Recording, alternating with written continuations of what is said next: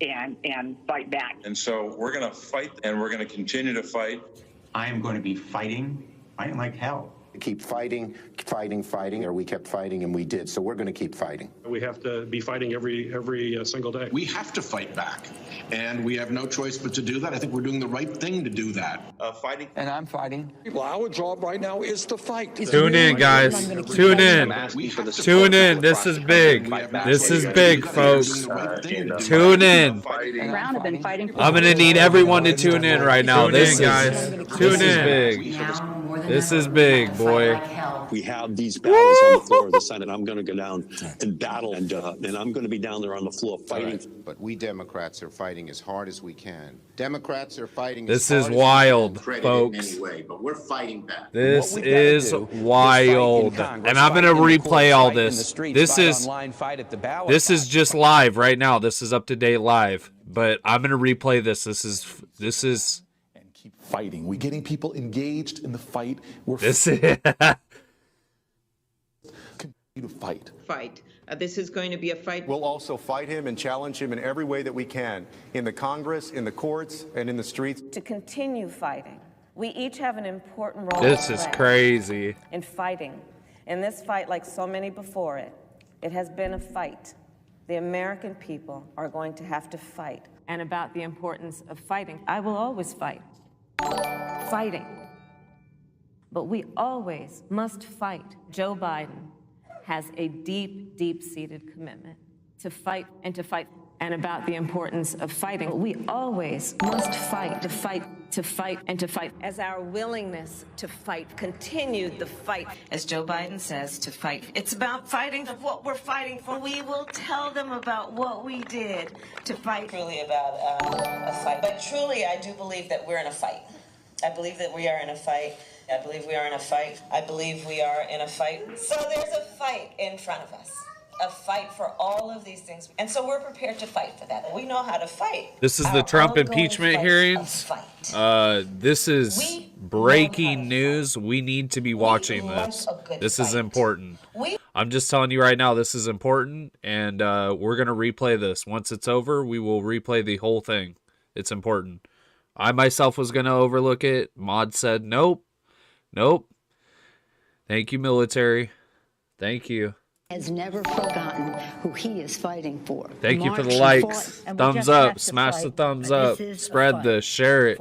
Like it. Love it. Eat it. This is nice. This is good. Continue to fight. Never, never, never give up this fight. I am a citizen fighting for it. It means not only fighting a leader who fought for progressive change, as a lawyer who fought for people his whole life, as well as other fights and I'm proud that to have Tim in this fight with me. And above all, it's time for America to get back up. This is Trump's lawyers. They're presenting their case right now. We will fight when we must fight. What kind of America are we fighting for? We've been fighting, so we need to fight, but we also need to fight for an America. I am going to wake up every day and fight hard. I have been fighting. We're going to fight. We are going to fight. We're going to fight. We're going to fight. And I will fight.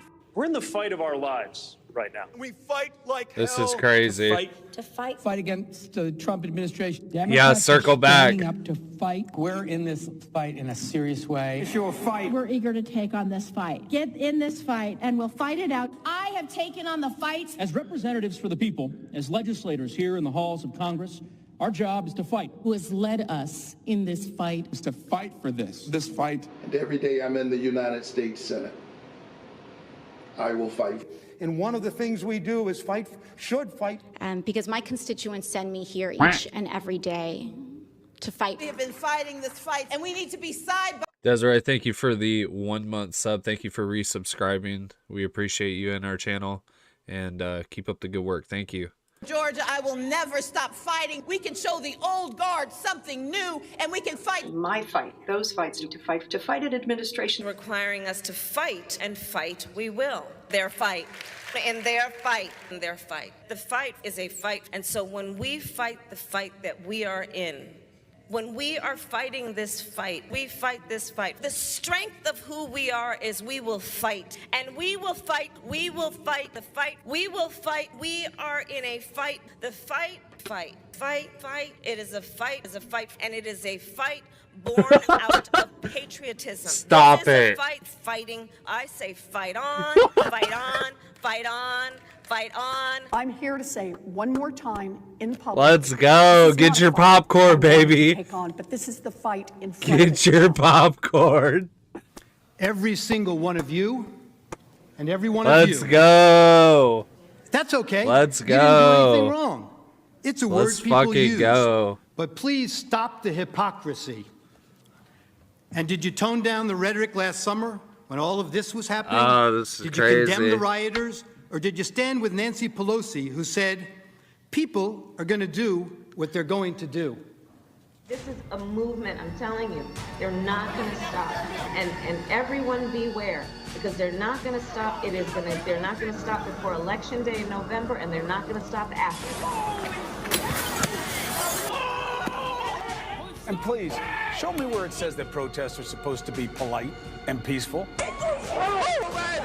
I just don't even know why there aren't uprisings all over the country. Maybe there will be. It was a violent night in St. Louis. They shot and killed David in cold blood. Destroying property which can be replaced is not violent. This is an apartment complex on fire. And it just collapsed. Their building just collapsed. I have nowhere to go now. These people did this for no reason. This is just a snapshot of some of the damage that people Let's go. I'm proud of New York, and I'm proud of the protests.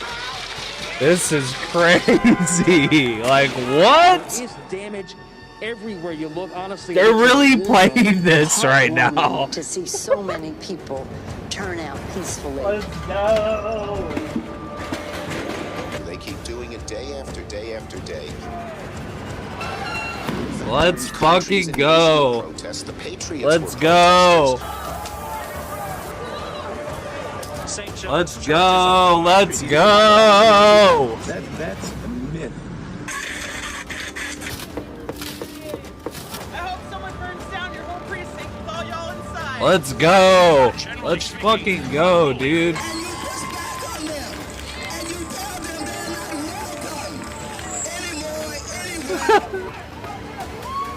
They're not going to let up, and they should not. You claim that Let's it's wrong go. to object to the certification Did they of really election just results. play that at You, the along with trial? your allies in the media, attempted to cancel and censor members of this chamber who voiced concerns and objected to certification. Let's go. Manager Raskin, you'd been in Congress only 3 days. Let's when you objected in 2017. go. It's one of the first things you did when you Let's got go. I have an objection because 10 of the 29 Let's electoral fucking votes cast go. were cast by electors not lawfully certified. Is the objection in writing and signed not only by the member Crazy. of the House of Representatives, but also I by can't a believe they're senator? playing this right now. Is it signed by a senator? Not as of yet. It's fucking In that case, wild. the objection cannot be entertained. Mr. President, I object to the certificate Wild. from the state of Georgia on the grounds that the electoral votes were No not... debate.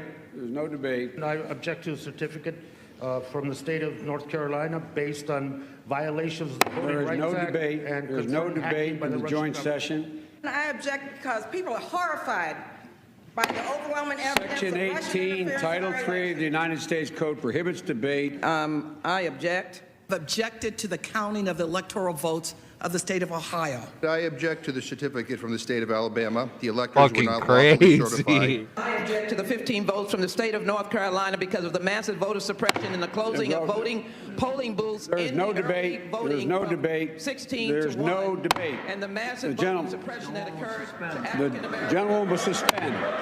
I have an objection to the electoral votes. The objection is in writing, and I don't care that it is not signed by a member of the Senate. I do not wish to debate. I wish to ask, is there one United States senator who will join me in this letter There of is no objection? debate. The objection is signed by a member of the House, but not yet by a member of the Senate. It is over.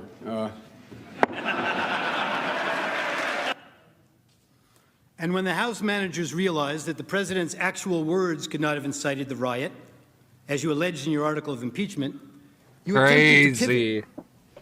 You said that raising the issue of election security and casting doubt on the propriety of our elections was dangerous. One of the House managers Mr. Cicilline, told you that this is not about the words Mr. Trump used in isolation. Rather, it is about the big lie, the claim that the election was stolen. The House managers told you that it's the big lie that incited the riot, and that the big lie was President Trump's claim that the election was not a fair election or that the election was stolen. Claiming an election was stolen, you were told, are words that are insightful to a candidate's followers and cause people to respond violently. Claiming an election was stolen or not legitimate is something that a candidate should never do because he or she knows or should know that such a claim and such words can actually incite violent insurrection, you were told. Well, it seems that the House manager's position must be actually a bit narrower than that. The House manager's position really is that when Republican candidates for office claim an election is stolen or that the winner is illegitimate, it constitutes inciting an insurrection, and the candidate should know it.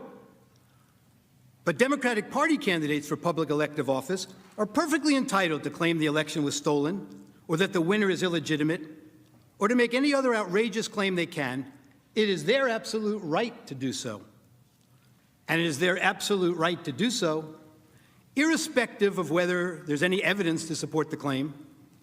Democratic candidates can claim that an election was stolen because of Russian collusion or without any explanation at all, and that is perfectly okay and is in no way incitement to an insurrection. And somehow, when Democratic candidates publicly decry an election as stolen or illegitimate, it's never a big lie. You've been doing it for years. But can you imagine telling your supporters that the only way you could possibly lose is if an American election was rigged and stolen from you?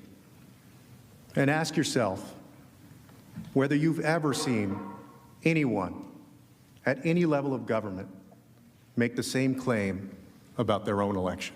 If Stacey Abrams doesn't win in Georgia, they stole it. It's clear. It's clear.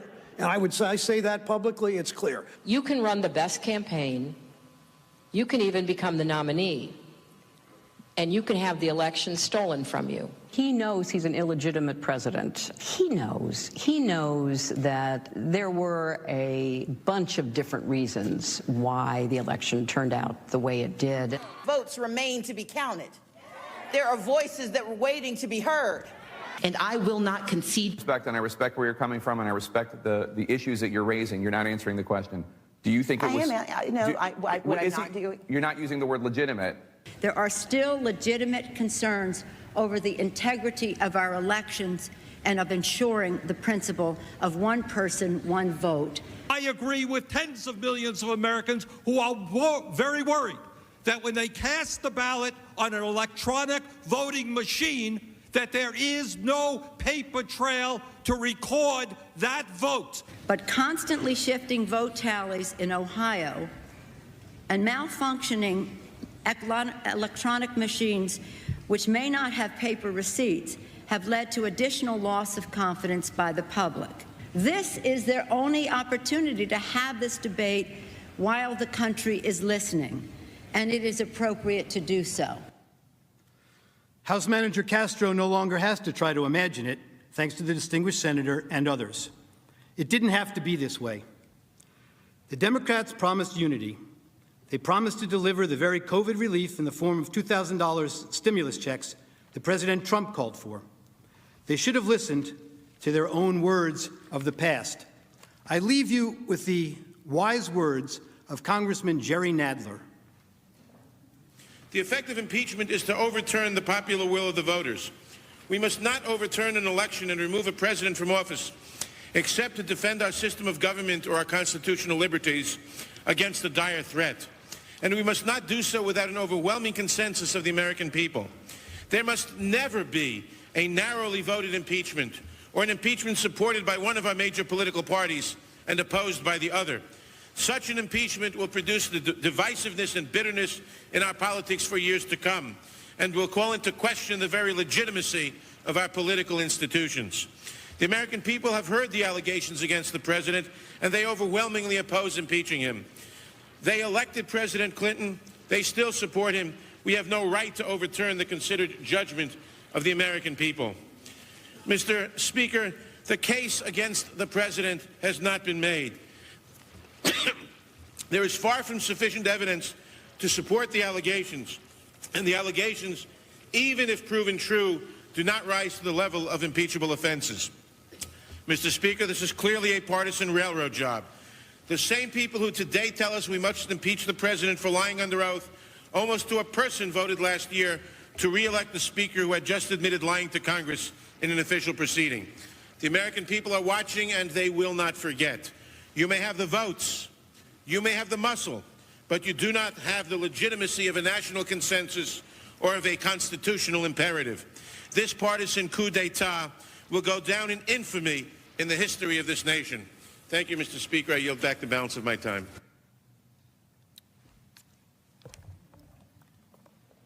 Thank you.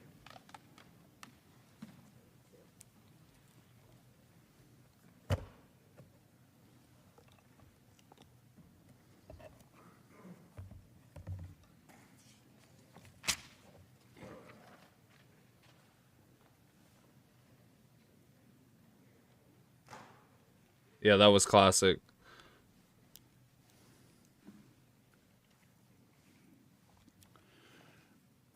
Good afternoon again, Senators.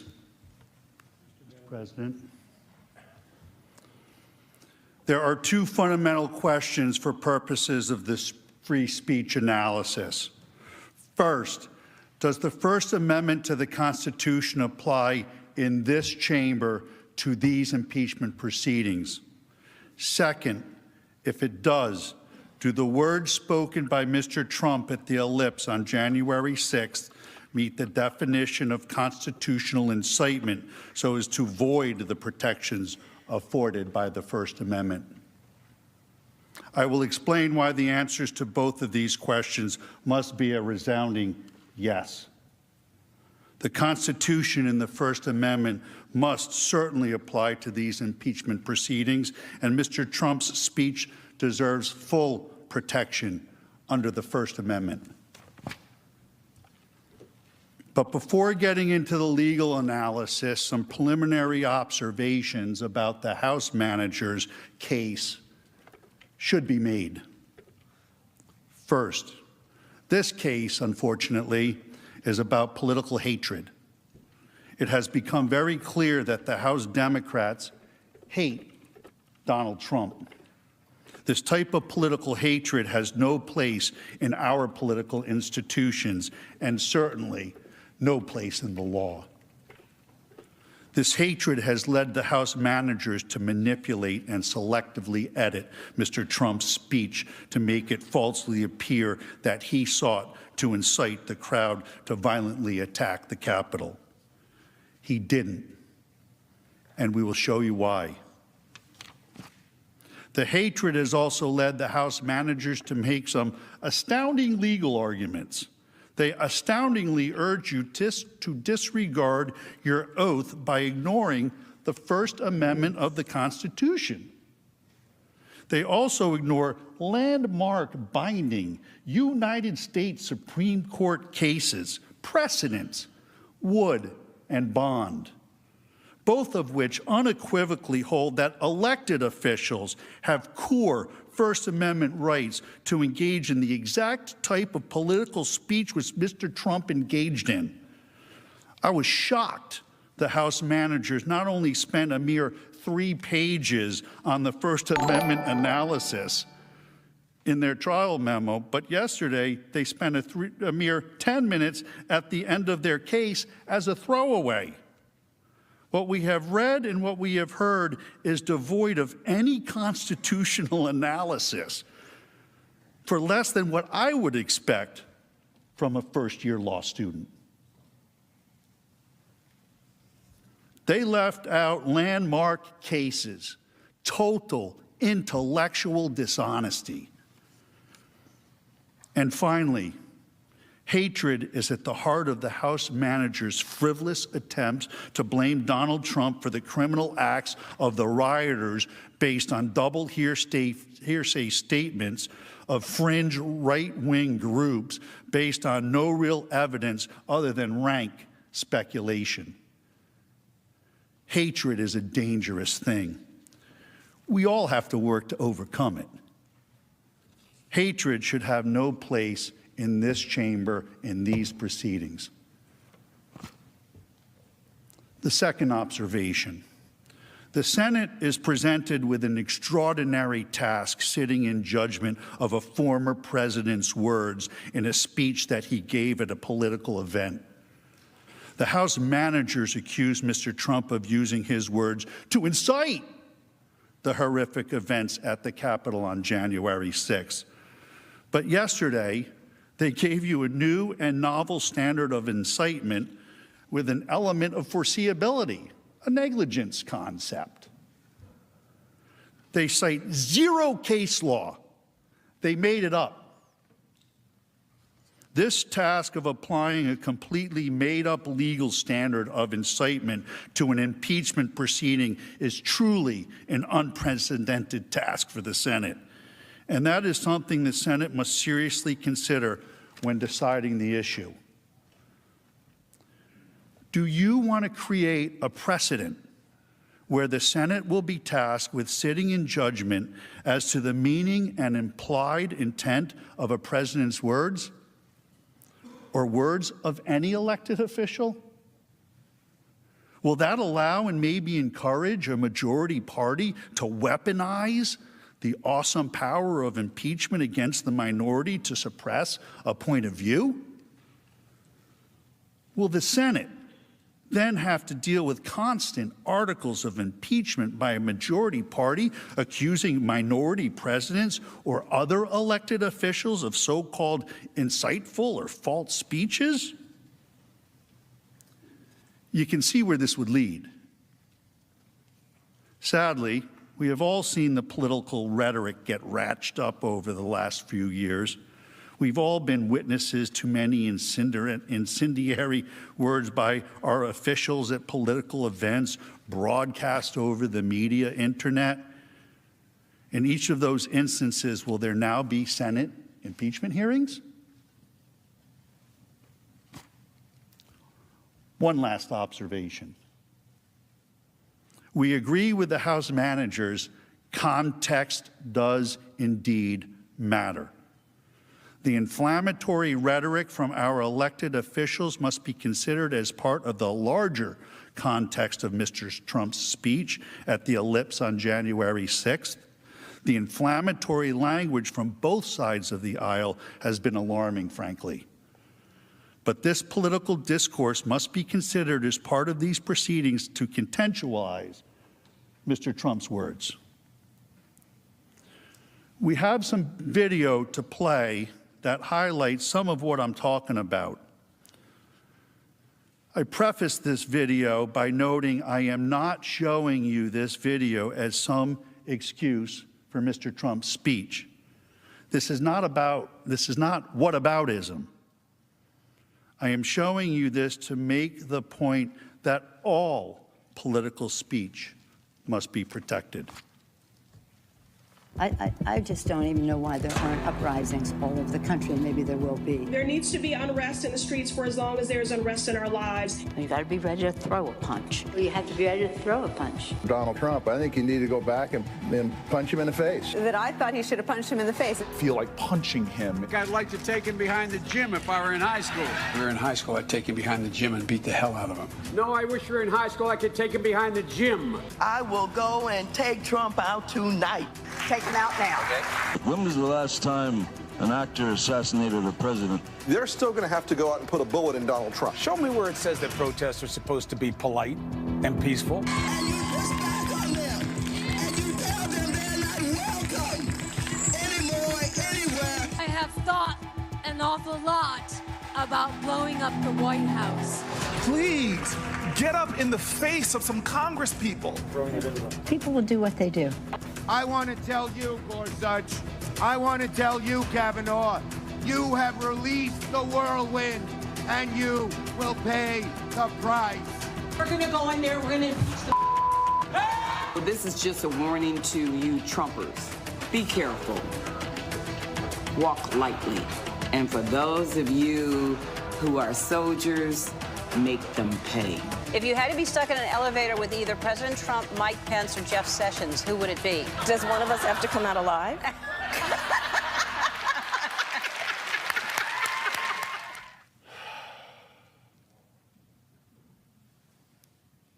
Again, I did not show you their robust speech to excuse or balance out the speech of my client, for I need not.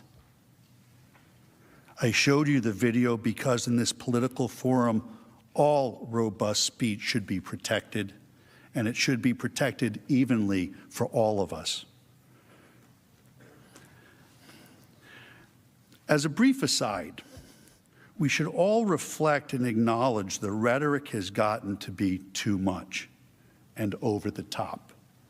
It is grating on the collective well-being of the body politic, the citizens. Most would like it to stop. But the point is, when you see speech such as this, you have to apply the First Amendment evenly. Blindly. She is blind, Lady Justice. Question 1. Does the First Amendment apply to this chamber in these proceedings? The House manager's position, as stated in their trial brief, is, and I quote,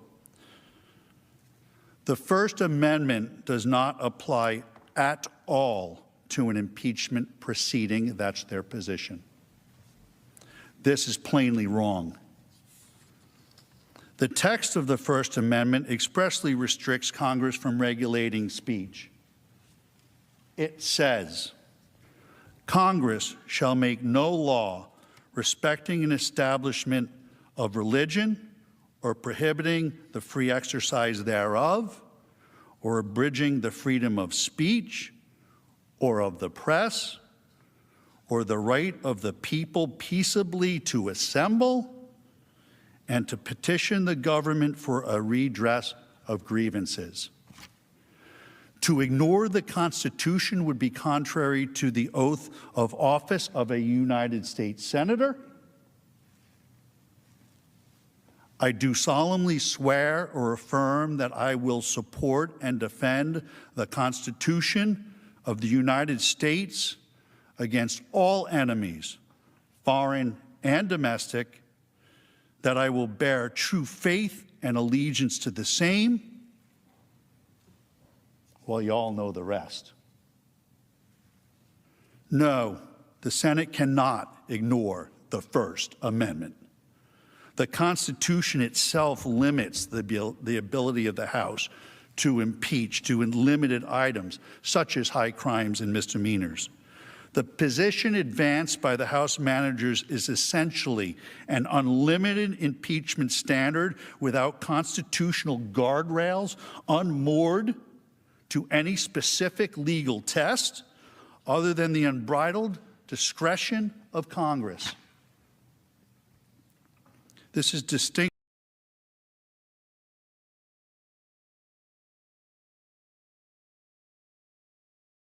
that would make the president the mere creature of the legislature, a quote, directly from the framers while debating the impeachment process on the floor of the Constitutional Convention of 1787.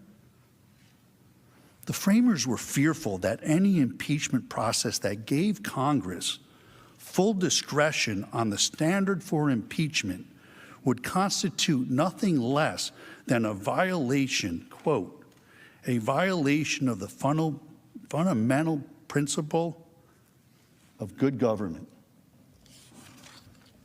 One founding father, James Wilson, wrote extensively on the impeachment process. Mr. Wilson was a renowned legal scholar at the time, a law professor at the University of Pennsylvania in Philadelphia. He was a major force in drafting and adopting the Constitution in 1787. He served as one of the first six Supreme Court justices, 1789 to 1798. He was appointed by President George Washington. In fact, Wilson taught the first course on the new Constitution to President Washington and his cabinet, the first in the nation's history, in Philadelphia, at the University of Pennsylvania in 1789. Wilson, in his law lectures, the first of their kind under the Constitution, plainly states that the Senate may not ignore the Constitution in impeachment proceedings. He states that lawful and constitutional conduct may not be used as an impeachable offense. Let me say that again. He states that lawful and constitutional conduct may not be used as an impeachable offense. Read along with me. The doctrine of impeachments is of high import.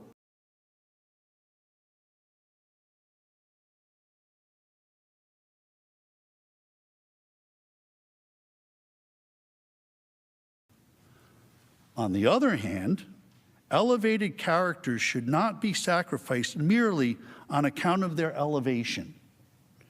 No one should be secure while he violates the Constitution and the laws. Everyone should be secure while he observes them. To be clear, James Wilson is saying that the Constitution does indeed apply when judging whether to convict an official by impeachment. If the complaint of conduct is constitutional, it cannot be impeachable. Are we to ignore the words and teachings of James Wilson? The House managers surely want you to. The House managers have made several references to this letter, signed by 140 partisan law professors, calling Mr. Trump's First Amendment defense legally frivolous. This is really an outrageous attempt to intimidate Mr. Trump's lawyers. Whenever a lawyer advances a truly frivolous argument, they may violate professional ethical rules and could be subject to discipline. This letter is a direct threat to my law license, my career, and my family's financial well-being. These law professors should be ashamed of themselves, and so should the House managers. How dare you? Do you really hate Donald Trump so much that you're willing to destroy good, how dare you, people's lives, people that are only doing their jobs, and frankly, as counsel for an accused fulfilling a constitutional role? It's astounding, really. I'm a citizen, not a politician. I know these First Amendment arguments are not anywhere close to frivolous. They are completely meritorious. Interestingly, the law professor's letter was issued on February 5th, 3 days before we even filed our legal brief in this matter, and they ignored landmark, bedrock Supreme Court cases directly addressing this issue. In our brief, we have a direct quote from James Wilson, the founding father supporting our position. The direct quote was documented in the founding fathers' original legal papers. Do I have those with me? On the subject. He was the primary draftsman of the Constitution who taught the new Constitution to President Washington. He says so long as acts of elected officials like Mr. Trump are constitutionally protected, he should not be impeached. We have landmark U.S. Supreme Court decisions, Wood and Bonds, which I'll explain in detail, supporting our position. All of this the House managers and the partisan law professors completely and misleadingly ignore. Frivolous? Hardly. The letter is a bully tactic, and I think evidence is the House managers know they have a problem with the First Amendment defense on the merits, so they're resorting to such tactics. The House manager's suggestion that the First Amendment does not apply to this impeachment process is completely untenable. Ignoring the First Amendment would conflict with the senator's oath of office. It would also conflict with well-settled Supreme Court precedent and ignore the intent of the framers of the Constitution, such as James Wilson. Above all else, ignoring the Constitution would adopt the new Raskin common sense doctrine we heard yesterday, eroding hundreds of years of First Amendment protections. We are here under the Constitution. It is illogical what the House managers say. The Constitution does apply to this constitutional impeachment process. It's double talk, nonsense, illogical. If the House managers had their way, they would ignore all of the Constitution. Does that include the Sixth Amendment? The right to counsel? They would have Mr. Trump sitting here without lawyers. And who would be next? It could be anyone. One of you or one of you. You must reject this invitation to ignore the First Amendment. It is anti-American and would set dangerous precedent forever. The law has developed over the years to clearly establish elected officials have the right to engage in protected speech. Mr. Trump is not just a guy on the street or a guy at a bar or a fire chief or a police officer. There were a few of them in there. All analogies given by the House managers. These sideways analogies are wrong. Mr. Trump was an elected official, and there is an entire body of law, Supreme Court landmark cases supporting the conclusion that Mr. Trump actually has enhanced free speech rights because he is an elected official. These cases are ignored by the House managers and the law professors. And that, too, is total intellectual dishonesty. The Supreme Court has long held that the First Amendment's right to freedom of speech protects elected officials.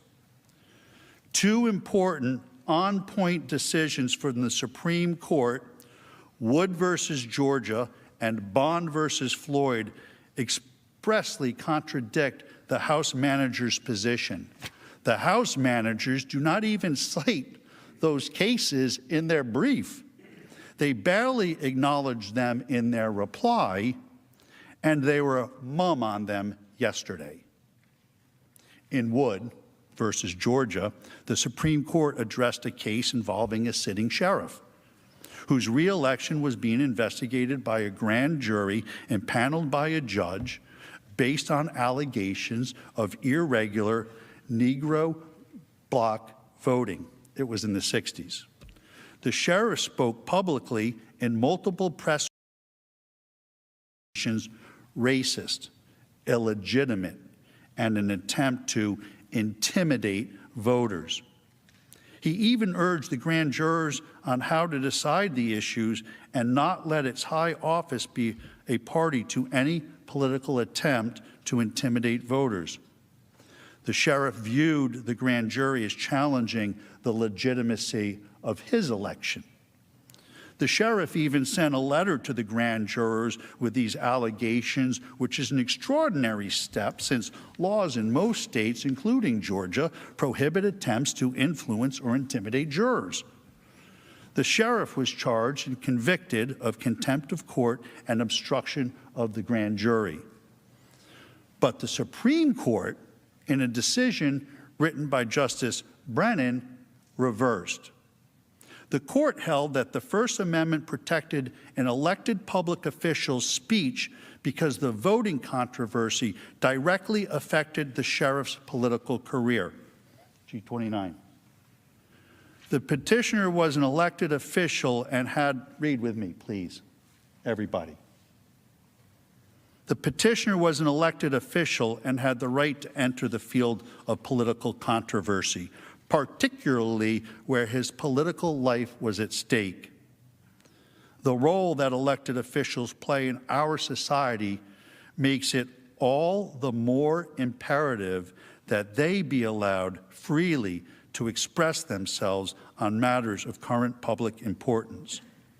Would, thus, stands for the proposition that a difference of political opinion expressed in a speech on an issue of voting irregularity cannot be punishable where all that was done was to encourage investigation and peaceful political speech. Just like Mr. Trump has done here. The legal scholars call that directly on point. A second case, Bond versus Floyd, involved a state legislature punishing an elected official for protected political speech. Bond is particularly instructive here, too. In Bond, the Supreme Court squarely addressed the question of an elected official's punishment by a legislature for statements alleged to have incited public violation of the law, the burning of draft cards. The court unequivocally rejected the idea, advanced here by the House managers, that an elected official is entitled to no protection under the First Amendment. The Supreme Court held that the Georgia House of Representatives was, in fact, forbidden by the First Amendment from punishing Bond, by not seating him, for advocating against the policy of the United States. There are three fundamental holdings in Bond. One, the manifest function of the First Amendment in a representative government requires that legislators be given the widest latitude to express their views on issues of policy. Two, just as erroneous statements must be protected to give freedom of expression the breathing space it needs to survive, so statements criticizing public policy and the implementation of it must be similarly protected. Third holding, legislators have an obligation to take positions on controversial political questions so that their constituents can be fully informed by them and be better able to assess their qualifications. Please read along with me. Their qualifications for office. Also, so they may be please read represented along in with me. governmental debates by the person they have elected to represent them. Mr. Trump enjoys this same First Amendment protection from Congress. The First Amendment's protections guarantee free speech addressing the electoral integrity issues essential to his career that Mr. Trump has consistently advocated. The House managers argue that the First Amendment, and I quote, does not shield public officials who occupy sensitive policy-making positions from adverse actions when their speech undermines important governmental interests. That is flat wrong. They are, in essence, attempting to treat Mr. Trump as their employee. This is not the law under Wood and Bond. Mr. Trump was elected by the people. He is an elected official. The Supreme Court says elected officials must have the right to freely engage in public speech. Indeed, the Supreme Court expressly rejected the House managers' argument in Wood versus Georgia, holding that the sheriff was not a civil servant, but an elected official who had core First Amendment rights which could not be restricted. That's Wood v. Georgia, page 395, footnote 21. The House managers do not mention Wood or Bond in the trial brief or anywhere else. Why? Why not? Because it does not fit their narrative or their story. They want to punish Mr. Trump for engaging in constitutionally protected free speech, and they do not want you to consider the issue. Question 2. Does Mr. Trump's speech deserve protection under the First Amendment? There is no doubt Mr. Trump engaged in constitutionally protected political speech that the House has improperly characterized as incitement of insurrection. The fatal flaw of the House's argument is that it seeks to mete out governmental punishment, impeachment, based on First Amendment political speech. Speech for political purposes is the kind of activity to which the First Amendment offers its strongest protection. These are bedrock principles recognized by our Supreme Court for decades. The court has stated in no uncertain terms the importance of these principles to our democratic principles. The general proposition that freedom of expression upon public questions is secured by the First Amendment has long been settled by our decisions. The constitutional safeguard, we have said, was fashioned to assure unfettered interchange of ideas for the bringing about of political and social changes desired by the people. New York Times v. Sullivan. Our First Amendment decisions have created a rough hierarchy in the constitutional protection of speech. Core political speeches occupy the highest, most protected position. Even political speech that may incite unlawful conduct is protected from the reach of government punishment. The court has said every idea is an incitement, and if speech may be suppressed when it might inspire someone to act unlawfully, then there is no limit to the state's censorial power. The government may not prohibit Did you guys hear that? speech. Did you hear that? It's very important what he just said. It's very important. Committed important. At some indefinite time in the future. The House managers showed you a series of tweets going all the way back to 2015 in an effort to prove incitement. All of that evidence is totally irrelevant under the constitutional definition of incitement. Brandenburg versus Ohio is really the landmark case on the issue of incitement speech. Half of the case was mentioned yesterday. In the Brandenburg v. Ohio case, another landmark, the court held the government may only suppress speech for advocating the use of force or a violation of law if such advocacy is directed to inciting or producing imminent lawless action and is likely to incite or produce such action. The Brandenburg holding has been interpreted as having three basic prongs to determine if speech meet the definition of incitement. The Brandenburg test precludes speech from being sanctioned as incitement to a riot unless the speech explicitly or implicitly encouraged use of violence or lawless action.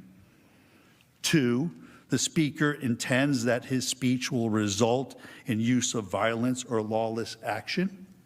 And 3, the imminent use of violence or lawless action is the likely result of the speech. The House managers cannot get past the first prong of the Brandenburg test.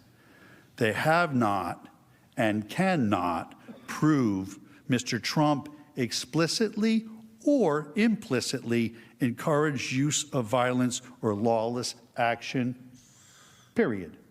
Bingo, bingo, bingo. Examination of the Bingo. words themselves.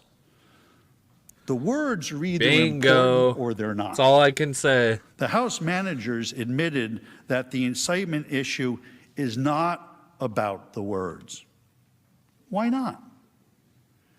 Because on the face of it, Mr. Trump's words are no different than the figurative speech used by every one of the senators assembled here today.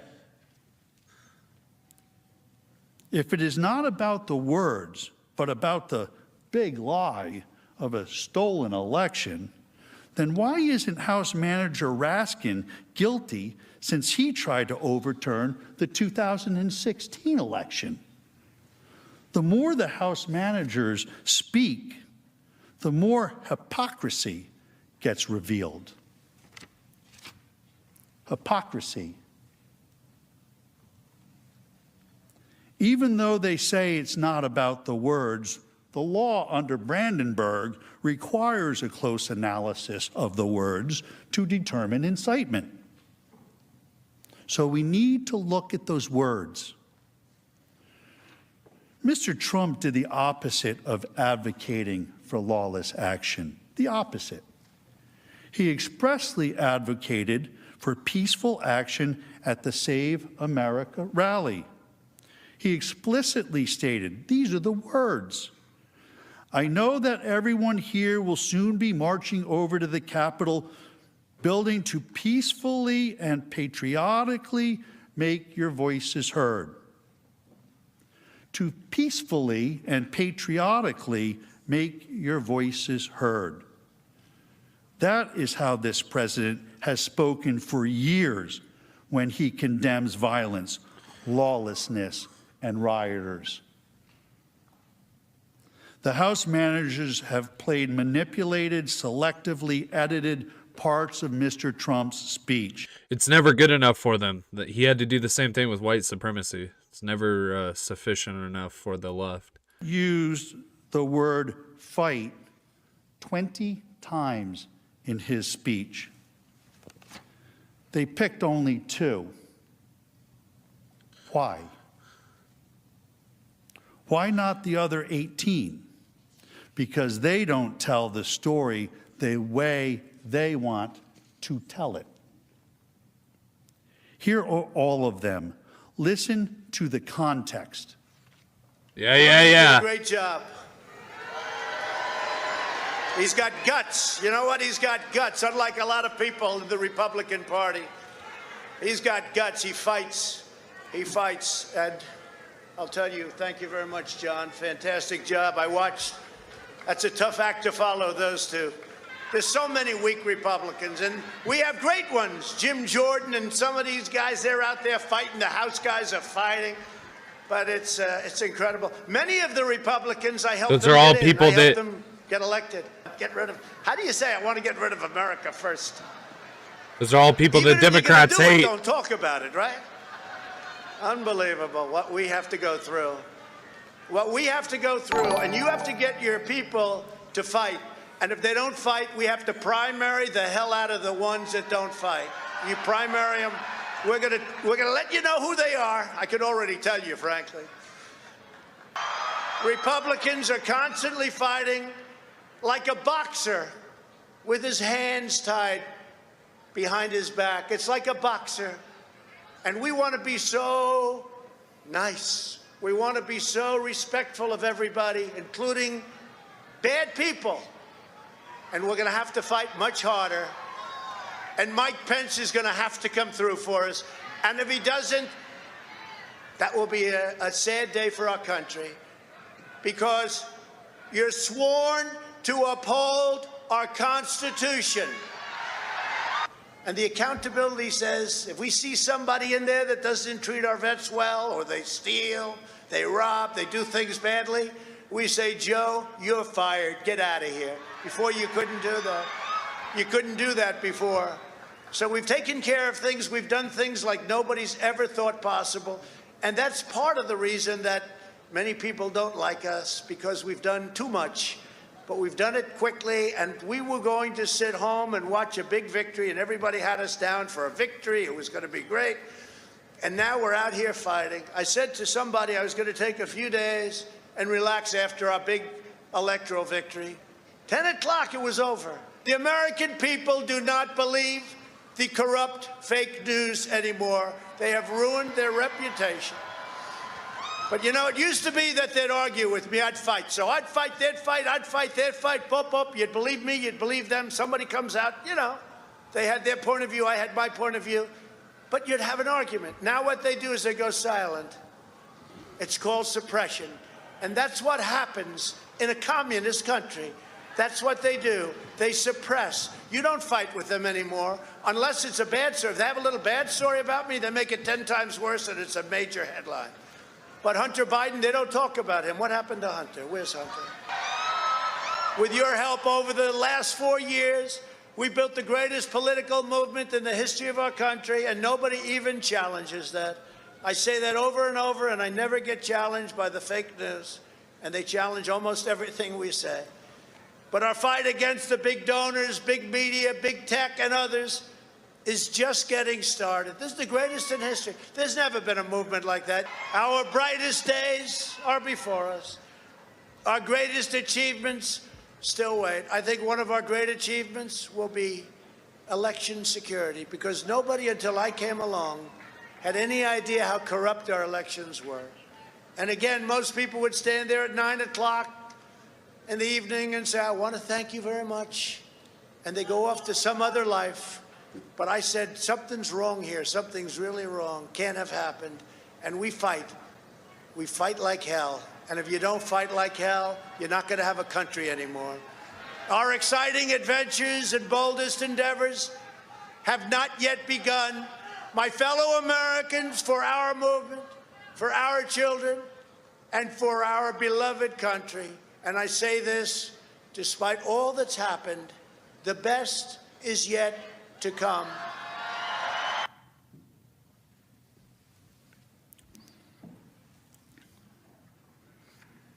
A boxer fighting with his hand tied behind his back, members of Congress fighting, Rudy being Rudy. These are the metaphorical, rhetorical uses of the word fight. We all know that, right? Suddenly, the word fight is off limits. Spare us the hypocrisy and false indignation. It's a term used over and over and over again by politicians on both sides of the aisle. And of course, the Democrat House managers know that the word fight has been used figuratively in political speech forever. But don't take it from me. It's best to listen to them.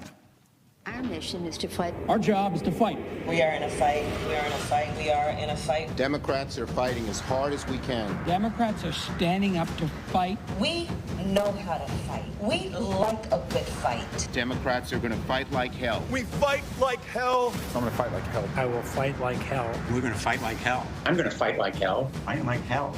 I will fight like hell. We have to fight like hell. I, and I know many other senators and members of the House, will fight like hell. We are going to fight like hell. We're going to fight like hell. We're going to fight like hell. And we just have to fight. We're gonna fight. We are gonna fight. We're gonna fight. We're gonna fight. Because you'll fight. To fight. Political revolution. That means that millions have got to stand up and fight. And fight and fight. Stand up and fight back. To fight. And continue to fight. And once again, Damn. We're fighting back. My fight. To fight an administration. You Damn. don't get what you don't fight for. We'll also fight him and challenge him in every way that we can. Fight in Congress, fight in the courts, fight in the streets. This is In the crazy. Congress, in the courts, and in the streets. There's the fight, and then there's the fight, to defend. We're eager to take on this fight. The American people are going to have to fight. Get in this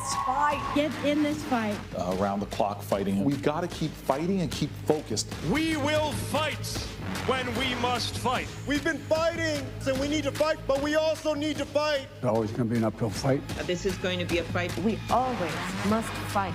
We're in the fight of our lives. And we're going to be in for the fight of our lives. This is the fight of our life. The fight of their lives. We are in this fight for our lives. We cannot ever give up fighting.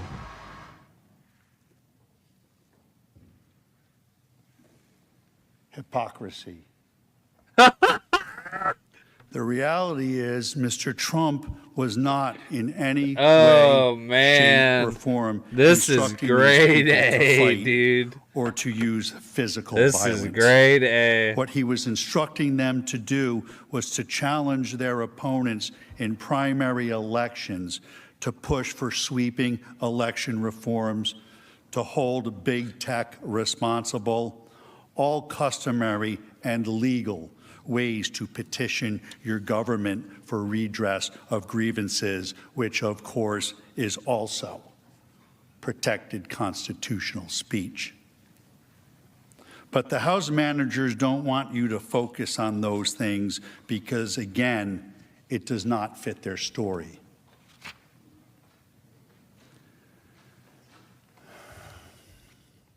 In the end, I leave you with this quote from Benjamin Franklin. Mic drop. Freedom of speech is a principal pillar of a free government. When this support is taken away, the constitution of a free society is dissolved and tyranny is erected That's on right. its ruins. Thank you. That's right. Mic drop. Later. Mic drop. Mr. President, The majority leader. I ask unanimous consent the Senate recess for a 15-minute break. The object. Wow. Now that right there. That right there. Can I timestamp this right now? Is there any way to do that on someone's video?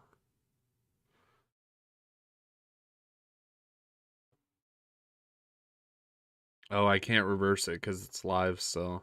Okay. So we just got to sit here. I was going to replay the beginning of this video, but it's live. And so we're just going to sit here and have to... We're going to have to wait. So right now we are covering the Trump impeachment. And like it says at the bottom, Trump's attorneys are making a case. And I think they're making a very good one. And hopefully we get something from this. Hopefully we get something by this.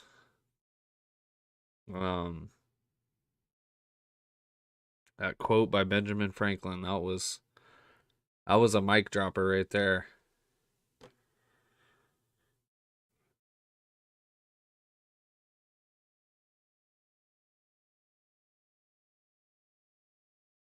How's everybody doing today?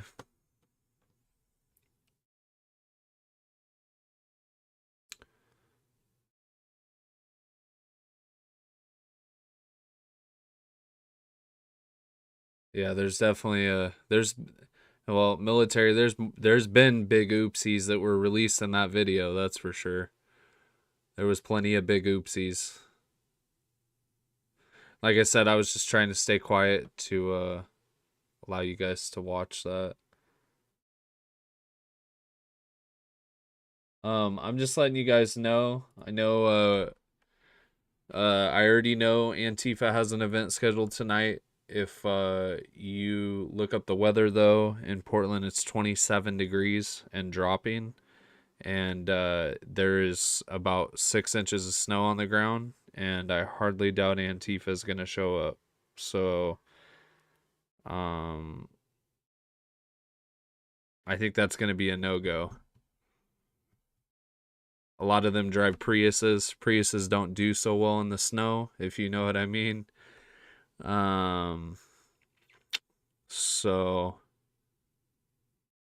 you know, usually you have to have a truck to go out in the snow. Prius usually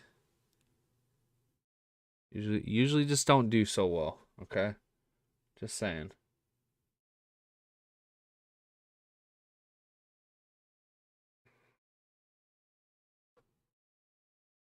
I was really excited too, because I actually had some people that were willing to go down there with me. So I actually had some faith, and I was excited, and I woke up and because last night it was snowing. It was kind of like trickling. It was probably like an inch on the ground, and it was sticking. I was like, it'll probably die off by the morning. Well, I wake up this morning and it's still snowing. So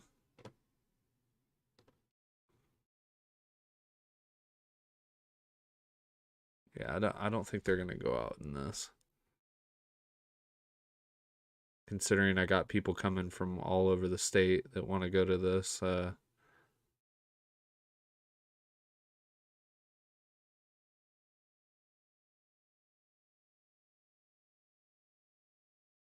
in the hell is this? It must be one of them supersonic jets. Yeah.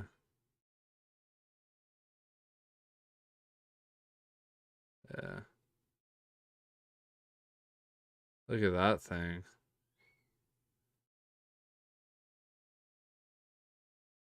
Oh, it was crazy.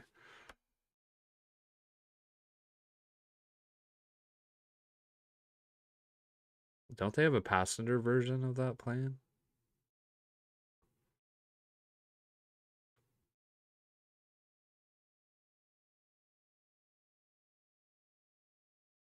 I really wish I could replay that video from the beginning.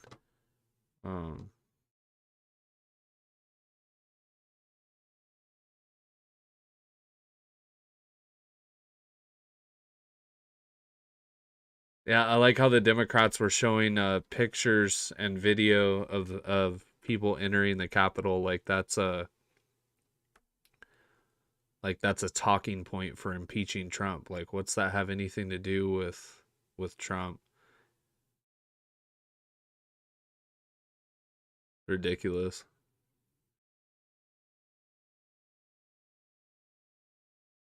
It's like saying, yeah, I'm gonna go walk my dog, and then you get back and your wife's like, why did you leave that shit out there? Well, why did you leave that shit out in the field? Why didn't you pick it up? And you're like, what? I did. How do you know that I didn't? Like, because we said so.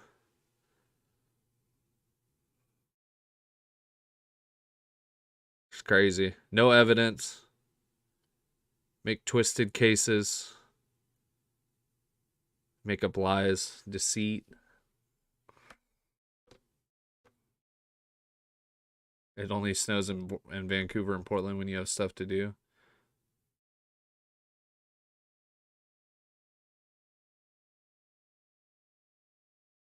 Yeah, the music was making the videos. That I definitely have to agree with you on that.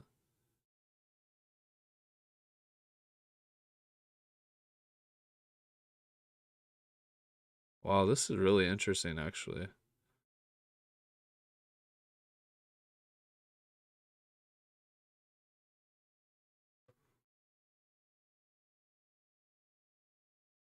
Oh, yeah, I read about that. The Fort Worth pileup. 100 people involved in it.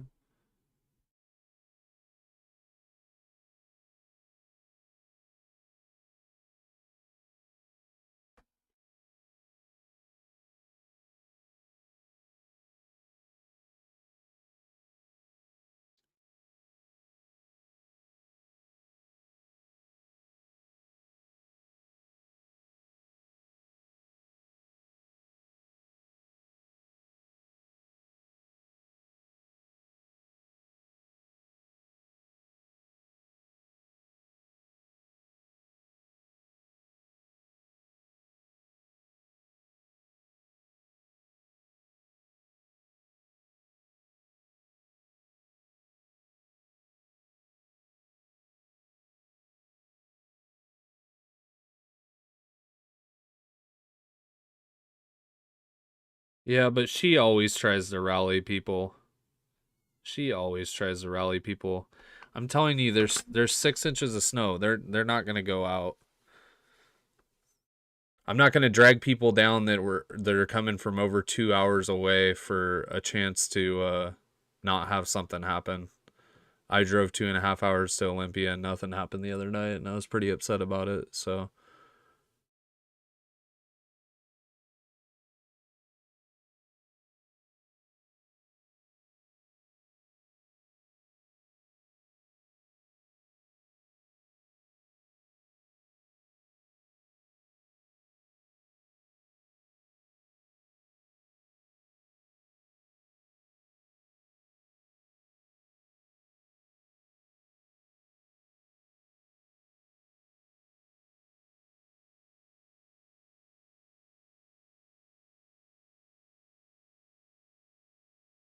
What is this? What are we? Oh, it is a commercial grade jet. That's crazy.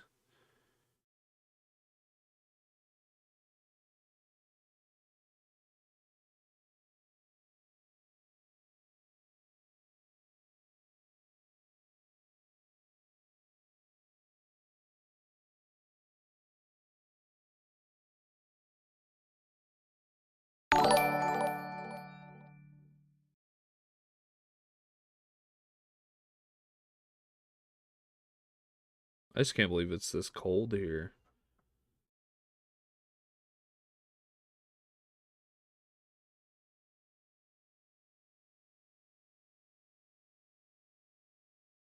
Feels like 18 degrees. Uh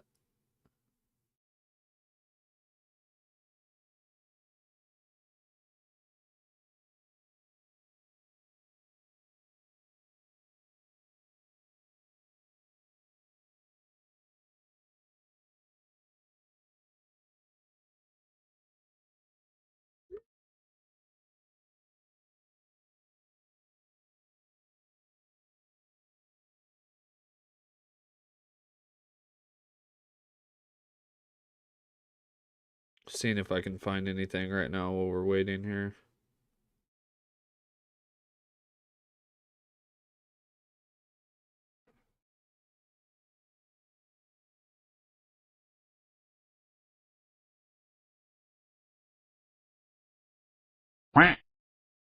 Yeah, here one of the BLM leaders actually said today or yesterday, hopefully people can make this. I love snowball fights with a laughing face. Obviously, if the weather is completely fucked, probably stay home. But if it's not awful, I think the anti-fascist community can use a moral boost. Let's spread some joy and snowballs. They might be. I don't know.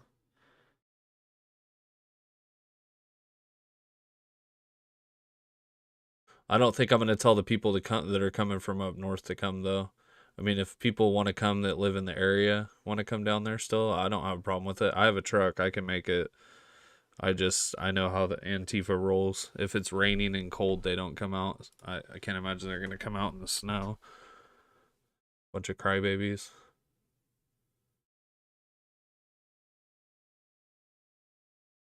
But the snow could, the snow could let up and miraculously get warm and maybe they come out. I don't know. But like I said, I'm not going to invite people that are coming from hours away for that. But, excuse me. Oh, that's right. They're taking a 15-minute break, huh? That usually means 25 minutes. And you're a lazy senator that's overpaid.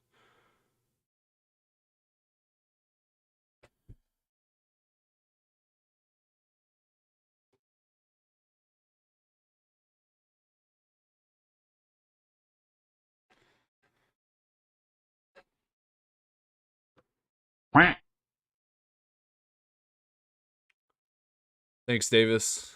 1103. Thank you for the 1 month sub. Thank you for the extra 1 month sub too. Thank you.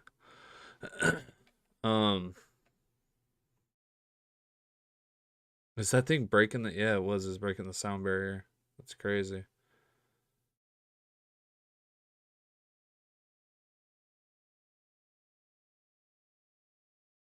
Trump team begins defense and impeachment case, eyeing acquittal. Already talking about acquittal,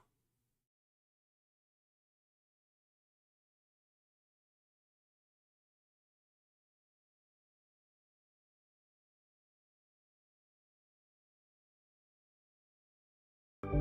To accomplish that goal, NASA has partnered with Lockheed Martin's famous Skunk Works division to develop an advanced airframe design that can actually minimize the impact of the sonic shockwave on the ground. But the heart of the project is about gauging public reaction in order to pave the way for new supersonic federal and international guidelines. Our plan is to do essentially 5 to 6 tests in various locations in the United States. So hopefully get on the order of thousands of survey responses.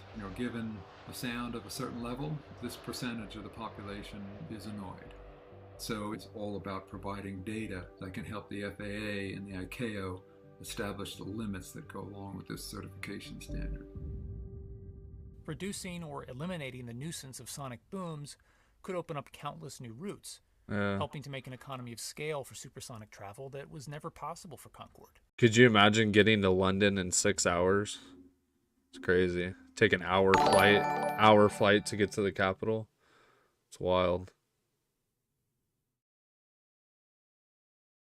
Yeah, thank you. Thank you for the gifted subs. Like I said at the end of the video, I'm going to try and thank you for the other gifted 1 month, Davis. At the end of the stream, I'm going to try and turn the X tag off and see if I can get some lemons to pop up.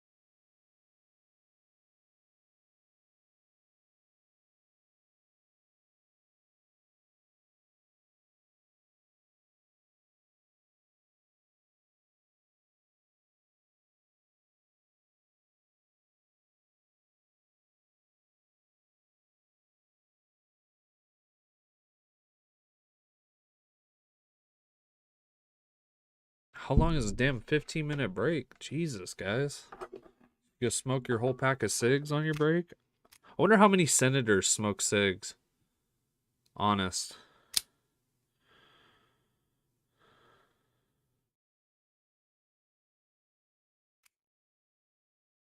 Did you know that's like an old person thing?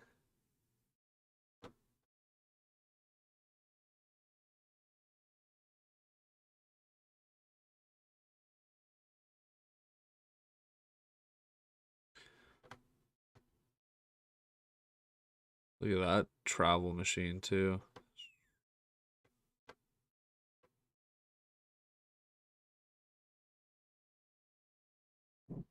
Trying to think of a video we could watch.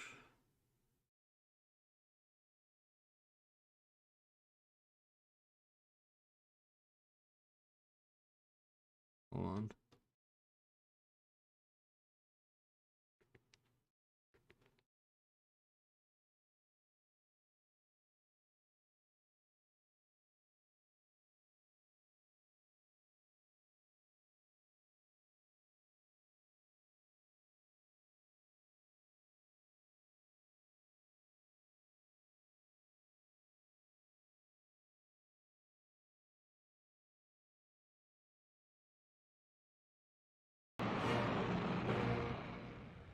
Hold on.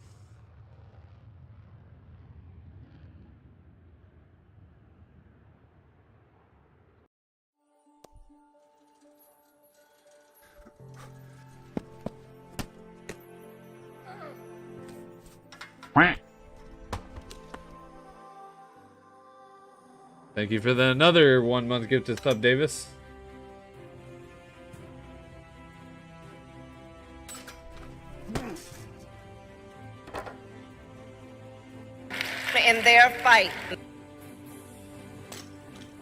Here's a little clip. This is a little clip you can watch. This is from this impeachment trial. Their fight. The fight is a fight. And so when we fight the fight that we are in, when we are fighting this fight, as to fight and fight, we will. Their fight. And their fight. And their fight. The fight is a fight. And so when we fight the fight that we are in, when we are fighting this fight, we fight this fight. The strength of who we are is we will fight. And we will fight, the fight, we will fight. We are in a fight, the fight. It is a fight, and it is a fight born out of patriotism. This is a fight fighting. I say fight on, fight on, fight on, fight on. Daring us to fight and fight, we will. Their fight. And their fight. And their fight. The fight is a fight. And so when we fight the fight that we are in, when we are fighting this fight, we fight this fight. The strength of who we are is we will fight. And we will fight the fight. We will fight. We are in a fight. The fight. It is a fight, and it is a fight born out of patriotism. This is a fight fighting. I say fight on, fight on, fight on, fight on. Daring us to fight and fight, we will. Their fight. And their fight. And their fight. The fight is a fight. And so when we fight. So this is how they started it off yesterday. Because our case is based on cold, hard facts. Cold, hard facts. We will stop the steal. And you can't vote on fraud. And fraud breaks up everything, doesn't it? When you catch somebody in a fraud, you're allowed to go by very different rules. Stop the steal! Stop the steal!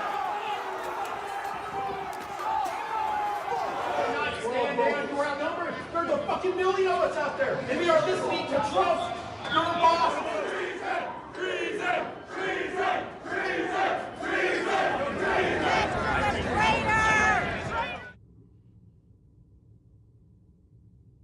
There's never been a time like this where such a thing happened, where they could take it away from all of us, from me, from you, from our country. This was a fraudulent election, but we can't. In this same video, though, he denounces them and tells them to stand down. So it's like, it's crazy that they show this shit. We love you. You're very special. Counties, storm your own Capitol buildings and take down every one of these corrupt motherfuckers. Hang up!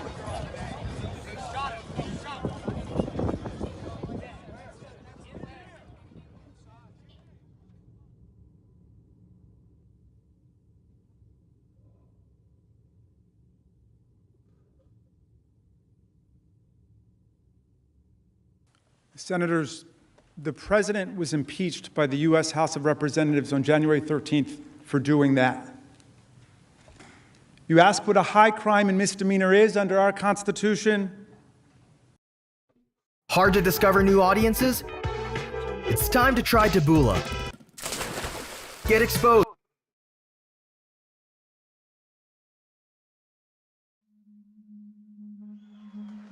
We're going to walk down Pennsylvania Avenue. I love Pennsylvania Avenue. And we're going to the Capitol. We're going to try and give them the kind of pride and boldness that they need to take back our country. On January 6th, hundreds of Trump supporters stormed the Capitol complex. The insurrection was the worst breach of Capitol security since the War of 1812. The siege led to widespread vandalism. More than 50 police officers were injured and 5 people died.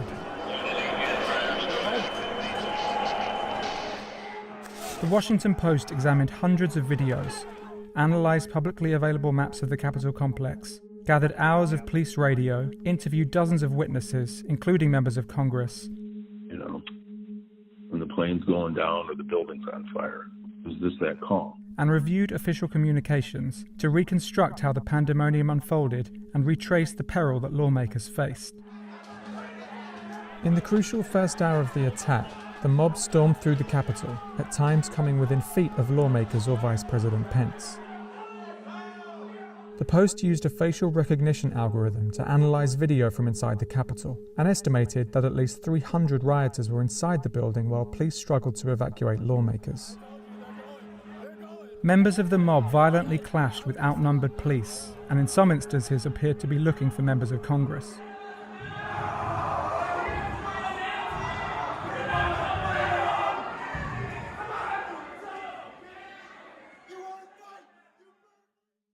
Lawmakers in both the House and Senate chambers are meeting to certify electoral votes for President-elect Joe Biden. Outside, a man uses a police shield to smash a window. He was seen earlier that day with members of the Proud Boys, a far-right group with a history of violence. A group from the crowd enters the Capitol. Is it always about Proud Boys? Is it just me, or is it always about Proud Boys? Is there any other group that exists besides the Proud Boys to these people? Honestly. A floor below where the Senate is in session. A minute later, at 2:13, Pence is ushered off the Senate floor to a nearby office. Senate President Pro Tem Charles E. Grassley begins presiding, but almost immediately calls a recess. And it will stand in recess until the call of the chair. We'll pause. Protesters are in the building. Thank you. Grassley is escorted out of the Senate chamber.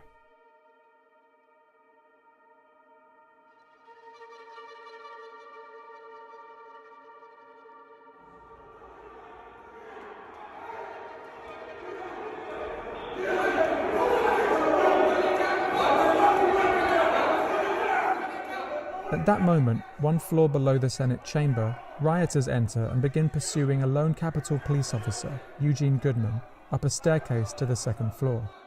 They are nearing the chamber, which is filled with lawmakers.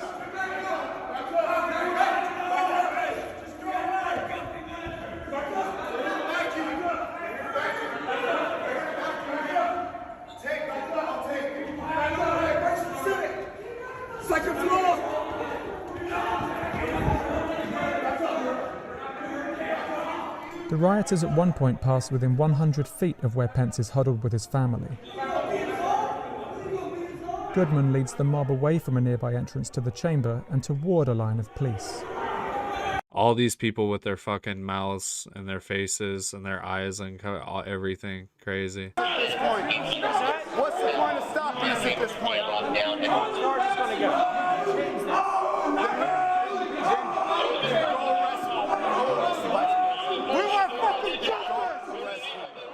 Around 2:15, the doors to the Senate chamber are locked.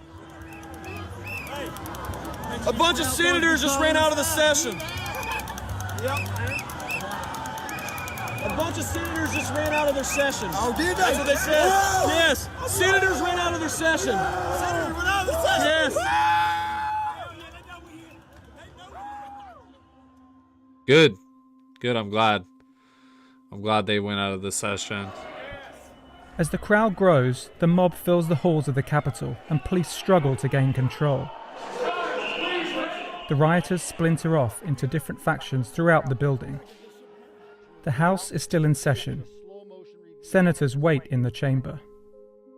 I kept thinking how the day before I had driven my husband to the airport to come back to Minnesota, and he said, "Now be careful, I'm worried about you. There's all this talk about what could happen." And I said, "Don't worry. The United States Capitol has got to be one of the safest places in the country." Senator Smith texted with her family about her safety. Not for people like you.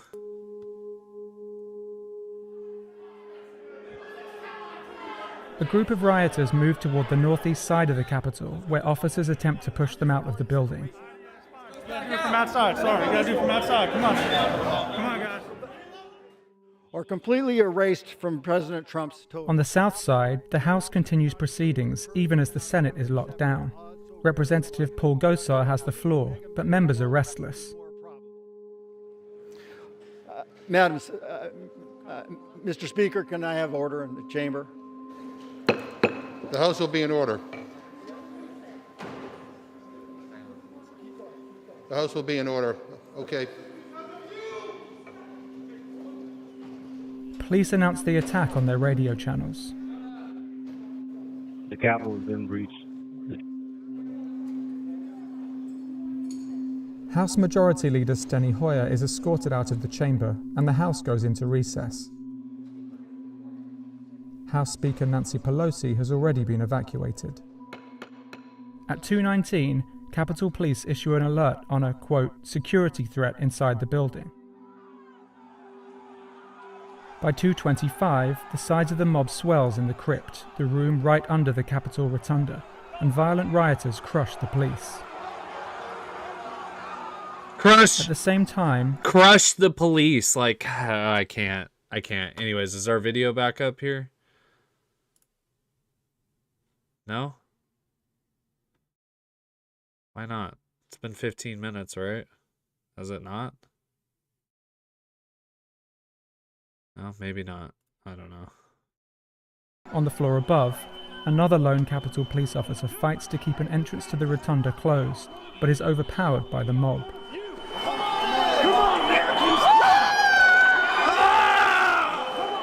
Rioters stream through the now open main doors on the east side of the building.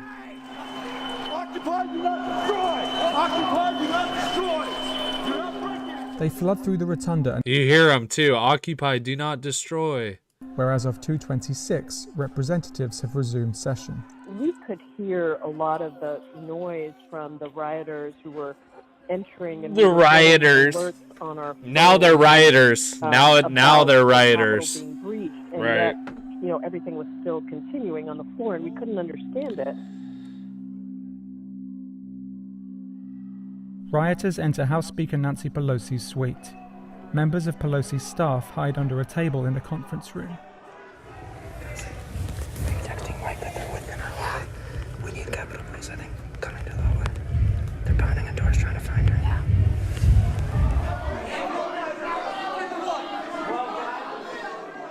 Rioters gather near the House chamber entrance. Well, we came this far. What do you say? Drag him out! Drag him out!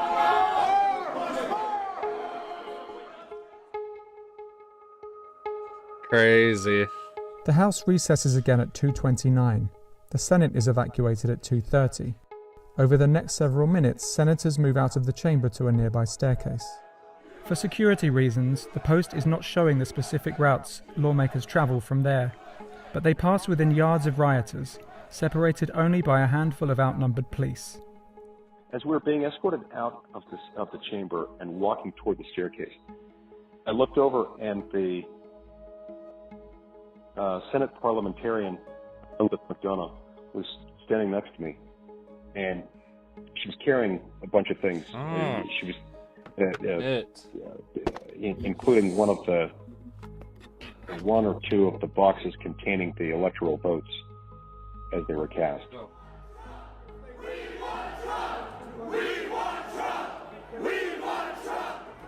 At 2:33, a request for assistance is announced over the police radio.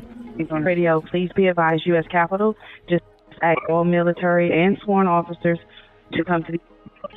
Team 2, copy. 83. And the last part was the first part of the transmission. Military as well as all sworn protesters due to a breach to the Capitol.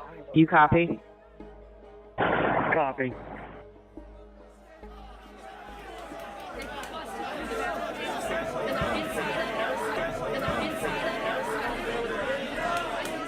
Rioters flood the hallways and look for an entrance to the barricaded House chamber, while members of Congress remain on the floor and in the gallery one floor above. We were just told that there has been tear gas in the rotunda, and we're being instructed to each of us get gas masks that are under our seats. Over the next few minutes, security attempts to block the chamber doors as lawmakers and staff evacuate. When we were evacuating, they were actually pounding on the House door. So we knew that they were there, they were pounding on the House door, and we were in the process of evacuating. Seeking redress of grievances from our government, and you sissies hid. That's what you did. You hid. Hiding cowards is what you are. Nothing more, nothing Plainclothes law less. enforcement officers on the House floor draw their firearms and aim towards the doors as rioters break windows and push against the barricade.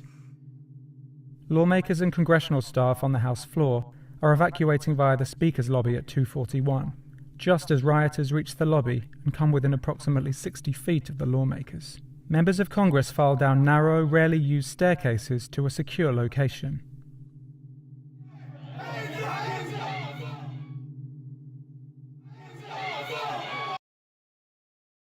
Come on.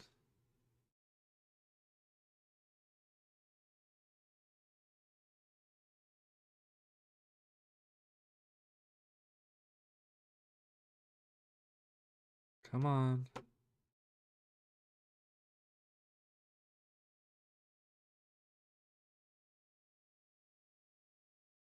It's right there. It wants to start, baby. Come on. Accelerated timeline, especially considering what has been laid out now from the House.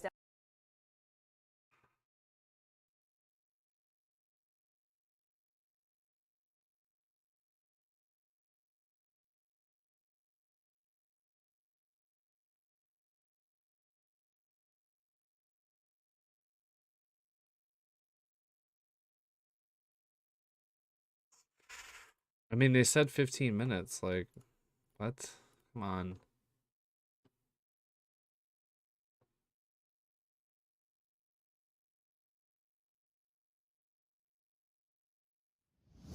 This is my video.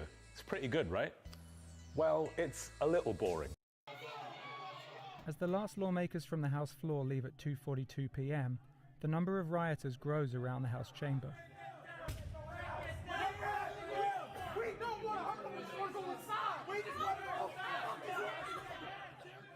Some representatives remain in the House gallery. You know, I called my wife. And as soon as I heard her voice, I realized, oh man, you know, am I having that call? You know, and the plane's going down, or the building's on fire. The plane's going down or the building's on fire. Like, Richard, thank you for the follow. Aside as a tactical unit is arriving, but the mob starts smashing the windows with flagpoles and helmets.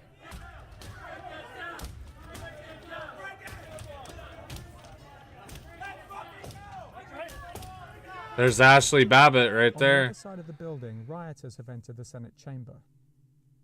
In the House chamber, members crouch in the upstairs gallery. They are unable to leave, locked in by the Capitol Police to prevent rioters from entering.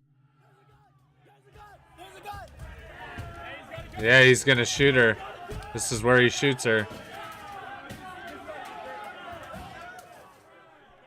Ashley Babbitt, a Trump supporter and Air Force veteran, tries to climb through the shattered door window. And he smokes her. Right there.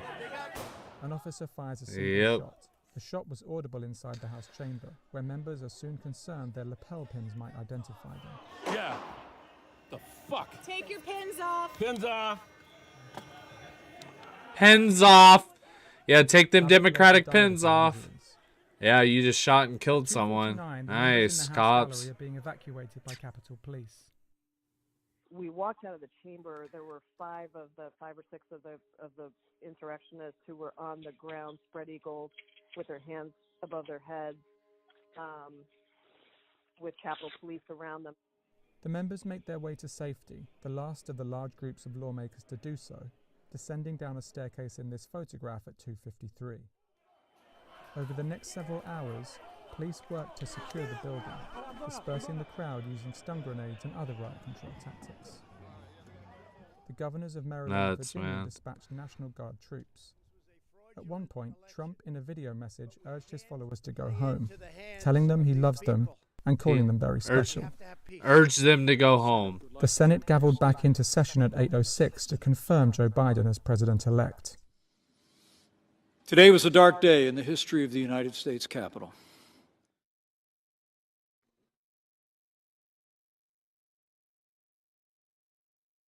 Incitement of insurrection. Crazy. Wild.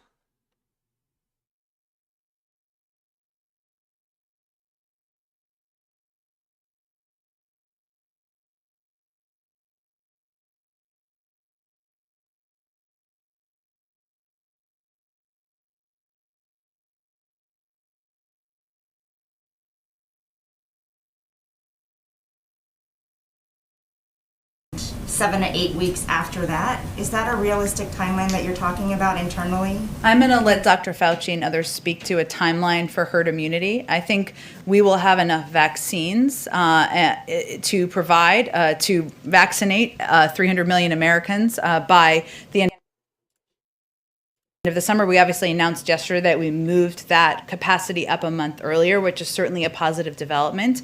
But again, part of this goes to Caitlin's question earlier about vaccine hesitancy and our effectiveness and our ability to convey to many communities that this is safe, this is effective, this is how they can get their vaccine, and we don't have an assessment of that yet.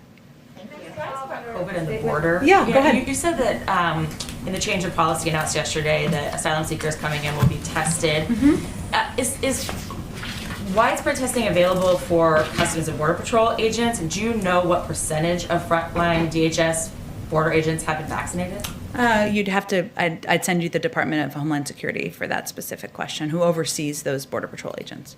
Just to follow up on your statement to Zeke, I just want to make sure I understand. You said that the administration is looking with concern at vaccine diplomacy being done by China and Russia.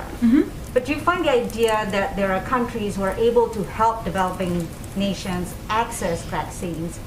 Do you look at that with concern as well, or are you separating the actual? I'm separating them. But I mean, how could you separate it? I mean, well, you're familiar with global issues around the global stage. I think what Zeke or whomever asked the question was asking about was countries like China or Russia who have at times used aid to bring other countries their way in a way that controls them, a way that okays unacceptable behavior, whether it's a violations of human rights or media freedoms. We wouldn't find that to be acceptable. At the same time, we've obviously rejoined the World Health Organization. We believe, as I said earlier, that it's important and it makes the country safer, the world safer for more people across the world to be vaccinated. So we certainly separate them, and that is hence, as you well know, how you have to view global diplomacy. Senators will take their seats.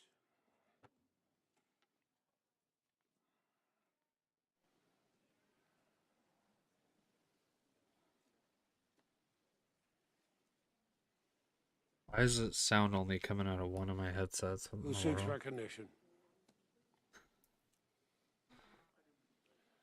Mr. Castro is recognized.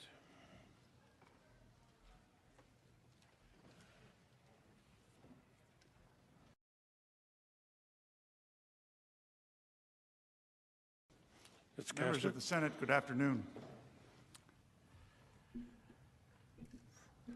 It has been my great privilege over the past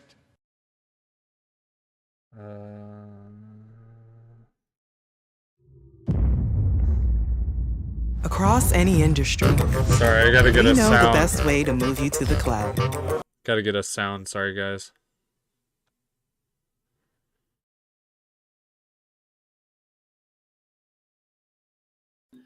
deciding who's responsible for what and the strategy and the order in which we will present our evidence. And you have intervened, and Mr. Sean, on the importance of the First Amendment and the importance of due process of law, present our evidence. And you have heard from Mr. Vanderveen and Mr. Sean on the importance of the First Amendment and the importance of due process of law. And because I had the opportunity to set out the schedule, I decided that I would take the last substantive part of the case for myself. You can take that two ways. The first, perhaps, is the best, and that would be that it's almost over. The second is that perhaps you have to wait another hour for it to be over. The reason why I chose this section, and believe me, it was a very difficult decision to make because I thought that the other arguments presented by Mr. Sean and Mr. Vanderveen were outstandingly researched, thoroughly vetted, and wonderfully and articulately presented by them. But the critical issue in this case is the very narrow issue that is charged against the 45th president. And that issue is, did the 45th president engage in incitement of, they continue to say, insurrection? Clearly, there was no insurrection. Insurrection is a term of art defined in the law. It involves taking over a country, a shadow government, taking the TV stations over, and having some plan on what you're going to do when you finally take power. Clearly, this is not that. Yeah, exactly. What our colleagues here... Exactly. I just said this last night, guys. To riot. Was not an insurrection. So the word incitement is the critical case and the critical issue in the case. Now, the first time that you heard from us, I told you that you would never hear from our side that what happened on January 6th was anything other than horrific, and that the 45th President of the United States and his lawyers and his entire team adamantly denounce that violence by those criminals that occurred in this very chamber, this very building. There was a reason why we started our presentation back on Tuesday in that way. Because I did not want the senators to consider that there was any challenge to that particular fact. And yet, the House managers, knowing it was not contested at all, chose to spend 14+ hours showing you pictures of how horrific the attack on the United States Capitol was. They spent no time at all in connecting legally the attack on the Capitol to the 45th President of the United States, which is the only question that needs to be answered, is, was Donald Trump responsible for inciting the violence that came to this building on January 6th?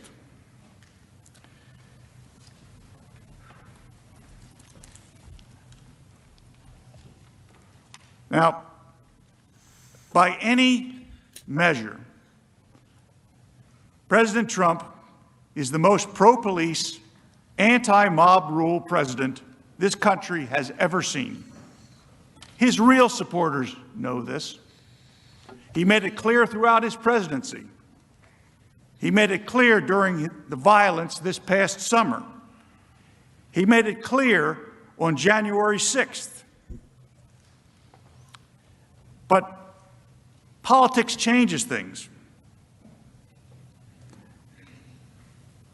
Politics has created and interposed an element that should not be here. It has interposed the element of hatred. And the political world changes when hatred becomes part of the dynamic. As we wrote in our answer to the original charging document, and I hope that this is a phrase that lives on long after we are all departed, and that I hope someday this becomes the mantra by which all of us operate who work for the benefit of the public. That political hatred has no place in the American justice system, and most certainly no place in the Congress of the United States.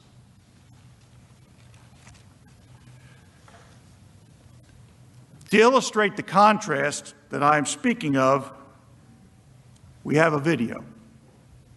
I am your president of law and order and an ally of all peaceful protesters. The vast majority of the protests have been peaceful.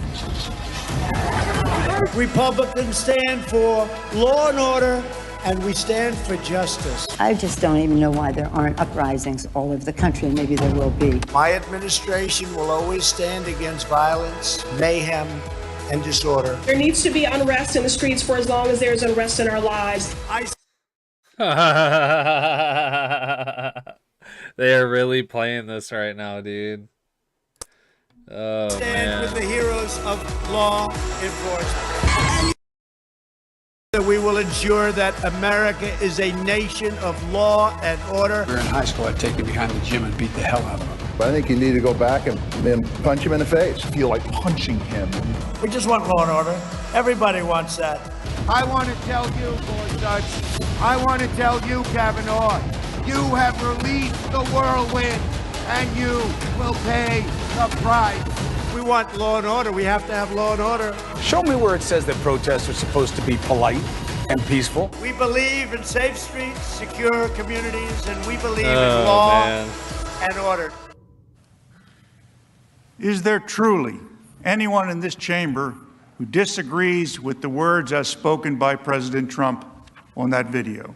Surely not. Surely not.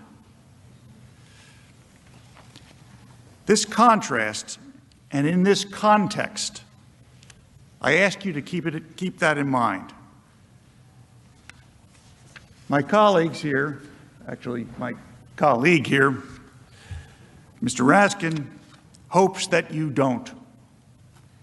They have used selective editing and manipulated visuals to paint a picture far different from this truth. Make no mistake, and I will repeat it now and anytime I'm ever asked, January 6th was a terrible day for our country. The attack on this building shocked us all. President Trump did not incite or cause the horrific violence that occurred on January 6th, 2021. They know that. We know the president did not incite the riot because of his plain words that day, as Mr. Vanderveen elucidated on a few moments ago. We know the president could not have incited the riots because of the timeline of the events of that day. We heard a great deal from the House manager about their prosecutorial bona fides and their ability to analyze evidence, apply it to statutes, use timelines, and figure out what happened based on circumstantial evidence and direct evidence and testimony and forensic analysis. I can't recall any of the House managers who got up that didn't make some reference to prosecutorial bona fides. Well, I spent more than 3 decades locking up killers. And I do know a little bit about applying the facts to the law. We know that the president would never have wanted such a riot to occur because his long-standing hatred for violent protesters and his love for law and order is on display, worn on his sleeve, every single day that he served in the White House. But if we're going to apply the facts to the statute, it has to be done systematically. It has to be done both sides with precision. Both sides. The way a court would expect us to do that. Equally. Let's look at the letter of the law. Again, Mr. Vanderveen gave you an overview of the Brandenburg case and some of the related cases. You notice that when Mr. Vanderveen listed the elements that he took verbatim or close to verbatim right out of Vandenberg, they bore no reference whatsoever to the elements that were flashed up by the Democrat managers the other day repeatedly. He actually used the Supreme Court's case. He didn't make it up. Let's look at the letter of the law. The Supreme Court of the United States over 50 years ago laid out a clear test to determine whether speech is incitement. Under that test, the Brandenburg versus Ohio test, there are 3 elements that must be proven beyond a reasonable doubt by a preponderance of the evidence, whatever the Senate considers, I suggest, beyond a reasonable doubt. First, the speech in question must explicitly or implicitly encourage the use of violence or lawless action. But here, the president's speech called for peaceful protest.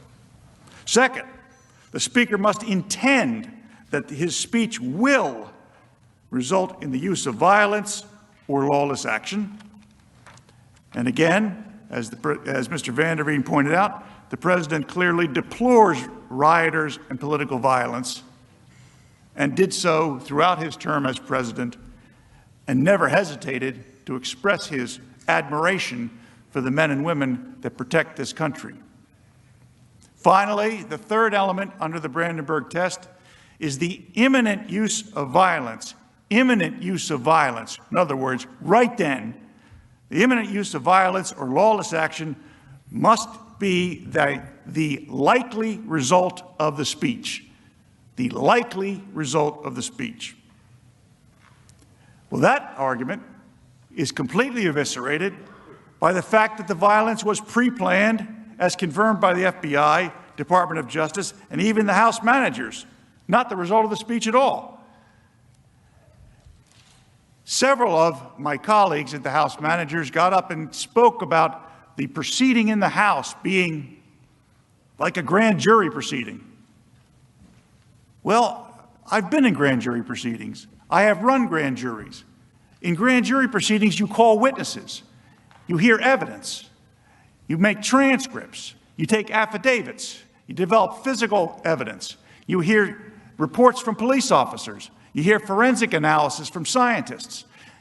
In fact, you invite the target of the grand jury to come in and testify if he or she pleases to be heard by the grand jury. Which one of those things happened in the House prior to the impeachment article? I don't believe any of them happened. So the suggestion that what happened in the House was anything at all like a grand jury investigating a case and preferring it for prosecution is complete nonsense. And if the House managers are trying to fool you about that, you must ask yourself, what else are they trying to fool you about?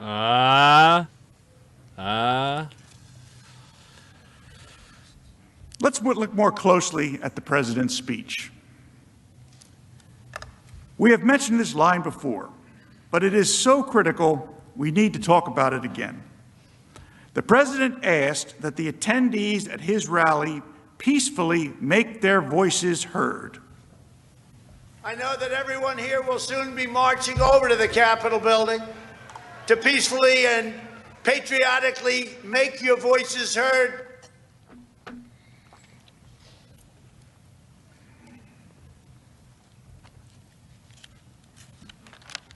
The managers would have you believe that the president's supporters usually follow his every word, but in this case, imputed some imaginary meaning to them while ignoring his most clear instructions. President Trump said, peacefully and patriotically make your voices heard, and the House managers took from that, go down to the Capitol and riot. So you are supposed to put yourselves in the heads of the people who hear peacefully and patriotically make your voices heard and conclude that those words do not mean what the president said. More than that, the president criticized the destruction wrought by left-wing anarchists and rioters. He told his supporters that they build, they don't destroy. If this happened to the Democrats, there'd be hell all over the country going on. There'd be hell all over the country. But just remember this, you're stronger, you're smarter, you've got more going than anybody, and they try and demean everybody having to do with us. And you're the real people. You're the people that built this nation. You're not the people that tore down our nation. Is it possible, listening to those words in the proper cadence without them being edited or the sound changed so that they're indistinguishable or sounds as though the crowd is right there, but listening to it as you have here, unedited by us, is it possible that President Trump's disdain for political violence could be any clearer to the persons listening as he was speaking? Is it possible that his words could have been misunderstood? I suggest to you that is impossible. Now, the House manager said the president told the crowd, quote, "You have to get out your people to fight." The House manager's claim is that the President of the United States was telling the audience to get each other to physically fight. But that is not what the President said. The people who should fight, he said, were members of Congress. If they don't fight, what the President said is, what should the rally attendees do? If members of Congress wouldn't fight for the principles they held dear, what was it that the President specifically told his supporters at that rally he wanted them to do? He wanted them to support primary challenges. Now, nobody in this chamber is anxious to have a primary challenge. Hey guys, I'll be right back. Hold on. I think I can say with some certainty. But that's the way we operate in this country. When the people of a state want to change their representatives and their senators, they use the electoral process. President Trump told his listeners that if their members of Congress won't fight for their views, then go back home and find others that will. That's what President Trump said. The people who should fight were the members of Congress. You have to get your people to fight. He told them. You have to get your people to fight. And if they don't fight, we have to primary the hell out of the ones that don't fight. You primary them, we're gonna let you know who they are. I could already tell you, frankly. It is pretty stark contrast when you watch that video, isn't it? When you see the House manager tell you, and I don't know if we're under oath here, but when I walked into this room, I sure as heck felt I was under oath and that I was speaking not only to senators of the United States, but before the entire world and with God watching. And a House manager got up here and told you that the President of the United States on January the 6th, 2021, told the crowd that they had to go and fight. And the implication that they wanted you to draw was that he was sending them down to Capitol Hill to go and breach the building and trash the very sacred halls of Congress. But we now know that is not at all anything near what the President said. What the President said was, if you can't get your members of Congress to do as you would like them to do, you primary them. That's the American way. The first way that the House managers presented and wanted you to conclude, that's the criminal way. But what the President said was the American way. Again, House managers manipulated President Trump's words. I can't stand here and pretend to tell you that I know every time from all those videos that the House managers manipulated what the President said, put up evidence that was not with the foundation of correctness and admissibility we expect. I can't tell you that I picked up every one. I don't think Mr. Vanderveen or Mr. Schoen or any of the others that worked with us can tell you that. But what I can tell you is that there were an awful lot of times, and I know at least some of you were judges in previous lives, and if one of the lawyers was able to create the impression that one side intentionally presented false or misleading evidence, that judge would give an instruction called falsus in uno, falsus in omnibus. False in one thing, false in everything. In other words, if they're trying to fool you about one thing, not only might they be trying to fool you in something else, but under that maxim of the law, you may conclude they're trying to fool you in everything else.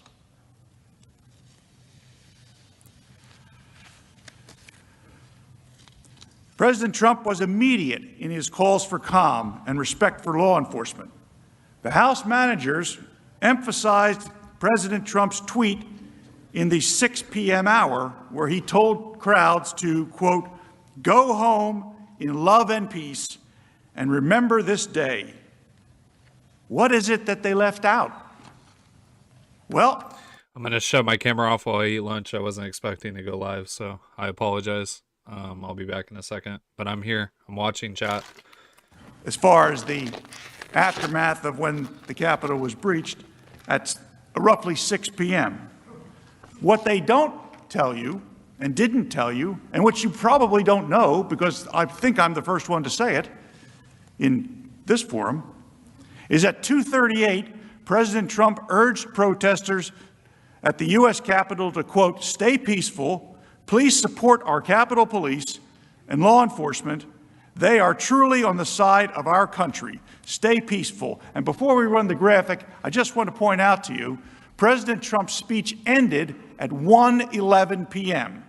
So at 2:38 p.m., by the time word reaches the president that there's a problem down here, he's out urging people to support the police, stay peaceful, support our Capitol Police and law enforcement. They are on the side of the country. Stay peaceful.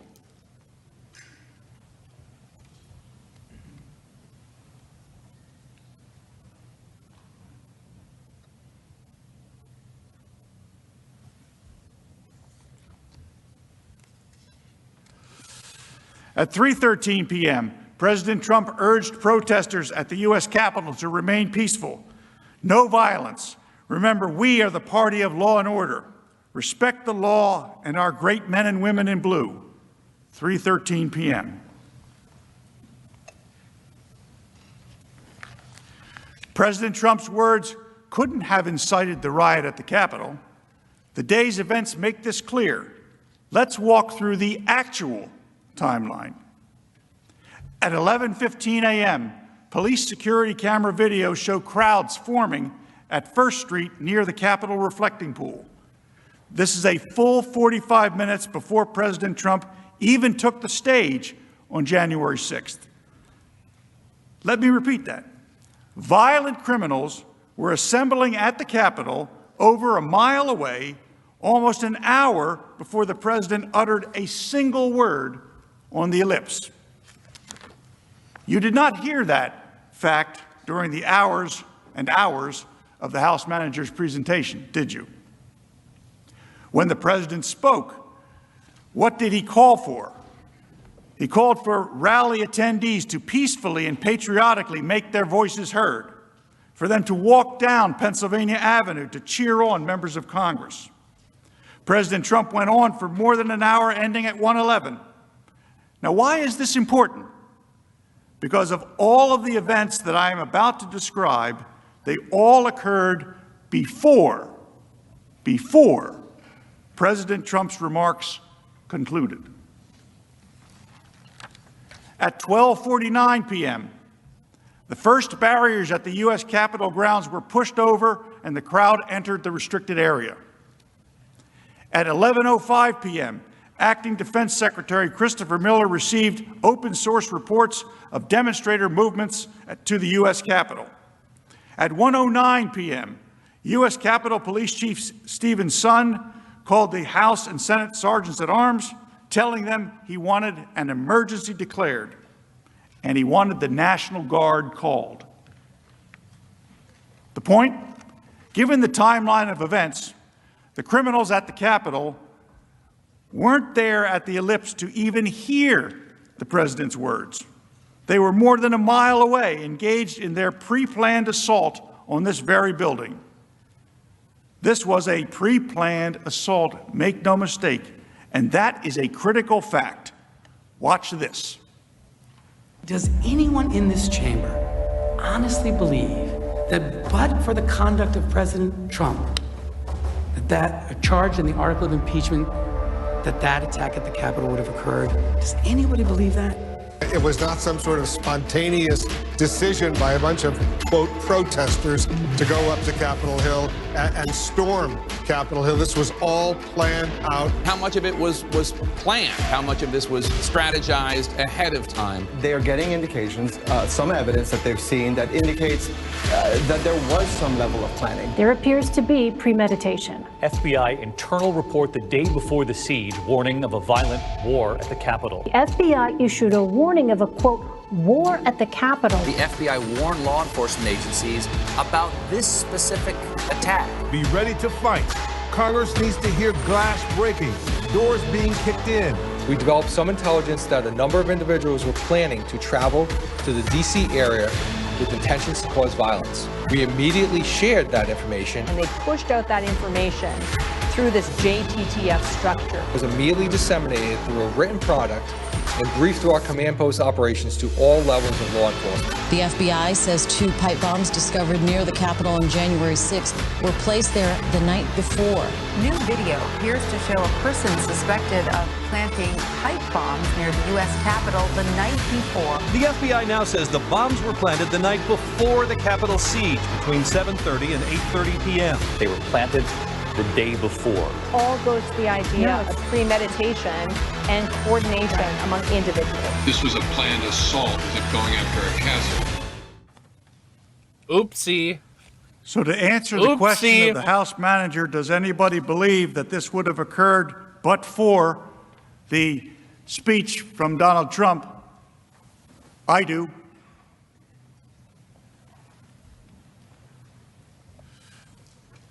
All of these facts make clear the January 6th speech did not cause the riots. The president did not cause the riots.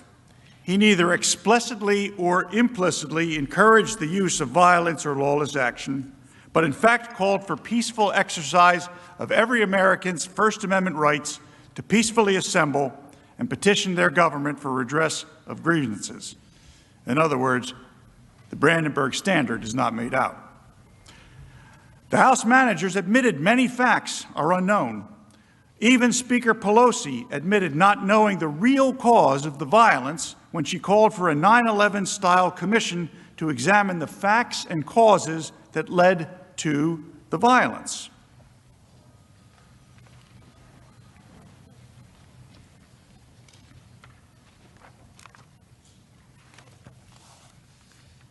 On the screen is Speaker Pelosi's call for the 9/11 Commission.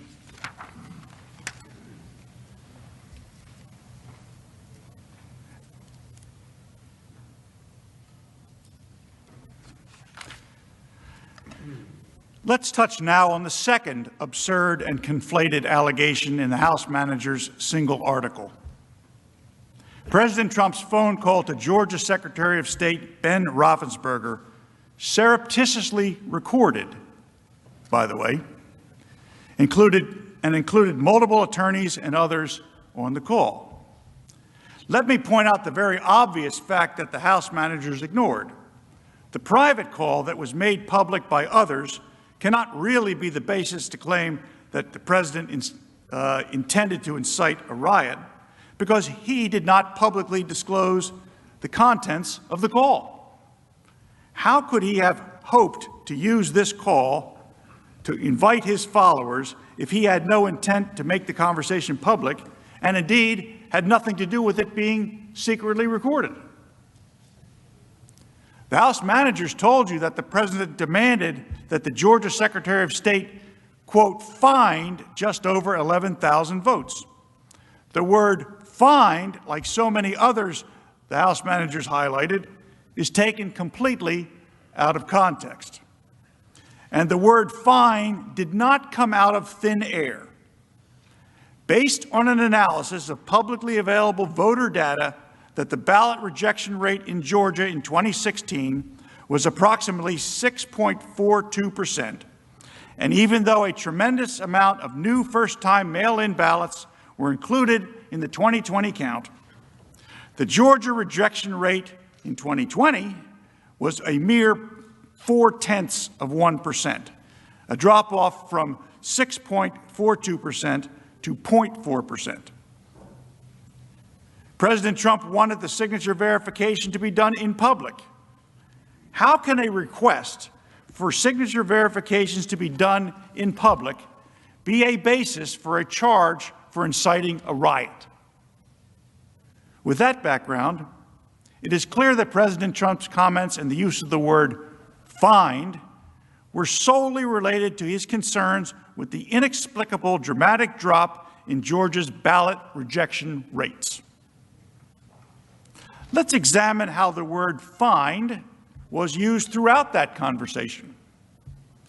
Mr. Trump's first use of the word find was as follows, quote, "We think that if you check the signatures, a real check of the signatures going back in Fulton County, you'll find at least a couple 100,000 of forged signatures of people who have been forged.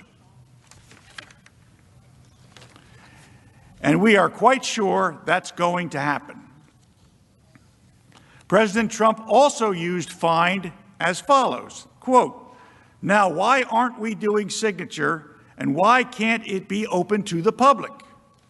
And why can't we have professionals do it instead of rank amateurs who will never find anything and don't want to find anything? They don't want to find, they don't want to find anything. Someday you'll tell me the reason why, because I don't understand your reasoning. But someday you'll tell me the reason why. But why don't you want to find?"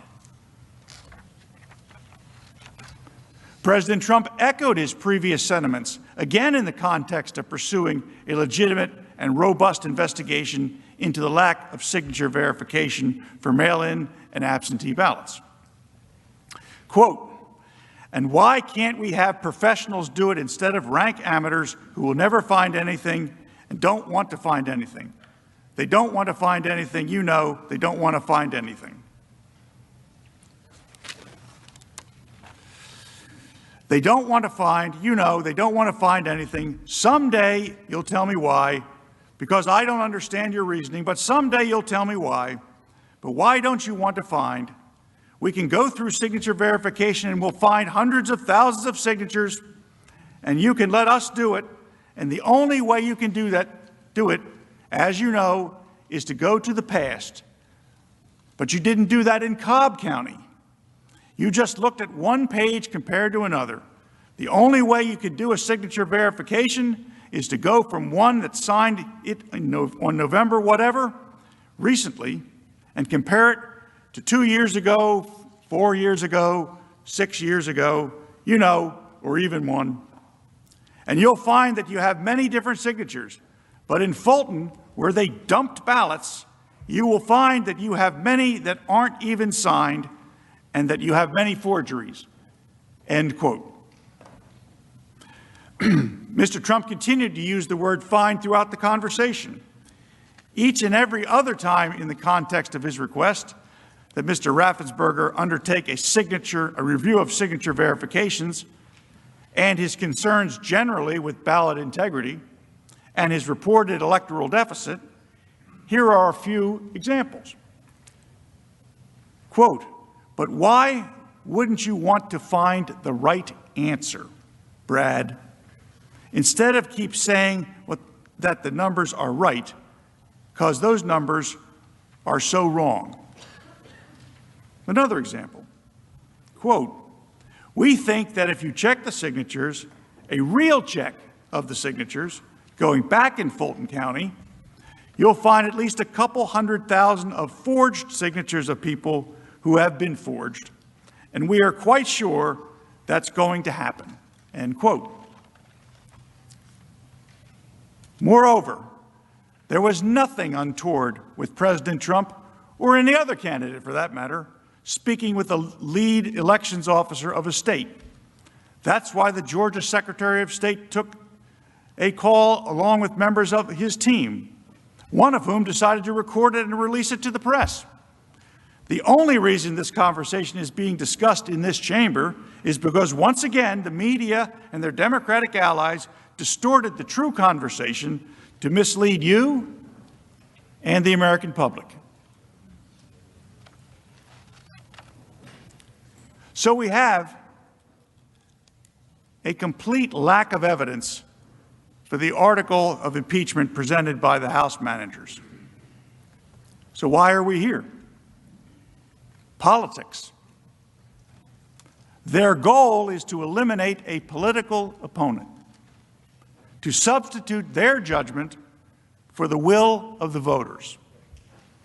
Why bother with a Senate trial of Donald Trump? He's no longer president. He'll be out of office anyway. Is it to keep him from ever running again? Make sure he can never run for office again. Keep him from running for office again. Donald Trump would not be able to run for office again. Barring him from running for office again. Disqualified from running for office. Disqualify him from ever running from office again. Disqualified from running for office again. It's about focusing that he can never run again. Remove him from ever running for office again. Never be able to run for office again. To ban former President Trump from running again. If we don't impeach this president, he will get reelected.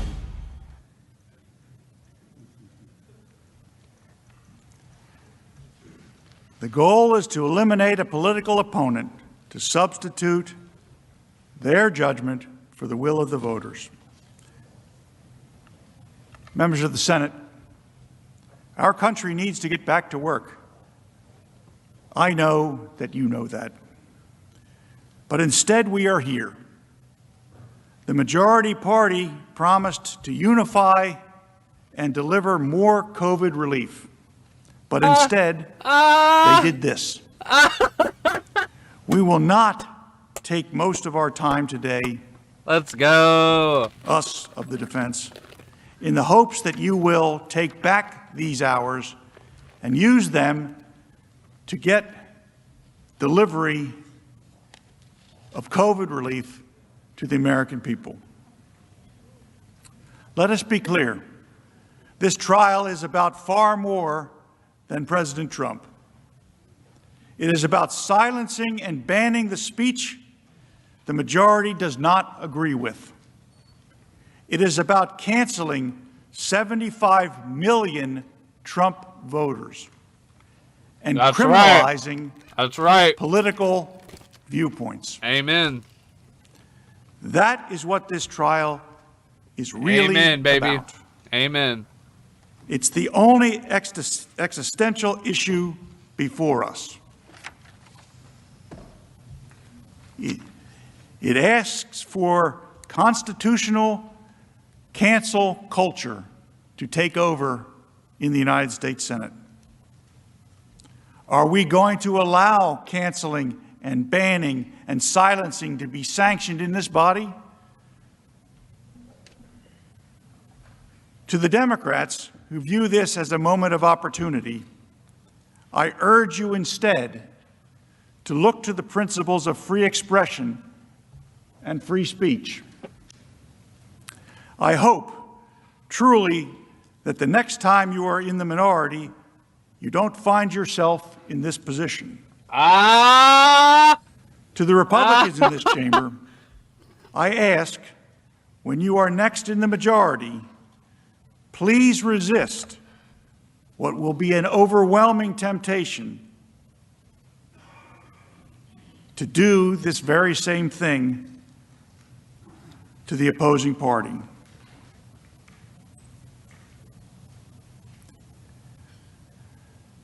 Members of the Senate, this concludes the formal defense of the 45th President of the United States to the impeachment article filed by the House of Representatives.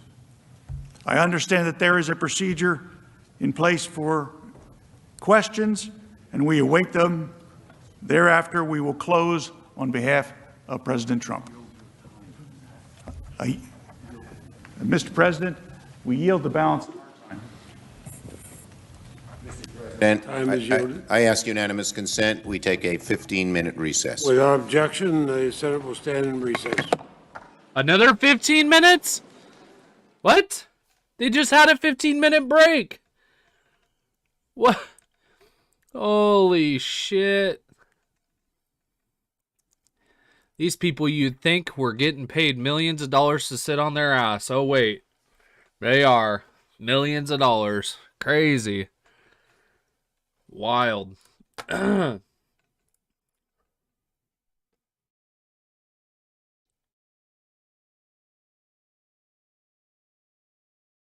my god, the horse mask. Jesus.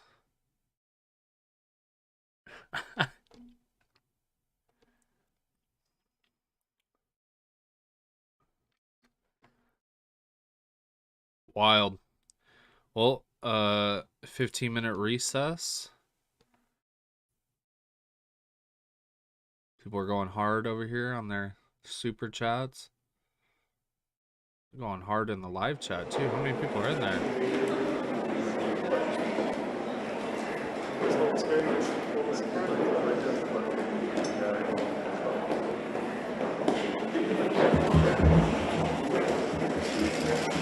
Do you plan to ask any questions?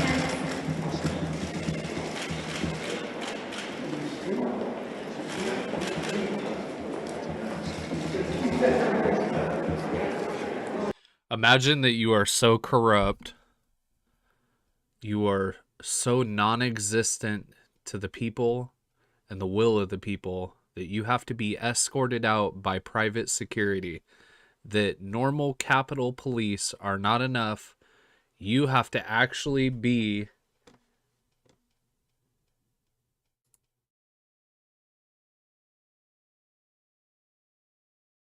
escorted out. Like, this chick's wearing 2 masks. Double masked up.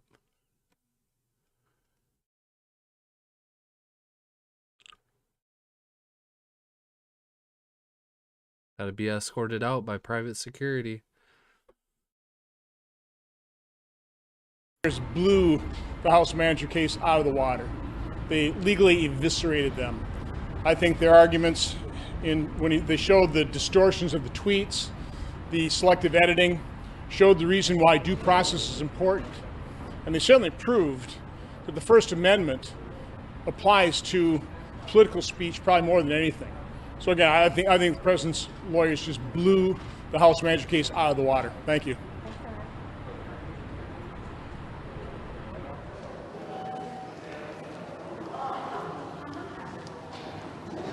Double mask.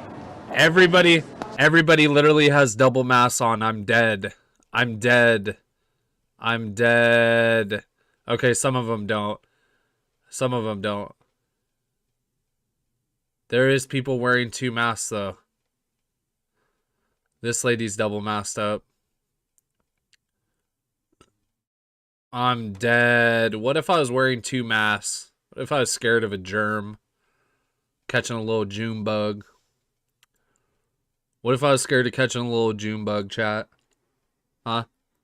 Just a little June, July bug. A little under the weather bug. Gotta wear a double mask for the little bug. What if I was scared of germs? Crazy. You know it's wild? You know it's wild? I'll tell you what's wild. You could get in more trouble right now for running down that hallway with no mask on and coughing on people than you would assaulting someone right now. I guarantee it. I guarantee it. I damn near guarantee it. I gave him a fist bump.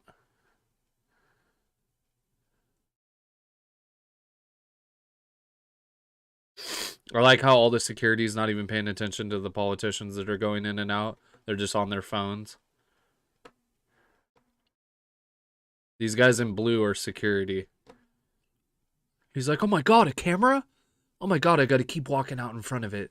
Yeah, look. Oh, there's a camera over there. Yeah. I got to text my mom. Got to text my mom and let her know. Let her know that I'm on TV. Mom, I'm on Right Side Broadcasting. Mom.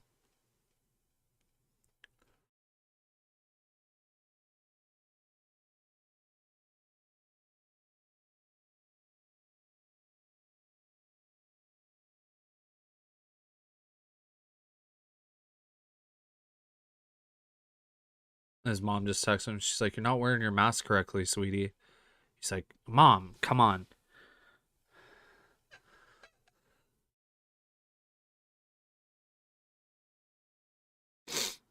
Crazy.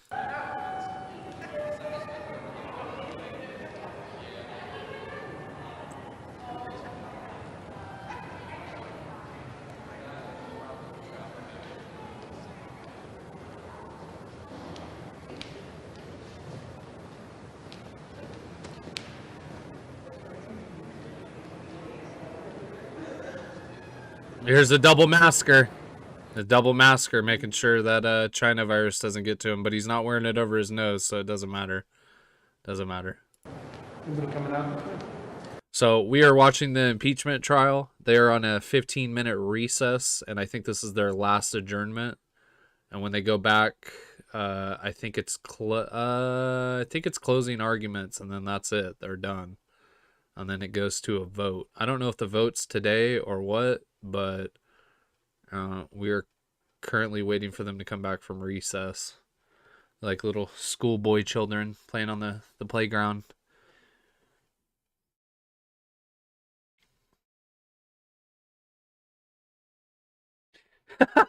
Mom, can you believe I'm in Congress and getting paid to chillax while the Democrats are on their second donut break?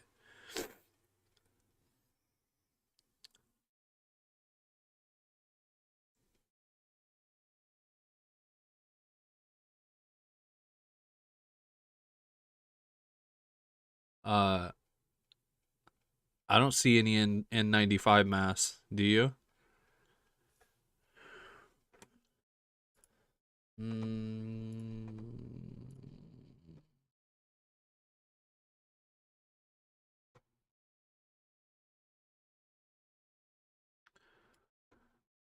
In the streets for as long as there's unrest in our lives. You got to be ready to throw a punch. You have to be ready to throw a punch. Donald Trump, I think you need to go back and punch him in the face. That I thought he should have punched him in the face. Feel like punching him. I'd like to take him behind the gym if I were in high school. If we were in high school, I'd take him behind the gym and beat the hell out of him. No, I wish we were in high school. I could take him behind the gym. I will go and take Trump out tonight. Take him out now. Okay. When was the last time an actor assassinated a president? They're still going to have to go out and put a bullet in Donald Trump. Show me where it says that protests are supposed to be polite and peaceful. And you push back on them, and you tell them they're not welcome anymore, anywhere. I have thought an awful lot about blowing up the White House. Please, get up in the face of some Congress people. People will do what they do. I want to tell you, Gorsuch, I want to tell you, Kavanaugh, you have released the whirlwind, and you will pay the price. We're going to go in there, we're going to impeach the Well, this is just a warning to you Trumpers. Be careful. Walk lightly. And for those of you who are soldiers, make them pay. If you had to be stuck in an elevator with either President Trump, Mike Pence, or Jeff Sessions, who would it be? Does one of us have to come out alive? Oh, that's so funny. And there's more. I promise to fight every single day. One, I'm a fighter and I'm relentless. But I'm a fighter and I'm relentless. A fighter and I'm relentless. I will fight like hell. But the way I see it now is that we pick ourselves up and we fight back. That's what I think it's all about. We stand up and we fight back. We do not back down. We do not compromise, not today, not tomorrow, not ever. You can either lie down, you can whimper, you can pull up in a ball, you can decide to move to Canada, or you can stand your ground and... We just got a $2 super chat from Infinite Godican aka Brent. He says, "Did I not call this over a week ago?" And you definitely did, sir. You definitely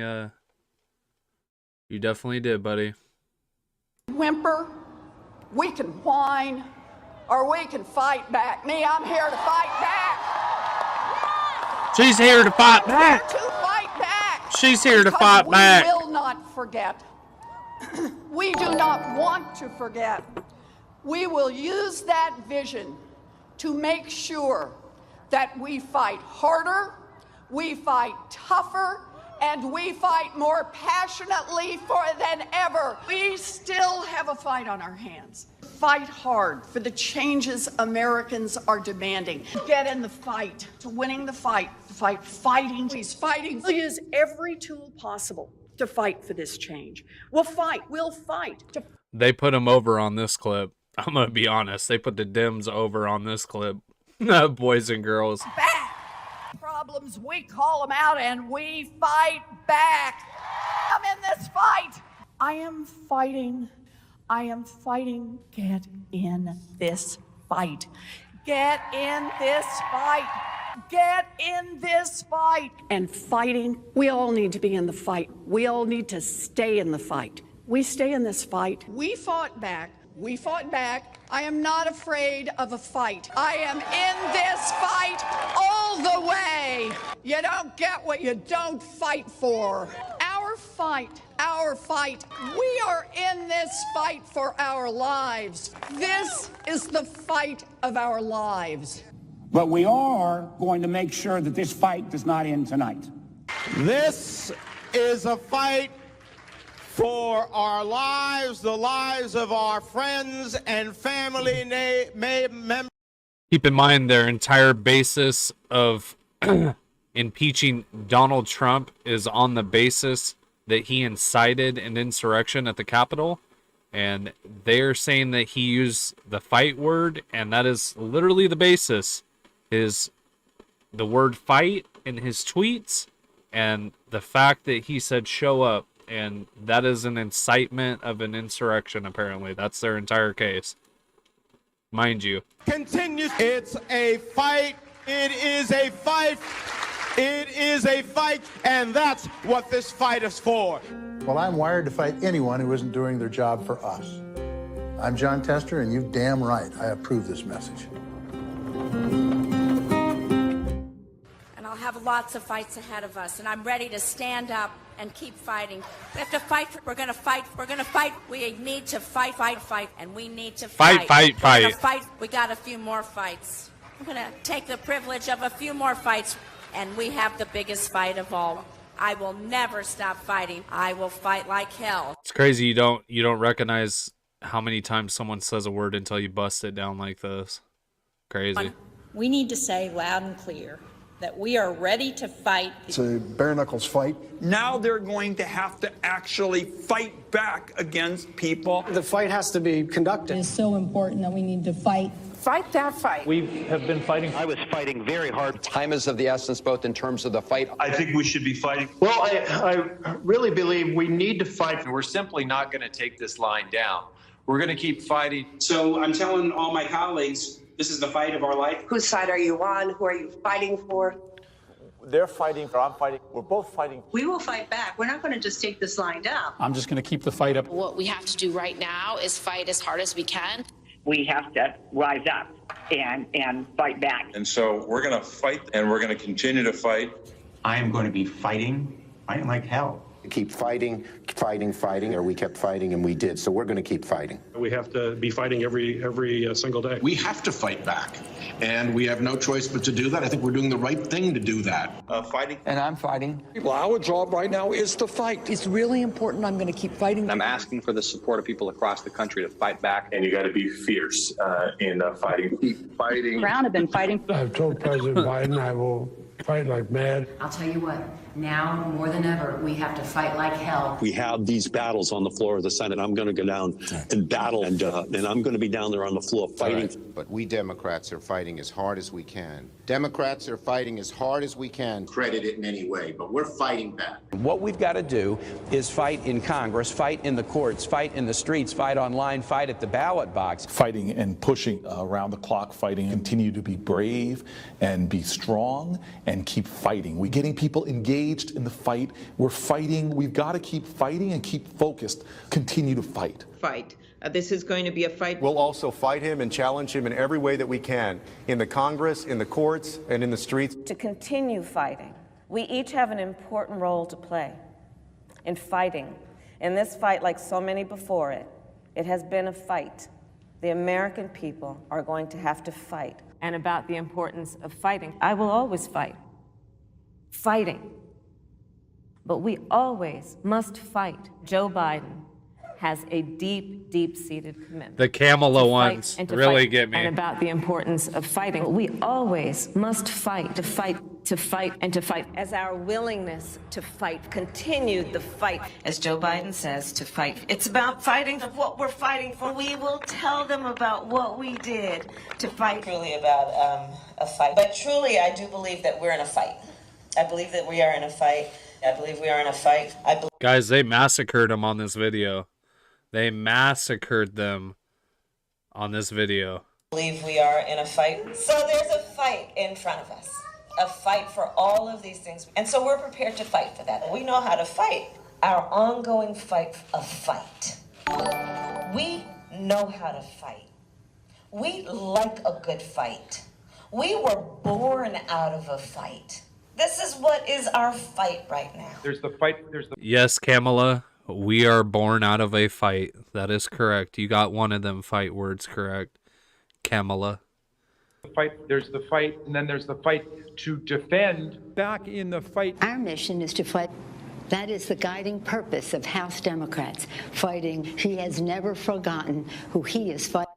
Nancy just said it herself. That is the objective of House Democrats, is to fight.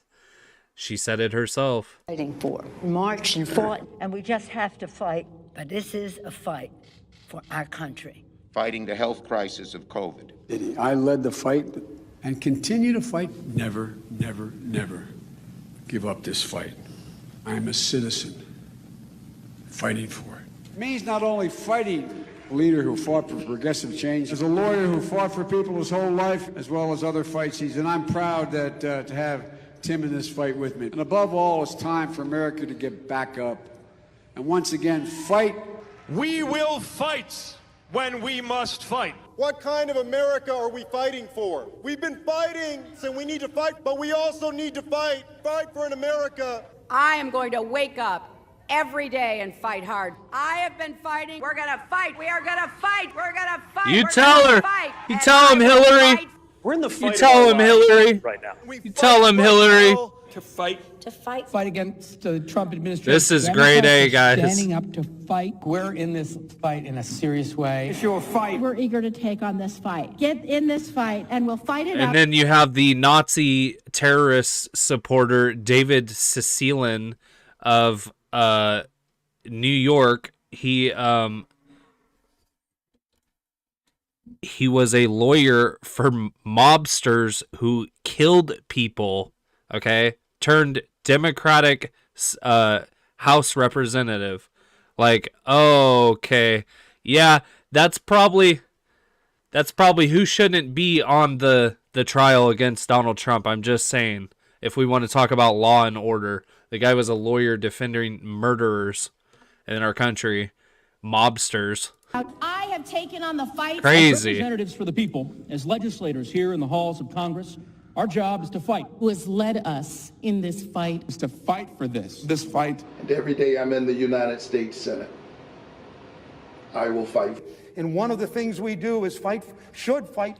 Because my constituents send me here each and every day to fight. We have been fighting this fight, and we need to be side by side so we can succeed. And so I hope that you will all join us in our fight. And if we fight, And as the next governor of Georgia, I will never stop fighting. We can show the old guard something new, and we can fight. My fight, those fights need to fight an administration requiring us to fight, and fight we will. Their fight. In their fight, in their fight. The fight is a fight. And so when we fight the fight that we are in, when we are fighting this fight, we fight this fight. The strength of who we are is we will fight. And we will fight the fight. We will fight. We are in a fight. The fight. It is a fight, and it is a fight born out of patriotism. This is a fight fighting. I say fight on, fight on, fight on, fight on. I'm here to say one more time in publicly, this is not a fight I wanted to take on, but this is the fight in front of us now. Every single one of you and every one of you. That's okay. You didn't do anything wrong. It's a word people use. But please stop the hypocrisy. And did you tone down the rhetoric last summer when all of this was happening? Did you condemn the rioters? Or did you stand with Nancy Pelosi, who said, people are going to do what they're going to do? Let's go. I'm telling you. I can't get over it. And everyone Look. Woo! They dropped a bomb right here, folks. This was a bomb. Because they're not going to stop. They're not going to stop before Election Day. Crazy. They're not going to stop after. Crazy. And please, show me where it says that protests are supposed to be polite and peaceful. I just don't. They hit him with that, guys. They hit him with that. That's what they hit him with. Oopsie. Oh, yeah. Killed David in cold blood. Destroying property which can be replaced is not violent. This is an apartment complex on fire. And it just collapsed. Their building just collapsed. I have nowhere to go now. These people did this for no reason.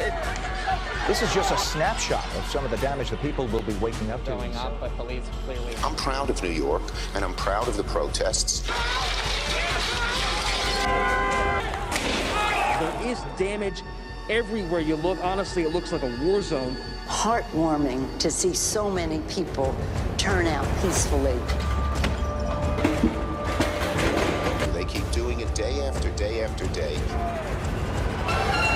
fact, our country is a nation of protests. The Patriots were protesters. Hey, he said the Patriots were protesters. St. John's Church is on fire. Hey! That's a myth. Get out of here. I hope someone burns down your whole precinct with all y'all inside. It is not, generally speaking, unruly. And you push back on them.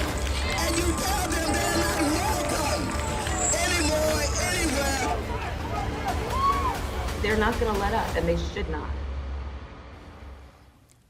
You claim that it's wrong to object to the certification of election results. You, along with your allies in the media, attempted to cancel and censor members of this chamber who voiced concerns and objected to certification. Manager Raskin, you'd been in Congress only 3 days when you objected in 2017.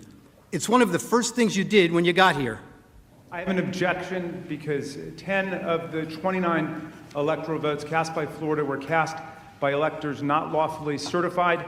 Is the objection in writing and signed not only by the member of the House of Representatives, but also by a senator? It is in writing, Mr. President. Is it signed by a senator? Not as of yet, Mr. President. In that case, the objection cannot be entertained. Mr. President, I object to the certificate from the state of Georgia on the grounds that the electoral votes were not... There's no debate. These are senators, by the way, that are there currently at the impeachment trial. Okay. Object to a certificate. So we're clear. From the state of North Carolina based on violations of the Voting There is Rights no Act debate. and There's no debate in the joint session. I object because people are horrified by the overwhelming evidence. Section 18, Title 3 of the United States Code prohibits debate. I object. I've objected to the counting of the electoral votes of the state of Ohio. I object to the certificate from the state of Alabama. The electors were not lawfully certified. I object to the 15 votes from the state of North Carolina because of the massive voter suppression and the closing of polling booths. There's no debate. There's no debate. 16 There's to 1, no debate. And the massive voter suppression that occurred to African Americans. The gentleman will suspend. I have an objection to the electoral votes. The objection is in writing, and I don't care that it is not signed by a member of the Senate. I do not wish to debate. I wish to ask, is there one United States senator? Oh, we know, Maxine Waters. We know how much you do not oblige by the Constitution of the United States of America. We all know. Tell us, though. Tell us. Who will join me in this letter There's of no objection. debate. Objection is signed by a member of the House, but not yet by a member of the Senate. It is over. Tell us, sleepy Joe Biden. And when the House managers realized that the president's actual words could not have incited the riot, as you alleged in your article of impeachment, you attempted to pivot. You said that raising the issue of election security and casting doubt on the propriety of our elections was dangerous. One of the House managers, Mr. Cicilline, told you that this is not about the words Mr. Trump used in isolation. Rather, it is about the big lie, the claim that the election was stolen. The House managers told you that it's the big lie that incited the riot, and that the big lie was President Trump's claim that the election was not a fair election or that the election was stolen. Claiming an election was stolen, you were told, are words that are insightful to a candidate's followers and cause people to respond violently. Claiming an election was stolen or not legitimate is something that a candidate should never do because he or she knows or should know that such a claim and such words can actually incite violent insurrection, you were told. Well, it seems that the House manager's position must be actually a bit narrower than that. The House manager's position really is that when Republican candidates for office claim an election is stolen or that the winner is illegitimate, it constitutes inciting an insurrection, and the candidate should know it. But Democratic Party candidates for public elective office are perfectly entitled to claim the election was stolen or that the winner is illegitimate or to make any other outrageous claim they can. It is their absolute right to do so. And it is their absolute right to do so irrespective of whether there's any evidence to support the claim. Democratic candidates can claim that an election was stolen because of Russian collusion or without any explanation at all, and that is perfectly okay and is in no way incitement to an insurrection. And somehow, when Democratic candidates publicly decry an election as stolen or illegitimate, it's never a big lie. You've been doing it for years. But can you imagine telling your supporters that the only way you could possibly lose is if an American election was rigged and stolen from you? And ask yourself whether you've ever seen anyone at any level of government make the same claim about their own election. If Stacey Abrams doesn't win in Georgia, they stole it. It's clear. It's clear. And I say that publicly, it's clear. You can run the best campaign, you can even become the nominee, and you can have the election stolen from you. He knows he's an illegitimate president. He knows that there were a bunch of different reasons why the she, her, staring at she, her, and she's like, God, she, her, could you just please stop talking? I mean, we all know that you're lying. Election turned out the way it did. Votes remain to be counted. There are voices that were waiting to be heard. And I will not concede. And I respect where you're coming from, and I respect the issues that you're raising. You're not answering the question. Do you think it was... You're not using the word legitimate. There are still legitimate concerns over the integrity of our elections and of ensuring the principle of one person, one vote. I agree with tens of millions of Americans who are very worried that when they cast the ballot on an electronic voting machine, that there is no paper trail to record that vote. But constantly shifting vote tallies in Ohio and malfunctioning electronic machines, which may not have paper receipts, Oh, so she's always sounded like an idiot, Roger. have led to additional loss of confidence by the public. This is their only opportunity to have this debate while the country is listening, and it is appropriate to do so. House Manager Castro no longer has to try to imagine it, thanks to the distinguished senator and others. It didn't have to be this way. The Democrats promised unity. They promised to deliver the very COVID relief in the form of $2,000 stimulus checks that President Trump called for. They should have listened to their own words of the past.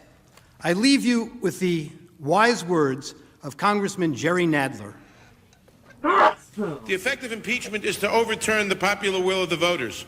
We must not overturn an election and remove This right here was a bombshell, folks. a president from office. Good old Jerry Nadlinger. Except to defend our system of government or our constitutional liberties against a dire threat. And we must not do so without an overwhelming consensus of the American people. There must never be a narrowly voted impeachment or an impeachment supported by one of our major political parties and opposed by the other. Such an impeachment will produce the divisiveness and bitterness in our politics for years to come and will call into question the very legitimacy of our political institutions. The American people have heard the allegations against the president, and they overwhelmingly oppose impeaching him. Thank you, guys. President Clinton, they still support him. We have no right to overturn the considered judgment of the American people. Mr. Speaker, the case against the president has not been made. There is far from sufficient evidence to support the allegations, and the allegations, even if proven true, do not rise to the level of impeachable offenses. Mr. Speaker, this is clearly a partisan railroad job. Doesn't he look like a celebrity right here? Y'all know who I'm talking about? Shout him out if you know what I'm talking about. Know who I'm talking about. Doesn't he look like a celebrity of some type? Who am I talking about? Same people who today tell us we must impeach the president for lying under oath, almost to a person voted last year to re-elect There it is. the speaker who had just admitted lying to Congress John in Goodman. an official proceeding. The American people are watching, and they will not forget. You may have the votes, you may have the muscle, but you do not have the legitimacy of a national consensus or of a constitutional imperative. This partisan Peter Griffin.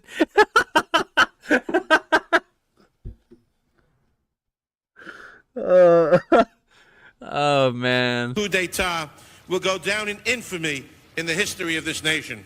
Thank you, Mr. Speaker. I yield back the balance of my time.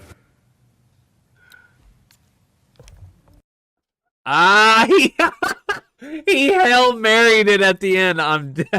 I'm dead. I'm dead. Oh man.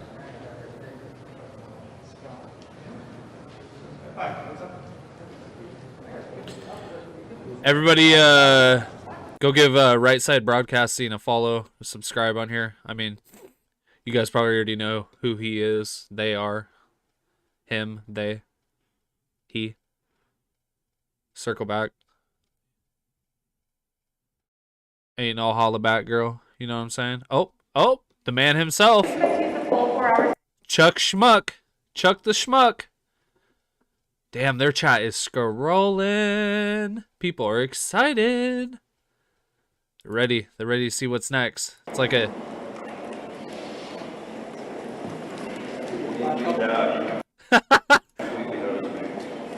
Yes. Good to see you.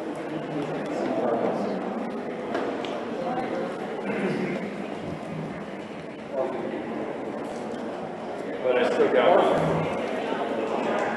But if I hadn't shouted at you, I would have gotten that next time. That's why I shouted at you. I appreciate that.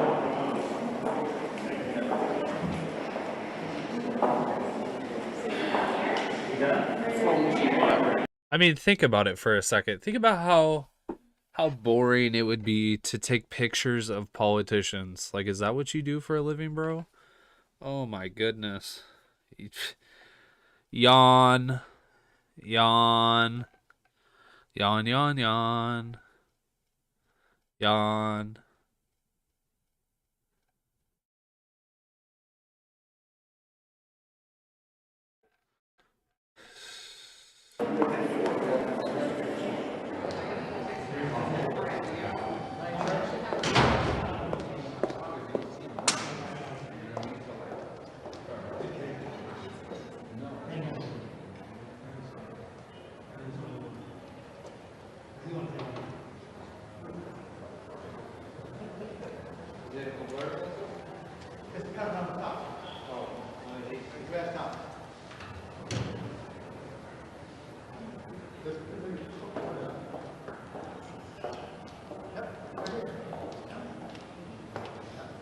What's going on? The senators went in there. What's the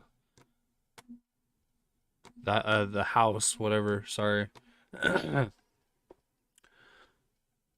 It'll come at 10 a.m. tomorrow.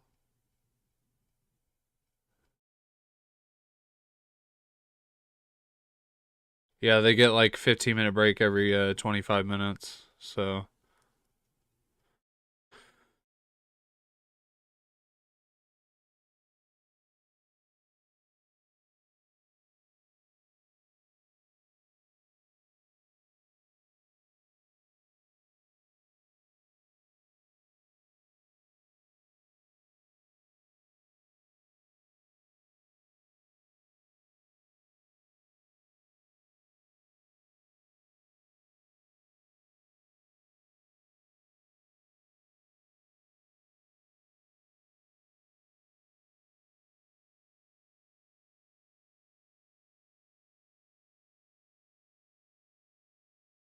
they don't care having him up there.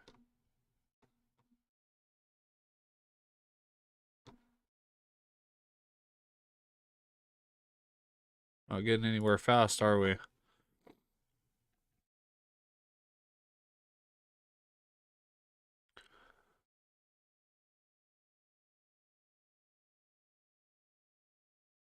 I think the first lawyer probably did the best job of illustrating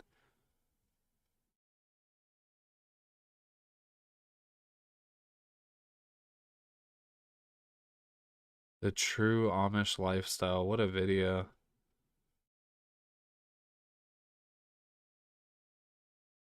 Human rights and ops resolution. I wonder how Myanmar is doing. Look at that chat just scrolling, folks. Look at that. They are blown up in this chat. 55,000 people watching this. That's more than Biden's inauguration.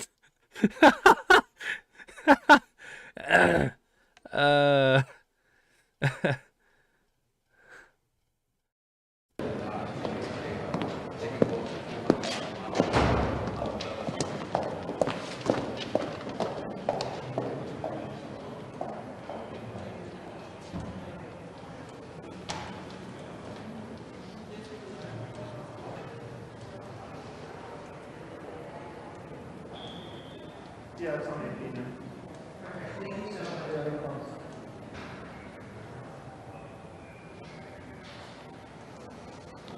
They were storming off, weren't they? Thanks, military, for turning me on to this today. As I wouldn't have watched it, but this turned out to be pretty good. It's pretty good. I mean, it sucks. It's just for the the fact that he doesn't get impeached, but I mean, I guess it's further than that. I mean, I'm overlooking it. I mean, if he doesn't get impeached and they make them look like a joke, it shows how much of a joke the Democrats are. Pursuant to the provisions of Senate Resolution 47, the senators provide up to 4 hours during which senators may submit questions in writing directed either to the managers on the part of the House of Representatives or counsel for the former president. Majority Leader. President, I ask unanimous consent that the answers within the 4-hour question period be limited to 5 minutes each, and if the questions are directed to both parties, the times be equally divided. Furthermore, that questions alternate sides for posing questions. This guy can't even read. Come on. Questions. Without objection, it's so ordered. Mr. President, I have a question at the desk, for the desk. The senator will submit it.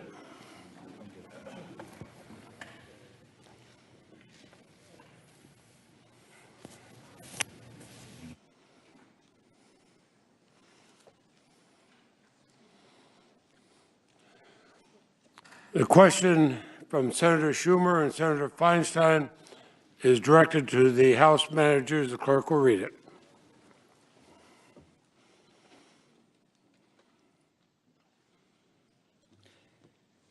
Isn't it the case that the violent attack and siege on the Capitol on January 6 would not have happened if not for the conduct of President Trump.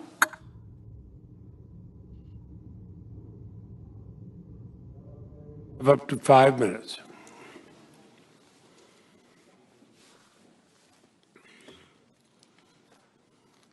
This guy's about to croak up here. He's like 90 years old, making $500,000 a year, being the president of the whatever house.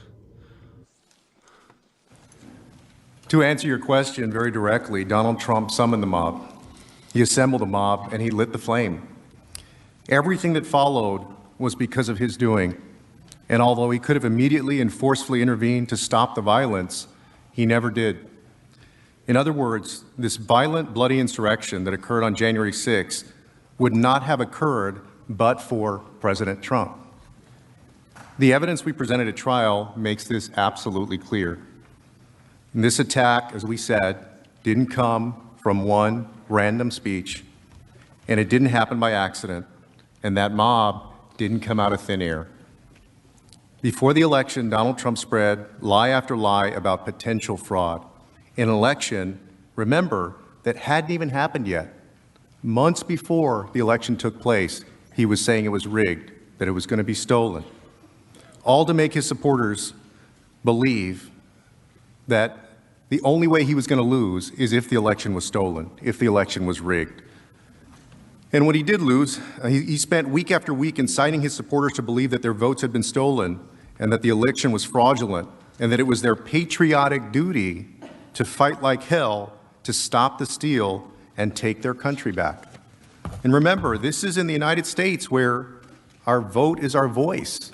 You tell somebody that an election victory is being stolen from them, that's a combustible situation. And he gave them clear direction on how to deal with that.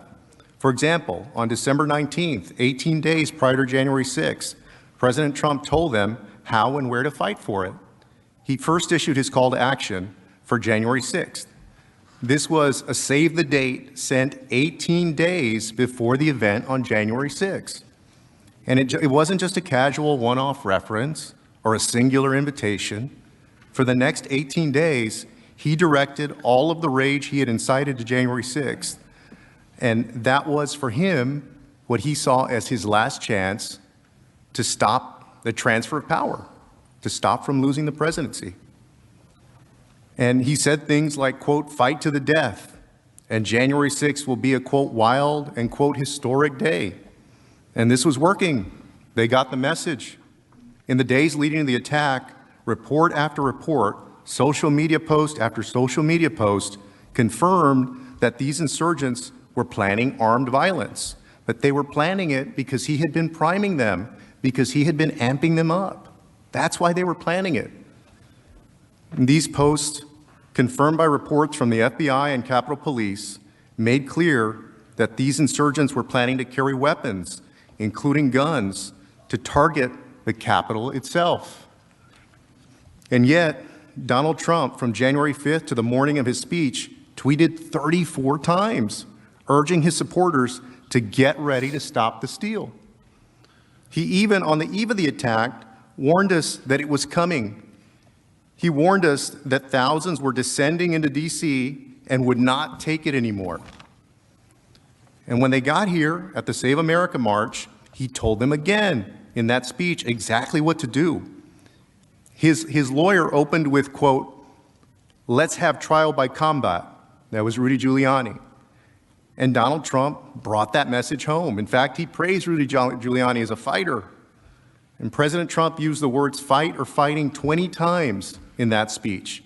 Remember, you've just told these You're really going to talk about fighting at this point? people, these thousands of people, that somebody has stolen your election, your victory. You're not going to get the president that you love. Senators, that is an incredibly combustible situation when people are armed and they've been saying that they're mad as hell. Armed. They were armed. He's lying. He's lying. He looked out to a sea of thousands, some wearing body armor, helmets, holding sticks and flagpoles, some of which they would later use to beat Capitol Police, and told them that they could play by different rules. Play by different rules. He even at one point quite literally pointed to the Capitol as he told them to fight like hell. After the attack, we've shown clearly, that once the attack began, insurgent after insurgent made clear they were following the president's orders. You saw us present that evidence of the insurgents who were there that day, who said, I came because the president asked me to come. I was here at his invitation. You saw that of the folks that were in the Capitol that day. The time has expired. Are there further questions? Mr. President.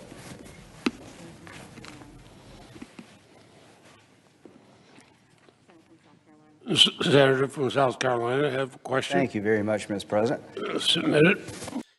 She's having to tell this man what to do because he's so old he's forgot the order of conduct in court.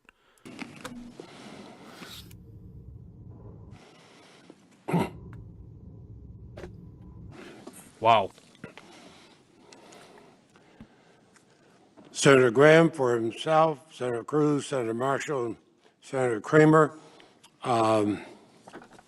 submits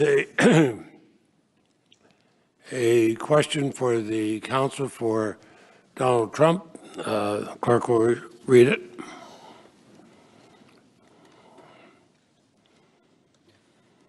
Does a politician raising bail for rioters encourage more rioting? Counsel has 5 minutes. Yes.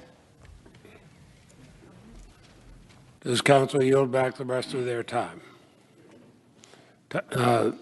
Counsel's time is yielded back. Are there other questions? Mr. President. The senator from Georgia. I have a question for the desk. Send it to the desk.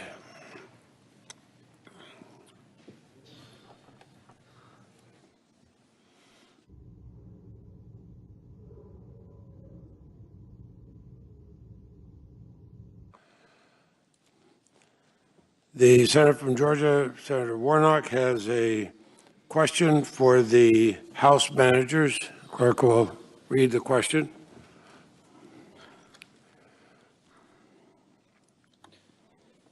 Is it true or false that in the months leading up to January 6th, dozens of courts, including state and federal courts in Georgia, rejected President Trump's campaign's efforts to overturn his loss to Joe Biden? House managers recognized for 5 minutes. Mr. President, Senators, that is true. That's true. I want to be clear, though, that we have absolutely no problem with President Trump having pursued his belief that the election was being stolen or that there was fraud or corruption or unconstitutionality. We have no problem at all with him going to court to do it. And he did, and he lost in 61 straight cases, in federal court and state court, in the lowest courts in the land, in the U.S. Supreme Court. He lost it. He lost in courts in Pennsylvania, Arizona, Georgia, Michigan, Minnesota, Nevada, and Wisconsin. All of them said the same thing. They couldn't find any corruption. They couldn't find any fraud, certainly nothing rising to a material level that would alter the outcome of any of the elections, and there was no unconstitutionality. That's the American system.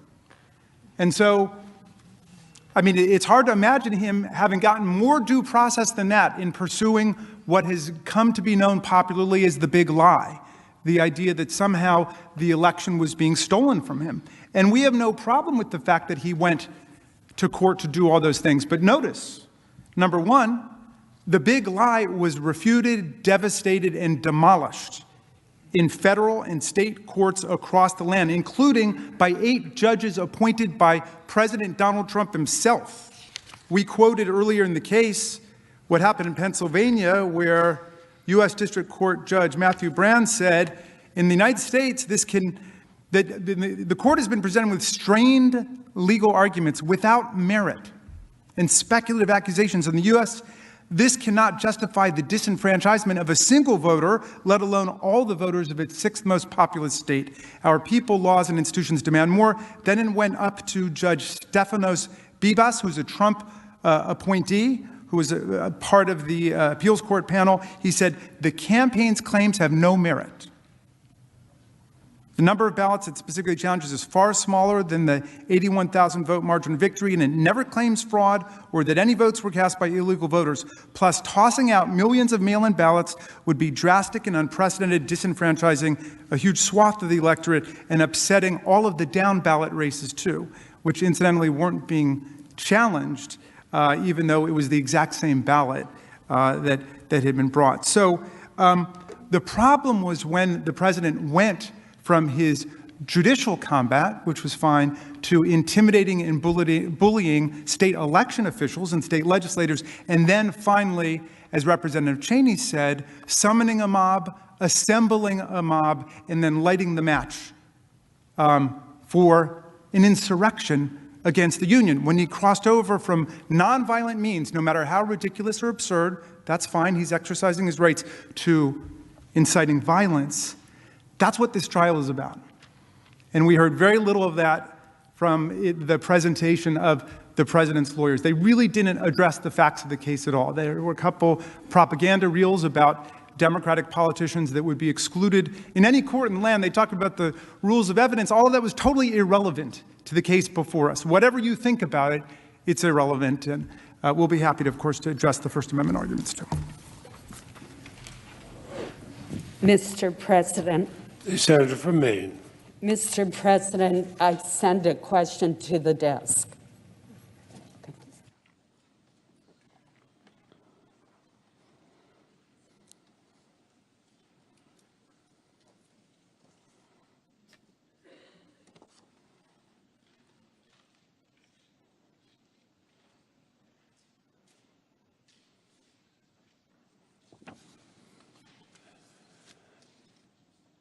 The question is from Senator Collins and Senator Murkowski. It is for the counsel for the former president. Clerk will read.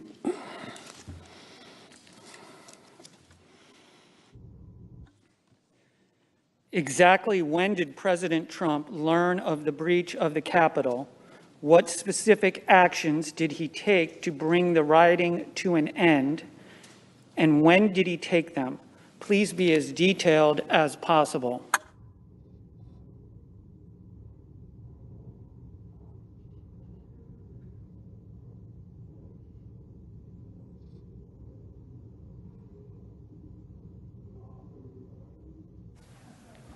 Clerk, read that question again. You guys got to remember that these people do this for a living. They're professional hitmen, political hitmen. That's what they are. Exactly when did President Trump learn of the breach of the Capitol? And what specific actions did he take to bring the rioting to an end? And when did he take them? Please be as detailed as possible. Mr. Van Veen. The House managers have given us absolutely no evidence one way or the other onto that question. We're able to piece together a timeline and it goes all the way back to December 31st, January 2nd. There is a lot of interaction between the authorities and getting folks to have security beforehand. On the day, we have a tweet at 2:38, so it was certainly sometime before then. With the rush to bring this impeachment, there's been absolutely no investigation into that. And that's the problem with this entire proceeding. The House managers did zero investigation, and the American people deserve a lot better than coming in here with no evidence, hearsay on top of hearsay on top of reports that are of hearsay. Hey, damn. Due process is required here, and that was denied.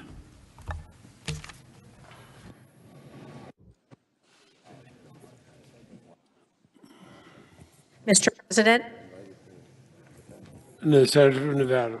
Mr. President, I send a question to the desk.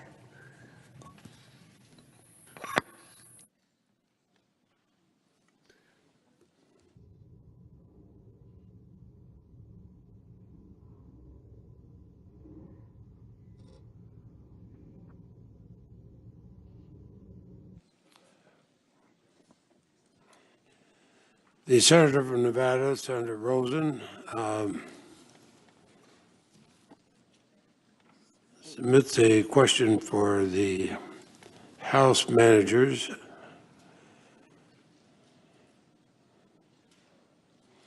And the clerk will read it.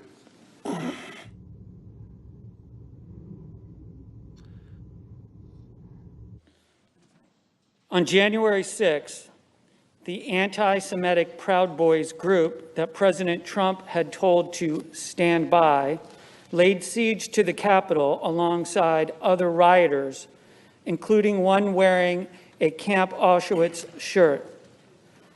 Is there evidence that President Trump knew or should have known that his tolerance of anti-Semitic speech, hate speech, combined with his own rhetoric, could incite the kind of Anti-Semitic? January 6th? Anti-Semitic? Do these people live on the same earth as us? What? They're talking about Proud Boys still, like, oh my God. Mr. President, Senators, Donald Trump has a long history of praising and encouraging violence, as you saw. He has espoused hateful rhetoric himself. He has not just tolerated it, but he's encouraged hateful speech by others.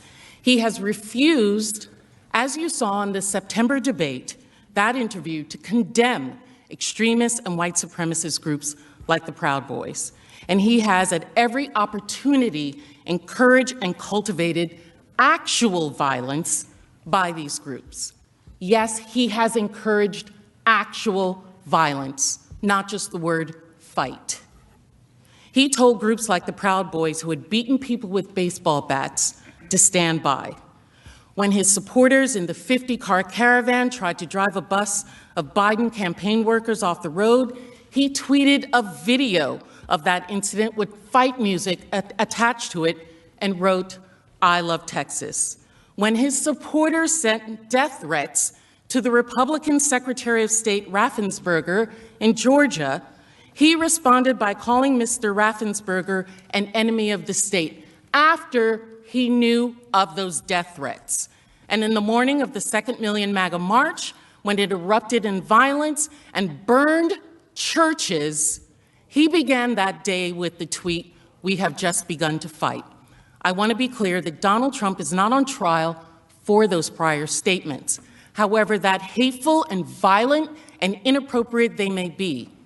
But his statements, the president's statements, make absolutely clear 3 important points for our case. First, President Trump had a pattern and practice of praising and encouraging violence, never condemning it. It is not a coincidence that those very same people, Proud Boys, organizers of the Trump Caravan, supporters and speakers of the 2nd Million MAGA March, all showed up on January 6th to an event There wasn't any that Proud he had Boys in there. organized with those same individuals who had organized that violent attack. Second, his behavior is different. It's not just that it was a comment by an official to fight for a cause. This is months of cultivating a base of people who were violent, not potentially violent, but were violent. Oh my God. And that the prior conduct both helped him cultivate the very group of people that attacked us. It also shows clearly that he had that group assembled, inflamed, and all the public reports ready to attack. He deliberately encouraged them to engage in violence on January 6th. President Trump had spent months calling his supporters to a march on a specific day, at a specific time, for a specific purpose.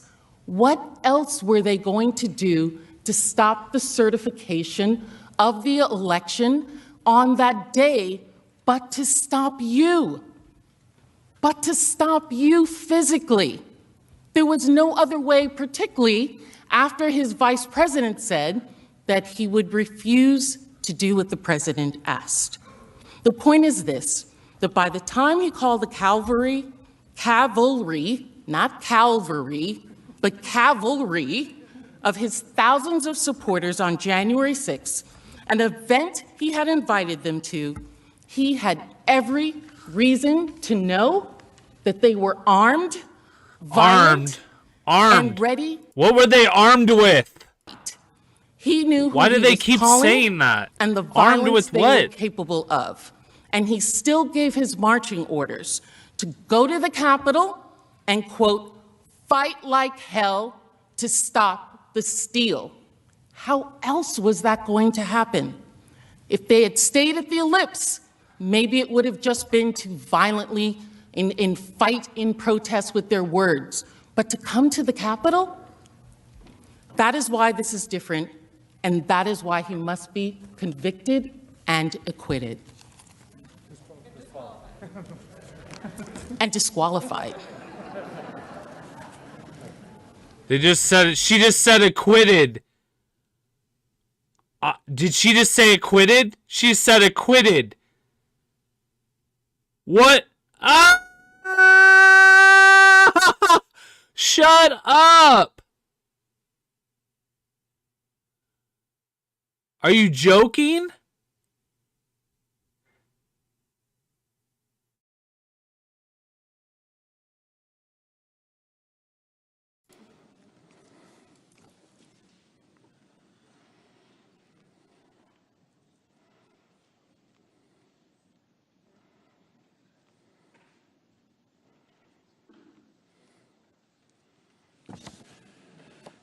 The question is for counsel for the former president from Senators Haggerty and Scott of South Carolina.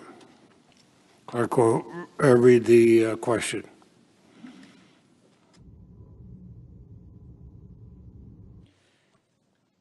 Given that more than 200 people have been charged for their conduct at the Capitol on January 6th, that our justice system is working to hold the appropriate persons accountable, and that President Trump is no longer in office, isn't this simply a political show trial that is designed to discredit President Trump and his policies and shame the 74 million Americans who voted for him? Yep.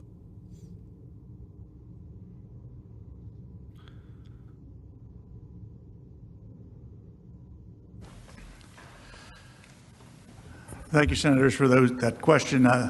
That's precisely what the 45th President believes this gathering is about. We believe in law and order and trust that the federal authorities that are conducting investigations and prosecutions against the criminals that invaded this building will continue their work and be as aggressive and thorough as we know them to always be, and that they will continue to identify those that entered the inner sanctum of our government and desecrated it. The 45th President no longer holds office. There is no sanction available under the Constitution, in our view, for him to be removed from office that he no longer holds.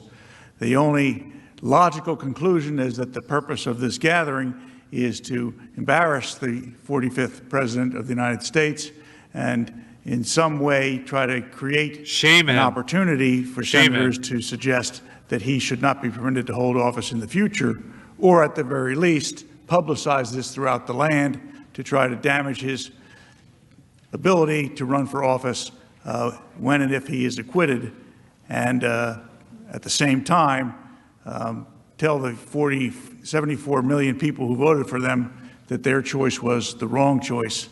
I believe that this is a divisive way of going about handling impeachment, and it denigrates the great solemnity that should attach to such proceedings.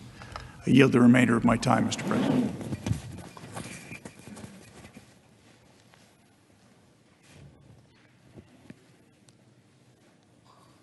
Mr. President.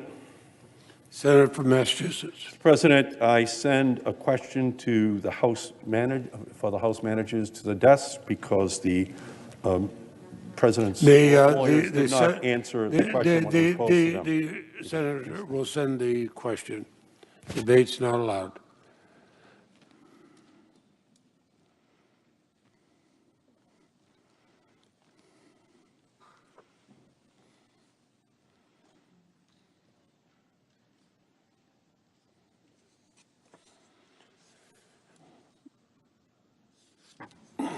The question is from Senator Markey with Senator Duckworth to the manager of the part of the House Representatives. The clerk will read the question.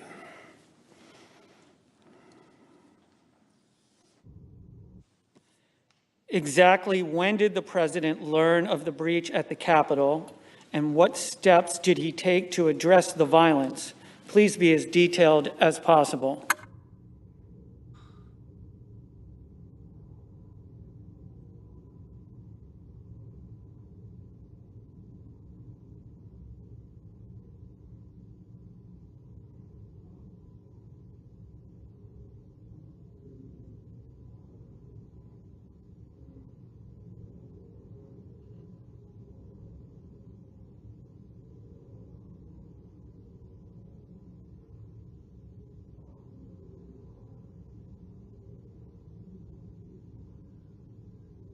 Just wish to respond.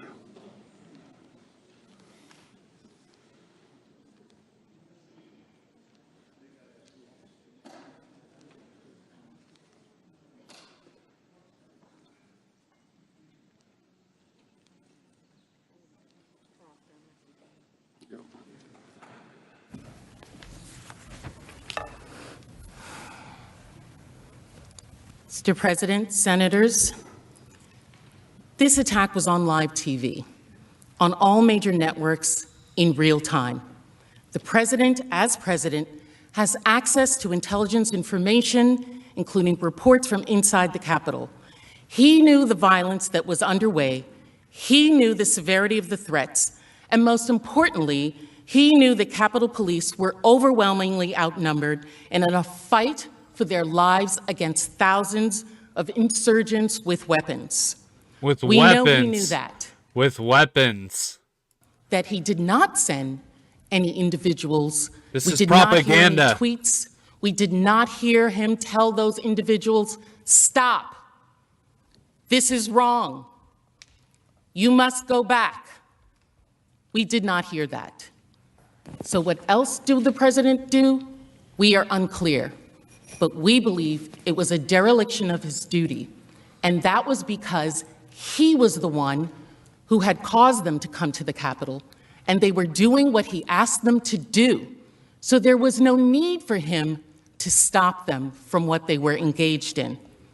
But one of the things I would like to ask is we still have not heard and posed to you all the questions that were raised by Mr. Raskin, Manager Raskin, in his closing argument. Why did the President Trump not tell the protesters to stop as soon as he learned about it? Why did President Trump do nothing to stop the attack for 2 hours after the attack began? Why did President Trump do nothing to help protect the Capitol and law enforcement battling the insurgents? You saw the body cam of a Capitol police officer at 4:29 still fighting. 4:29 after, since what time? 1, 2 o'clock in the afternoon. Why did he not condemn the violent insurrection on January 6th? Those are the questions that we have as well. And the reason this question keeps coming up is because the answer is nothing.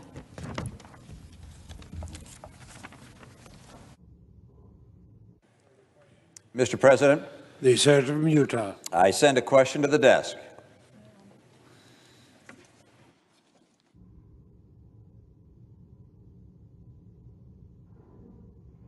Why don't they get a chance to respond? That doesn't make any sense.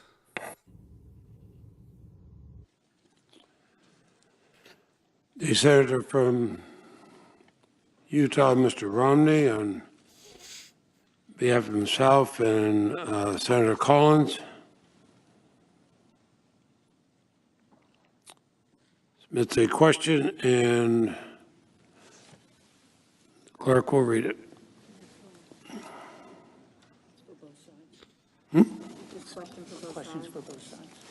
Oh, and I apologize. The question is for both sides, so the time will be evenly divided. She has to tell him what to say. She's telling him what to say, by the way, folks. Okay? This guy's off in La La Land. He's sipping pina coladas in Cabo. Was he aware that Vice President had been removed from the Senate by the Secret Service for his safety?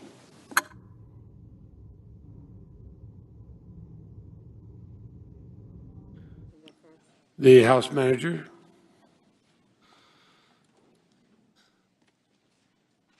And time will be evenly divided between. Of course. Would the clerk read the question again? When President Trump sent the disparaging tweet at 2:24 p.m. regarding Vice President Pence, was he aware that the Vice President had been removed from the Senate by the Secret Service for his safety?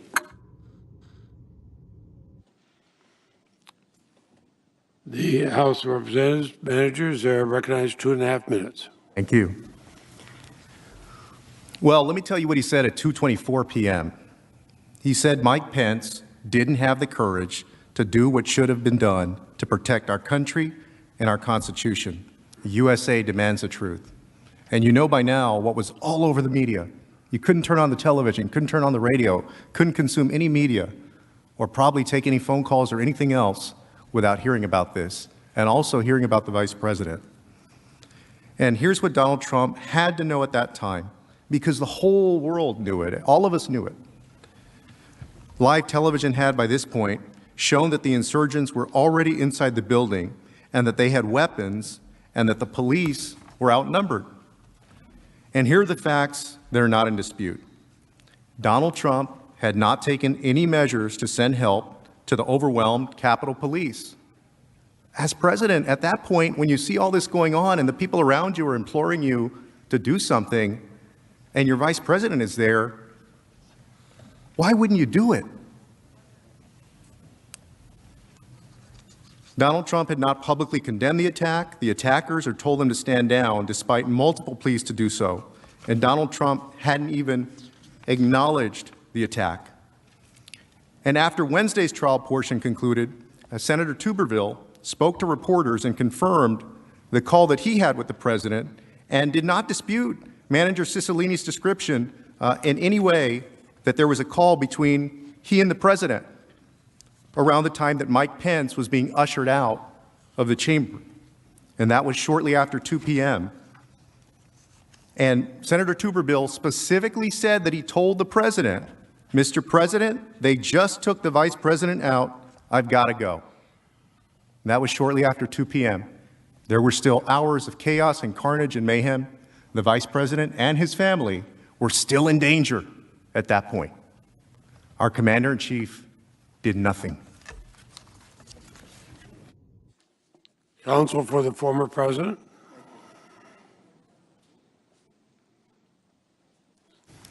The answer is no. At no point was the president informed the vice president was in any danger, because the House rushed through this impeachment in 7 days with no evidence. There is nothing at all in the record on this point, because the House failed to do even a minimum amount of due diligence. What the president did know is that there was a violent riot happening at the Capitol. That's why he repeatedly called via tweet and via video for the riots to stop, to be peaceful, to respect Capitol Police and law enforcement, and to commit no violence, and to go home.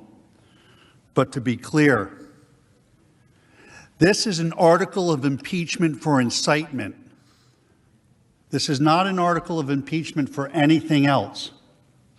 It's a one count. They could have charged anything they wanted. They chose to charge incitement. So that the question, although answered directly no, it's not really relevant to the charges for the impeachment in this case. And I just wanted to clear up one more thing. Mr. Castro, in his first answer, may have spoke, but what he said was Mr. Trump had said, fight to the death.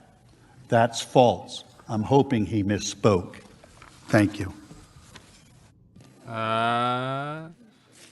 Mr. President. The senator from Minnesota. Mr. President, on behalf of myself and Senators Casey and Brown, I send a question to the desk.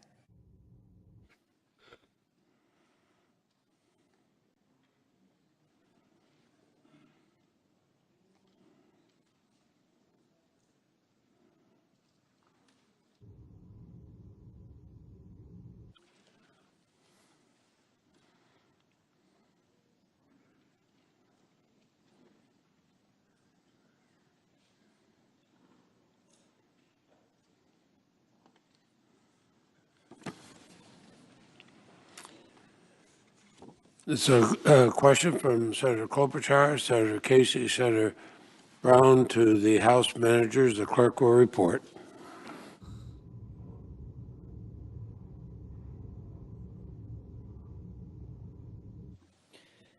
In presenting your case, you relied on past precedents from impeachment trials, such as William Belknap's impeachment. After what you have presented in the course of this trial, if we do not convict former President Trump, what message will we be sending to future presidents and Congresses? That this is a free-ass country, baby.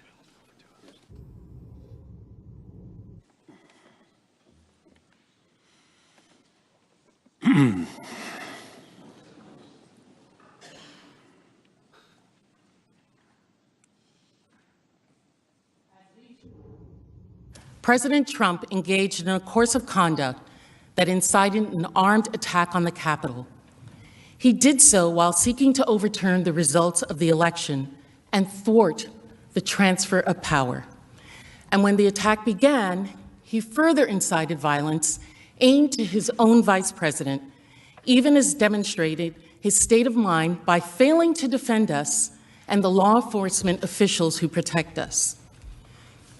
The consequences of his conduct were devastating on every level. Police officers were left overwhelmed, unprotected. Congress had to be evacuated. Our staff barricaded in this building, calling their families to say goodbye. Some of us, like Mr. Raskin, had children here. And these people in this building, some of whom were on the FBI's watch list, took photos, stole laptops, destroyed precious statues, including one of John Lewis, desecrated the statue of a recently deceased member of Congress who stood for nonviolence. This was devastating. And the world watched us. And the world is still watching us to see what we will do this day. And we'll know what we did this day 100 years from now. Those are the immediate consequences, and our actions will reverberate as to what are the future consequences. The extremists who attacked the Capitol at the president's provocation will be emboldened. All our intelligence agencies have confirmed this. It is not House managers saying that. There are quite literally standing by and standing ready. No, they're not. Donald Trump told them this is only the beginning. They are waiting and watching to see if Donald Trump is right that everyone said this was totally appropriate. Let me also bring something else up. I'll briefly say that defense counsels put a lot of videos out in their defense, playing clip after clip of Black women talking about fighting for a cause or an issue or a policy. Why do we got to make it about? Lost on me, Why do so we? many of them were people of color. Oh my God! And Why women, and black women. Why do Black we have women to? like myself, Why do we have to make it who are about sick color? and tired of being sick and tired for our children, your children, our children. This summer, things happened that were violent, but there were also things that gave some of us black women great comfort. Seeing Amish people from Pennsylvania standing up with us, members of Congress What is fighting this? up with us. What does this have? And so what does this have anything to do? I'm lost. I think maybe we're not. Why? Why does it have to be about long-standing color? consequences. Decisions like this that will define who we are as a people, who America is. We have in this room made monumental decisions. You all have made monumental decisions. We've declared wars, passed civil rights acts, ensured that no one in this country is a slave. Every American has the right to vote, unless you live in a territory. At this time, some of these decisions are even controversial, but history has shown that they define us as a country and as a people. Today is one of those moments, and history will wait for our decision.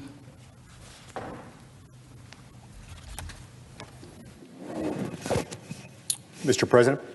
The Senator from Utah. I send a question to the desk.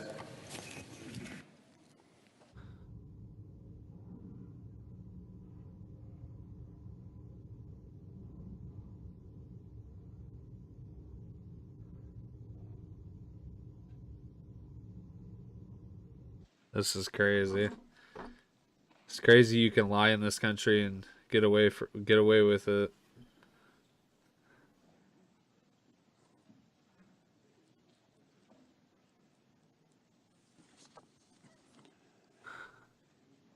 The senator from Utah, Mr. Lee, sends a question on behalf of himself, Senator Hawley, Senator Crapo, Senator Blackburn, Senator Portman.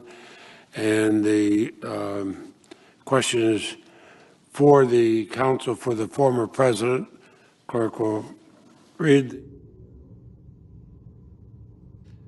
God, this guy's killing me. The president guy is killing me. Multiple state constitutions enacted prior to 1787, namely the constitutions of Delaware, Virginia, Pennsylvania, and Vermont, specifically provided for the impeachment of a former officer. Given that the framers of the U.S. Constitution would have been aware of these provisions, does their decision to omit language specifically authorizing the impeachment of former officials indicate that they did not intend for our Constitution to allow for the impeachment of former officials?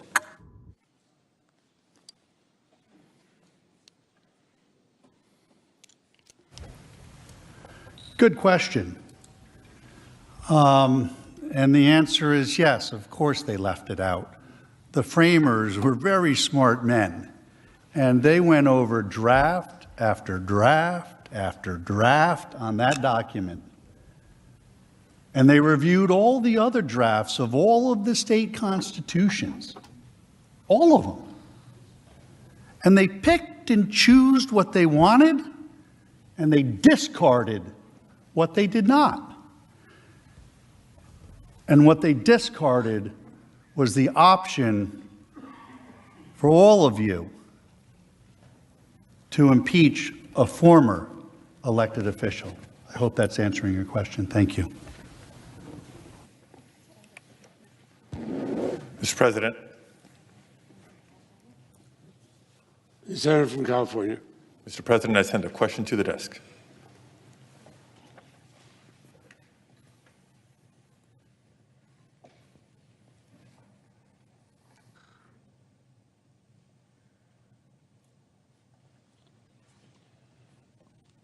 I'm going to let you guys know right now, usually when you have a written speech, There was somebody that was paid money to prepare that, and that is not a good thing when your elected officials are reading from a script. So thank you for bringing that up. Managers, the clerk will report.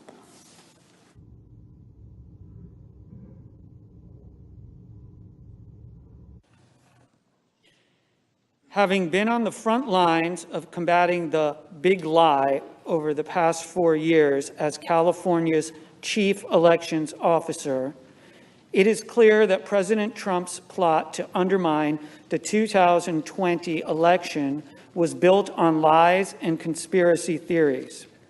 Oh, How did my this God. plot to unconstitutionally keep President Trump in power lead to the radicalization of so many of President Trump's followers and the resulting attack on the Capitol?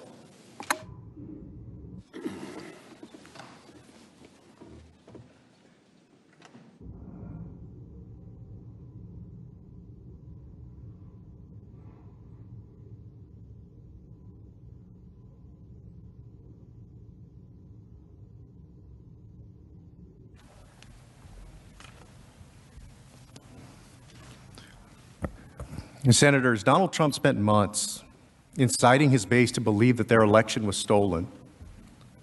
And that was the point, that was the thing that would get people so angry. Think about that. What it would take to get a large group of thousands of Americans so angry to storm the Capitol. That was the purpose behind Donald Trump saying that the election had been rigged and that the election had been stolen. And to be clear, when he says the election is stolen, what he's saying is that the victory, and he even says one time, the election victory is being stolen from them. Think about how significant that is to Americans. Again, you're right, over 70 million, I think 74 million people voted for Donald Trump. And this wasn't a one-off comment. It wasn't one time. It was over and over and over and over and over again with a purpose.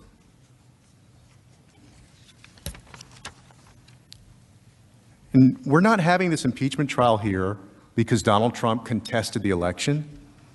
As I said during the presentation, nobody here wants to lose an election. We all run our races to win our elections. But what President Trump did was different. What our commander-in-chief did was the polar opposite of what we're supposed to do. We let the people decide the elections, except President Trump. He directed all of that rage that he had incited to January 6th, the last chance. This again, to him, this was his last chance. This was certifying the election results. He needed to whip up that mob, amp them up enough to get out there and try to stop the election results, the certification of the election. And y'all, they took over the Senate chamber to do that. They almost took over the House chamber. There were 50 or so or more House members who were literally scared for their lives up in the gallery. A woman who bought into that big lie died because she believed the president's big lie. This resulted in a loss of one of his supporters' lives. A Capitol police officer died that day. Other of President Trump's supporters. Not true. Police officer did not die that day. That is false information. Verified false information, actually. Defense is basically everything President Trump did is okay, and he could do it again. Is that what we believe? That there is no problem with that? That it's perfectly fine if he does the same thing all over again? This is dangerous. He's inciting his base. He was using the claim of a rigged election. We have never seen rigged. Somebody do that over and over and over again, tell a lie, say 6 months ahead of time that it's a rigged election. Because it was, and we knew it would be. There is a dangerous consequence to that. When you've got millions of followers on Twitter and millions of followers on Facebook, and you've got that huge bully pulpit from the White House, and you're the President of the United States, there is a cost to doing that. People are listening to you in a way that, quite honestly, they're not listening to me, and they're not listening to all of us in this room. I just want to clear up, the defense counsel made a point about something that I read earlier. The defense counsel suggested I misspoke. And I just want to clarify for the record that the tweet I referenced, let me read you the tweet directly. If a Democrat presidential candidate had an election rigged and stolen with proof of such acts at a level never seen before, the Democrat senators would consider it an act of war and fight to the death. Mitch and the Republicans do nothing, just want to let it pass. No fight. So Donald Trump was equating. No, he isn't. Nope, I'm muting this part. This is false news. This is fake news. They are fake spreading lies on public television, even after being told that and presented with evidence that they're lying. He's lying right now. We can't listen to that.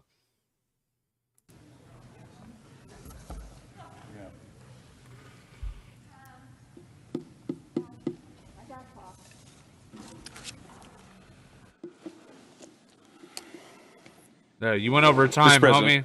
Go sit down, homie.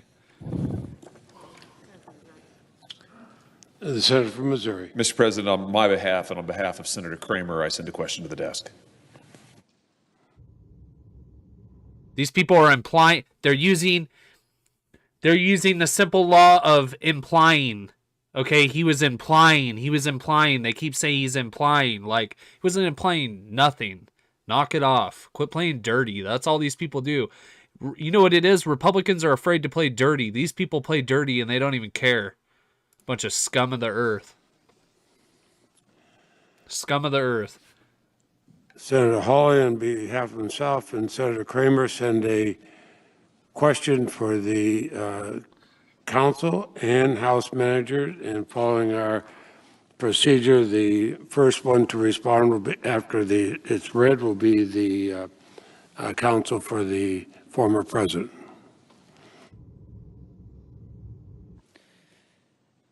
If the Senate's power to disqualify is not derivative of the power to remove a convicted president from office, could the Senate disqualify a sitting president but not remove him or her?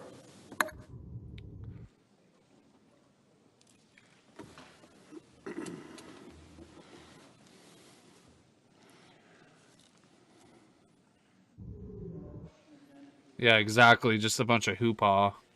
That's all this is. If the Senate's power to disqualify is not derivative of the power to remove a convicted president from office, could the Senate disqualify a sitting president but not remove him or her? President has 2.5 minutes.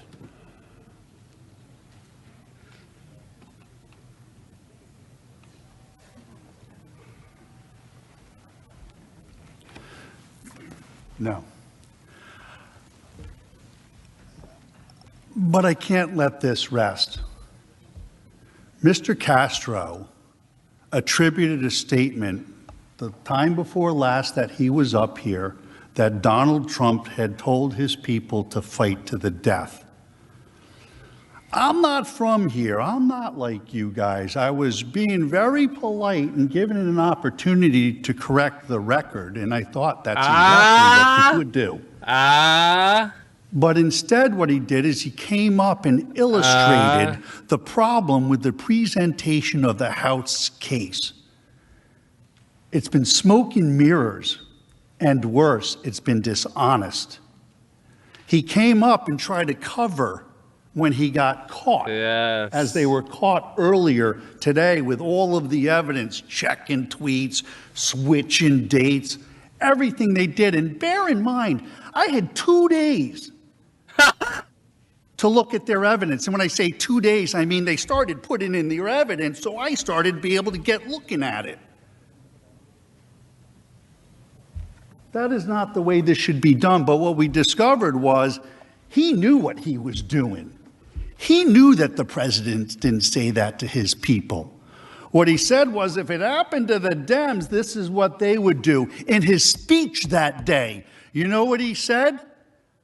He said, if this happened to the Democrats, if the election was stolen from the Democrats. That's right. Tell them. Preach it. All Preach hell it. would break loose. But, he said to his supporters, we are smarter. We are stronger. And we're going to do what they did all summer long. That's right. Let's go. So what he did was he misrepresented a tweet to you go. to put forth the narrative that is wrong. It's wrong, it's dishonest, and the American people don't deserve this any longer. You must have quit. Yeah. Let's go. On the part of the House Representatives has 2.5 minutes. Let's go. And that was profoundly inaccurate and irrelevant to what the question is. So I'm going to get back to the question. My.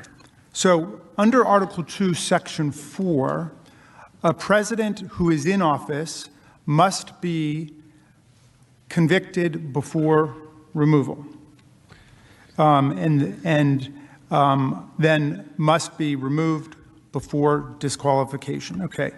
But if the president is already out of office, then he can be separately disqualified, as this president is. But these powers have always been treated as separate, which is why I think there have been 8 people who've been convicted and removed, and just 3 of them disqualified. And as you know, there's a totally separate process within the Senate for doing this.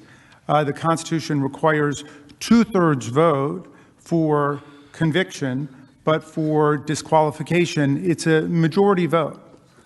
It's a separate thing. So people could vote to convict and then vote not to disqualify.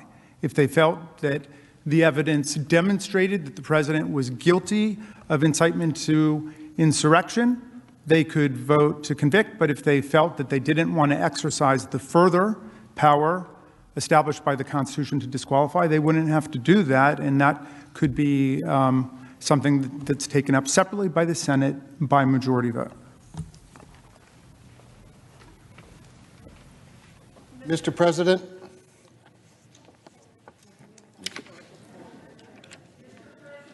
The Senator from Massachusetts. I send a question to the desk.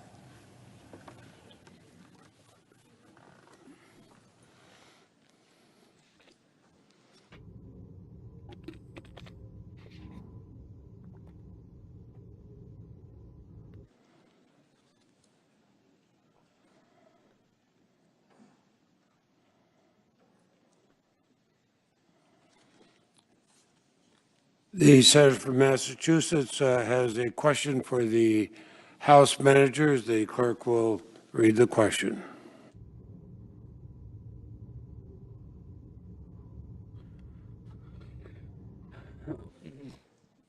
The defense's presentation highlighted the fact that Democratic members of Congress raised objections to counting of electoral votes in past joint sessions of Congress.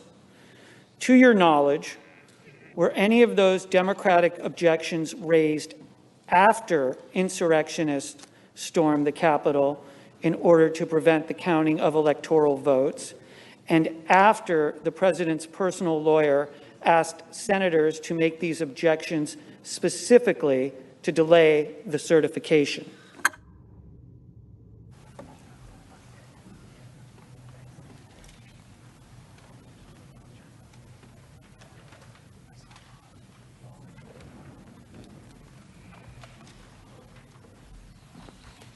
So thank you very much, Mr. President, for the opportunity to respond to that. The answer is no. We are not aware that any other objections raised in the counting of electoral college votes, either by Democrats or Republicans, and this has actually been a kind of proud bipartisan tradition under the Electoral College, just because the Electoral College is so arcane and has so many rules to it. I think that my co-counsel on the other side had some fun because I was one of the people who took, I think, about 30 seconds in 2016 to point out that the electors from Florida were not actually conforming to the letter of the law because they have a rule in Florida that you can't be a dual office holder. In other words, you can't be like a state legislator and also be an elector. And so that was improper form. But I think that then Vice President Biden properly gavelled me down and said, look, we're going to try to make the Electoral College work and we're going to vindicate the will of the people. And that's pretty much what's happened. And nobody has stormed the Capitol before, or as Representative Cheney, the Secretary of the Republican Conference, said, gone out and summoned a mob, assembled a mob, incited a mob, and lit a match. As Representative Cheney said, that all of this goes to the doorstep of the president. None of it would have happened without him, and everything is due to his actions. This would not happen. That is the chair of the House Republican Conference, who was the target of an effort to remove her, which was rejected on a vote by more than 2-1 in the House Republican Conference, when there was an attempt to remove her for voting for impeachment and becoming a leader for vindicating our constitutional values. So please don't mix up what Republicans and Democrats have done, I think, in every election for a long time, to say there are improprieties going on in terms of conforming with state election laws, with the idea of mobilizing a mob insurrection against the government that got 5 people killed, 140 Capitol officers wounded, and threatened the actual peaceful succession of power and transfer of power in America. Now, if we want to talk about reforming the Electoral College, we can talk about reforming the Electoral College. You don't do it with violence.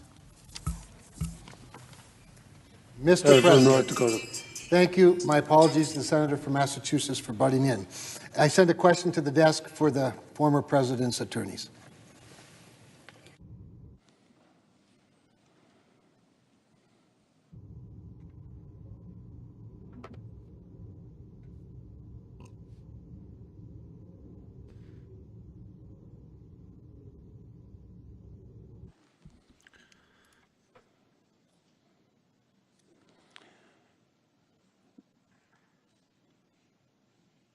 The question from Senator Kramer is for the counsel for the former president. The clerk will read the question.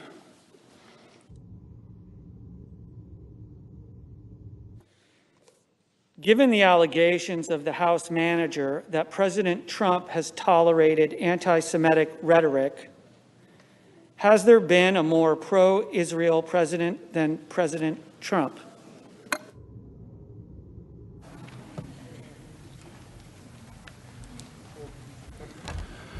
No, but it's apparent that nobody listened to what I said earlier today, because the victorial speech needs to stop. You need to stop. There was nothing fun here, Mr. Raskin. We aren't having fun here. This is about the most miserable experience I've had down here in Washington, D.C. There's nothing fun about it. And in Philadelphia, where I come from, when you get caught doctoring the evidence, your case is over. And that's what happened. They got caught doctoring the evidence, and this case should be over. That's right. That's right. You give it to him, baby.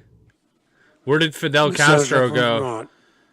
I want to know where Fidel Castro went. Where's Fidel Castro at? Fidel? Fidel! Fidel! Where? Fidel Castro! Where'd you go? Oh, there he is. Woo! Woo! Woo! Woo! Just making sure Fidel was still there.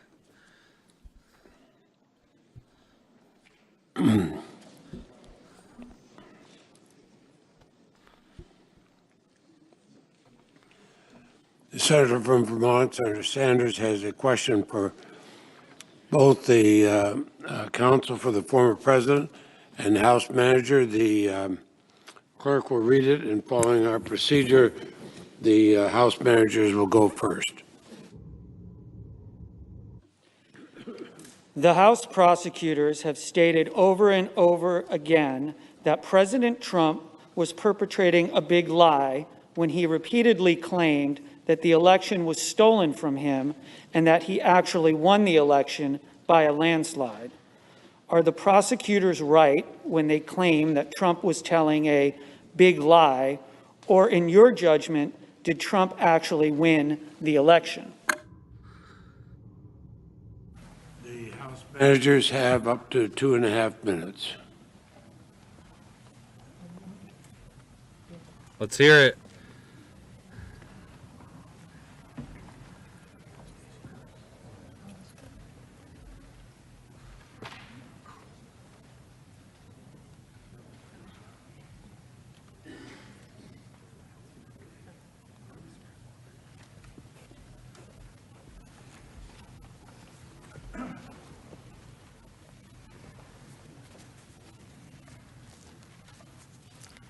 As we all know, President Trump did lose the election by 7 million votes, 306 electoral votes.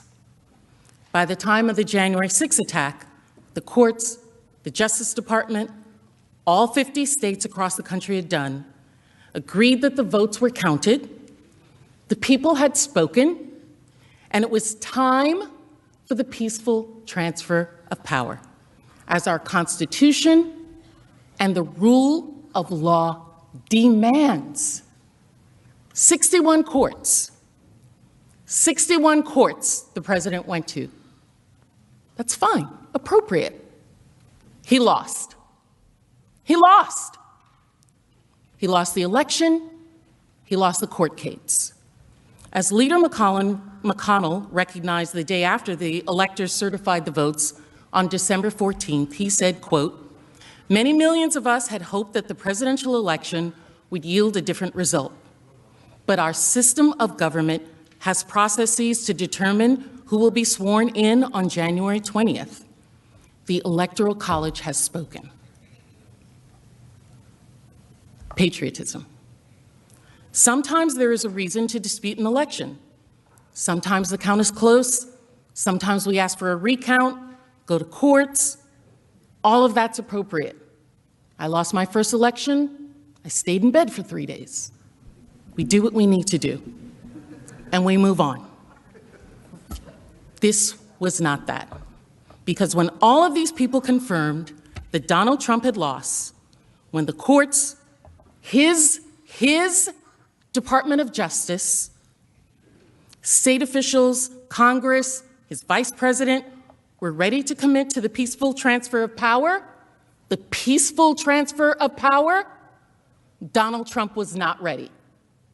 And so we are all here because he was not ready. Day after day, he told his supporters false, outlandish claims of why this election was rigged. Now, let's be clear. President Trump had absolutely no support of these claims, but that wasn't the point of what he was doing.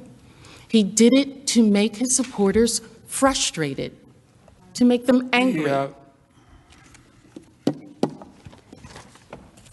Time has expired. And counsel for the former president recognized for 2.5 minutes. Thank you. May I have the question read again and not have it count to my time? Of course, the clerk will read the question again. The House prosecutors have stated over and over again that President Trump was perpetrating a big lie when he repeatedly claimed that the election was stolen from him and that he actually won the election by a landslide. Are the prosecutors right when they claim that Trump was telling a big lie, or in your judgment, did Trump actually win the election? The counsel for the former president have 2.5 minutes. My judgment? Who asked that? I did. My judgment's irrelevant in this proceeding. It absolutely is. What's supposed to happen here is the article of impeachment is supposed to be... The Senate will be in order. The senators, under the rules, cannot challenge the content of the response. The counsel will continue. May I have the question read again, please? The House prosecutors have stated over and over again that President Trump was perpetrating a big lie when he repeatedly claimed that the election was This stolen is good, from him folks. and that he actually This won is the getting election by spicy. a landslide. Are the prosecutors right when they claim that Trump was telling a big lie, or in your judgment, did Trump actually win the election? In my judgment, it's irrelevant to the question before this body. What's relevant in this impeachment article is, were Mr. Trump's words insightful to the point of violence and riot? That's the charge, that's the question. And the answer is no. He did not have speech that was insightful to violence or riot. Now, what's important to understand here is the House managers have completely, from the beginning of this case to right now, done everything except answer that question. The question they brought before you, the question they want my client to be punished by. That's the questions that should be getting asked. And the answer is, he advocated for peaceful, patriotic protests. They're his words. The House managers have showed zero evidence that his words did anything else. Remember, all of the evidence is this was premeditated. The attack on the Capitol was pre-planned. It didn't have anything to do with Mr. Trump in any way, what he said on that day on January 6th at that ellipse. And that's the issue before this Senate. Now, on the issue of contesting elections and the results, the Democrats have a long history of just doing that. I hope everybody was able to see the video earlier today. Over and over again, it's been contested. When Mr. Trump was elected president, we were told that he was hijacked. Council's 2.5 minutes has expired. Damn.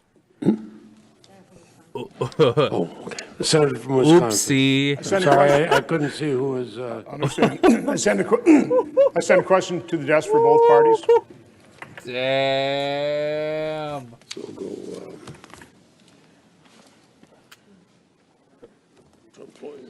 Oh, this is crazy.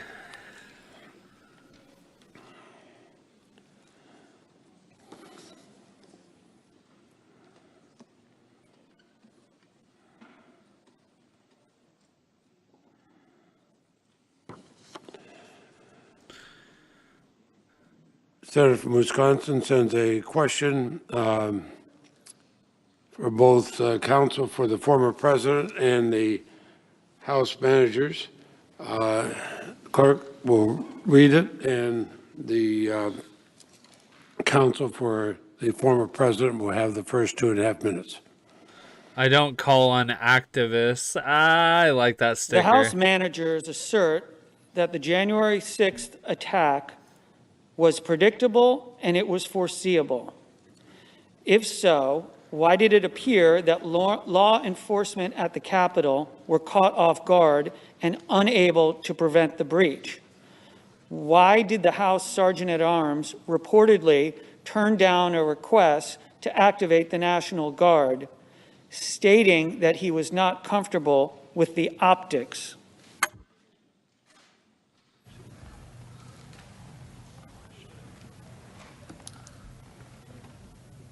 Not comfortable with the optics. Jesus, guys. That's all it's ever about, huh?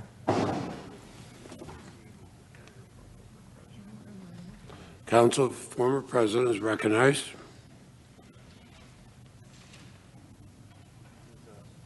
Could you read the question again, please? Clerk will read the question again. The House managers assert that the January 6th attack was predictable and it was foreseeable. If so, why did it appear that law enforcement at the Capitol were caught off guard and unable to prevent the breach?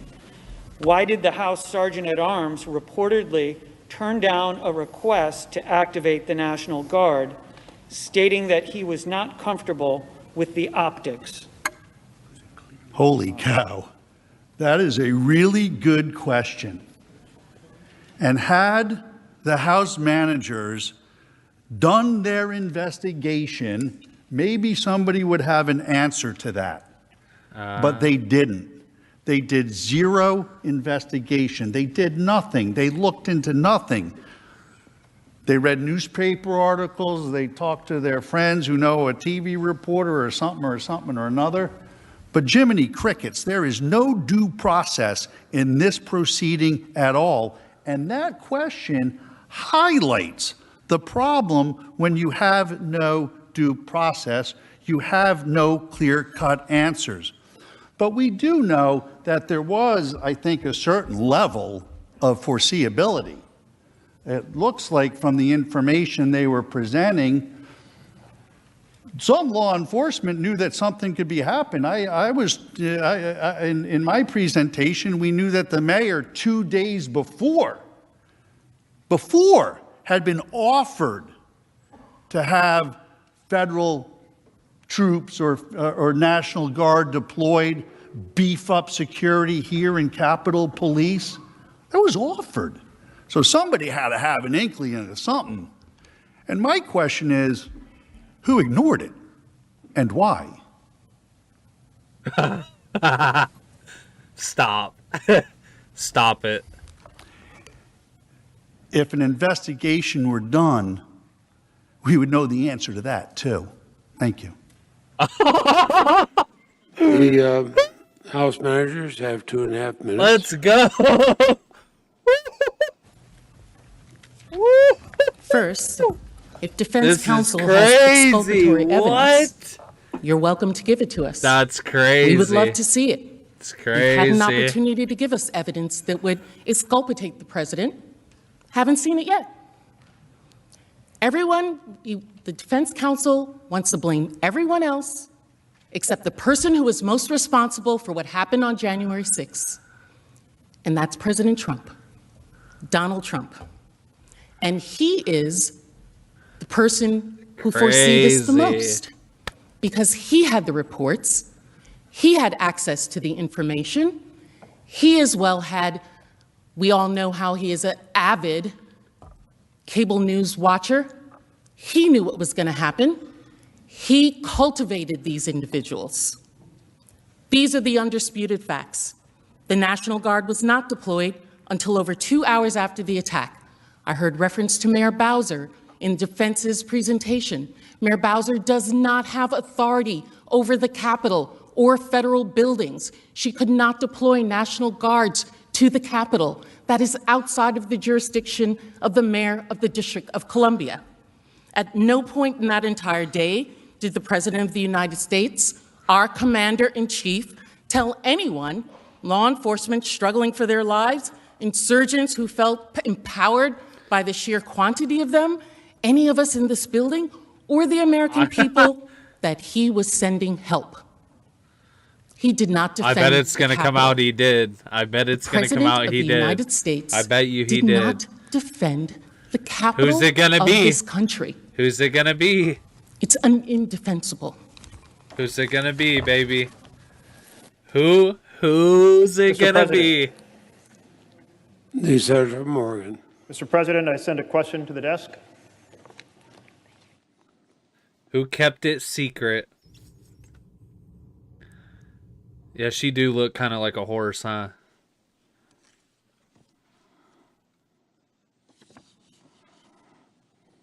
Got that long horse face.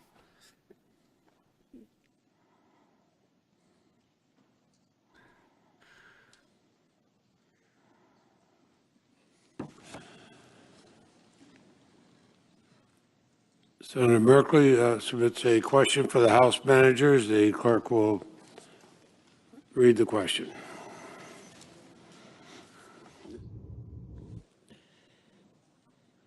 If a president spins a big lie to anger Americans and stokes the fury by repeating the lie at event after event, and invites violent groups to D.C. on the day and hour necessary to interrupt the Electoral College count, and does nothing to stop those groups from advancing on the Capitol, and fails to summon the National Guard He just to protect can't hold the himself. Capitol, He can't hold and himself. then expresses pleasure and delight that the Capitol was under attack, is the president innocent of inciting an insurrection because in a speech he says, "Be peaceful"?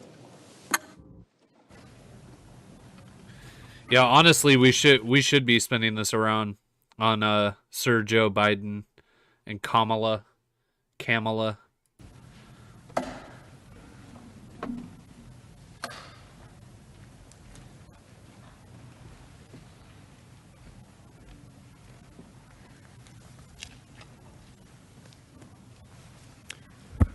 You all ask a very important question, which is, given everything that the president did leading up to the election, after the election, and leading up to January 6th, all of the incitement of his supporters, whom he convinced with a big lie over and over that the election had been stolen from them and from him.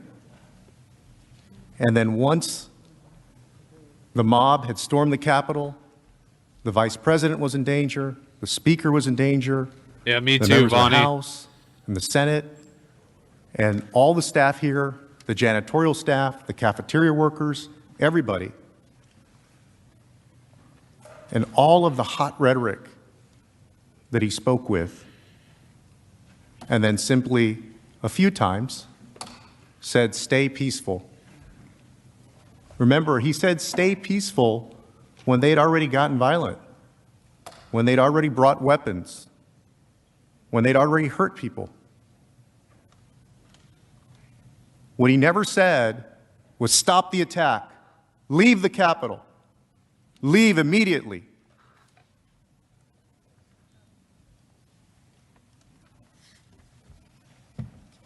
And let me be clear, the president's message in that January 6th speech was incendiary. So in the entire speech, which was roughly 1,100 words, he used the word peaceful once. And using the word peaceful was the only suggestion of nonviolence. And President Trump used the word fight or fighting 20 times. Now again, consider the context. He'd been telling them a big lie over and over, getting them amped. Consider the context of his other times he used the word fight. You don't talk about those. Why not? Weapons and arms. They're angry.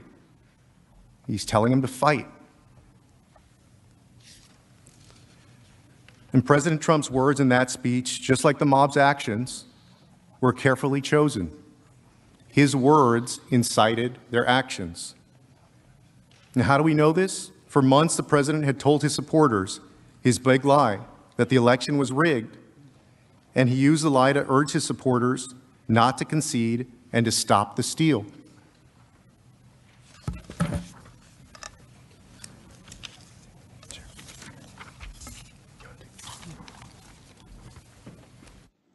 If you rob a bank and on the way out the door you yell, "Respect private property," that's not a defense to robbing the bank.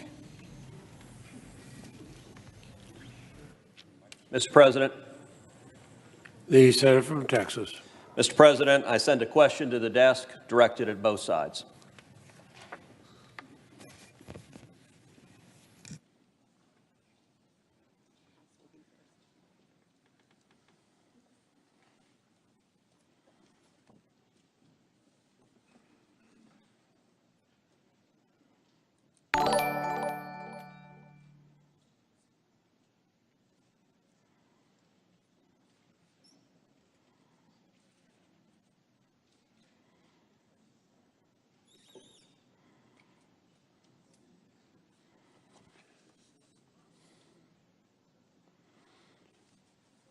The senator from Texas has a question for both sides. The clerk will read it, and the House managers will go first for 2.5 minutes.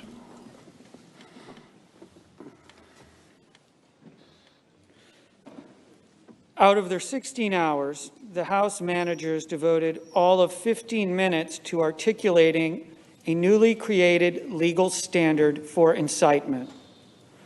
1, was violence foreseeable? 2, did he encourage violence? 3, did he do so willfully? Is this new standard derived from the criminal code or any Supreme Court case? While violent riots were raging, Kamala Harris said on national TV, they're not going to let up, and they should not. And she also raised money to bail out violent rioters. Using the manager's proposed standard, is there any coherent way for Donald Trump's words to be incitement and Kamala Harris's words not to be incitement?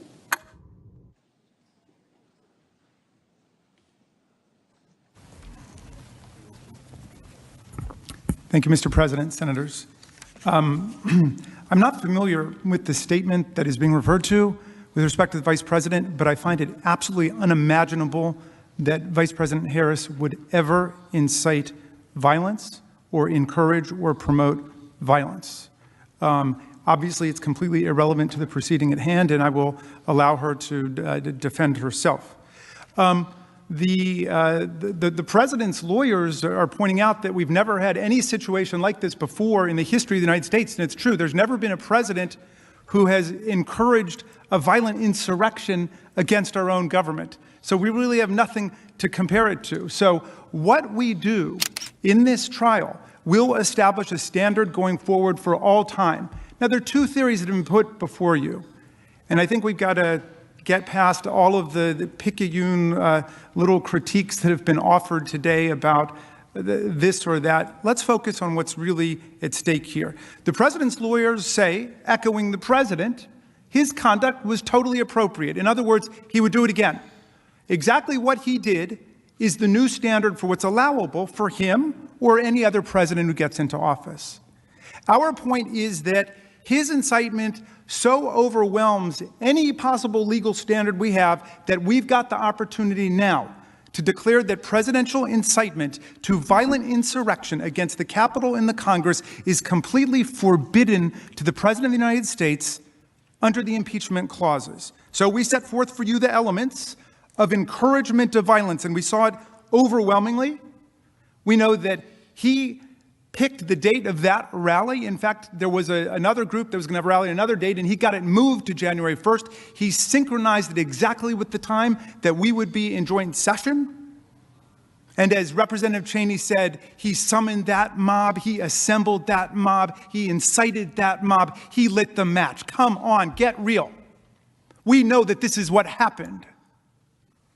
And the second thing is the foreseeability of it. Was it foreseeable? Remember Lansing, Michigan, and everything we showed you. They didn't mention that, of course. Remember the MAGA 2 march, the MAGA 2 rally. They didn't mention that. Violence all over the rallies. The president cheering it on, delighting in it, reveling in it, exulting in it.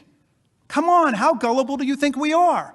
We saw this happen. We just spent 11 or 12 hours looking at all that evidence. An intent to encourage. Time Thank you. Expired. Counsel for the former president has 2.5 minutes. Senator Cruz, I believe the first part of your question refers to the newly created Raskin Doctrine on First Amendment.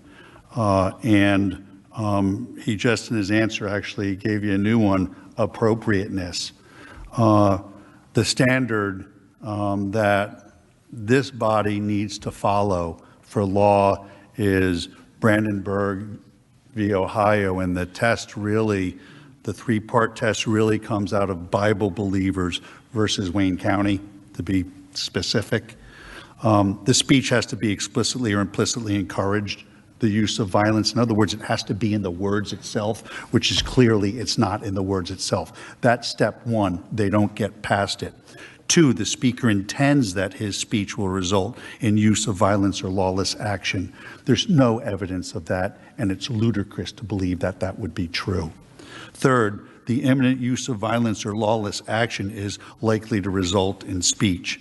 Also, they fail on all 3 points of the law as we know it and needs to be applied here. I don't know why he said he never heard Kamala Harris say about the riots and the people rioting and ruining our businesses and our streets that they're not going to let up, and they should not, because we played it 3 times today. We gave it to you in audio, I read it to you, and you got it in video. That's what she said. But it's protected speech. Her speech is protected also, Senator. That's the point. You all have protections as elected officials, the highest protections under the First Amendment. And that First Amendment applies here in this chamber to this proceeding. And that's what you need to keep focused on. You need to keep focused on what is the law and how do we apply it to this set of facts. It's your duty. You can't get caught up in all of the rhetoric and the facts that are irrelevant. You need to keep focused on what is the issue before you, decide it based on the law, Brandenburg and Bible believers, and apply it to the facts. And that requires you to look at the words. And there were no words of incitement of any kind. The council's time has expired. Thank you. Mr. President. The Senator from Washington State. President, I send a question to the desk.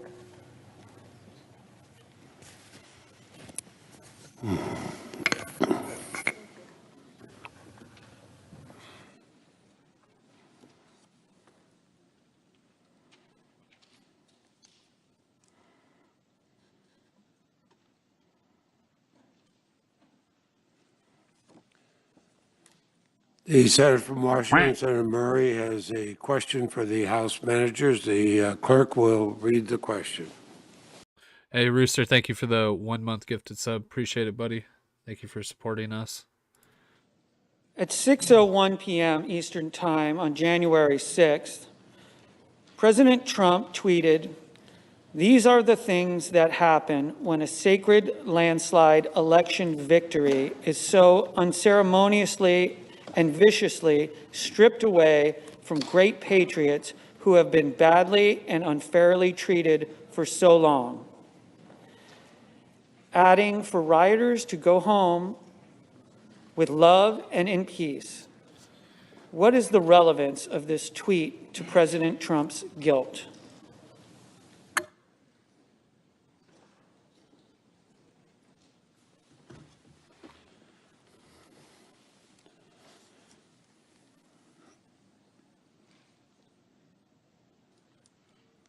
The House managers are recognized for up to 5 minutes.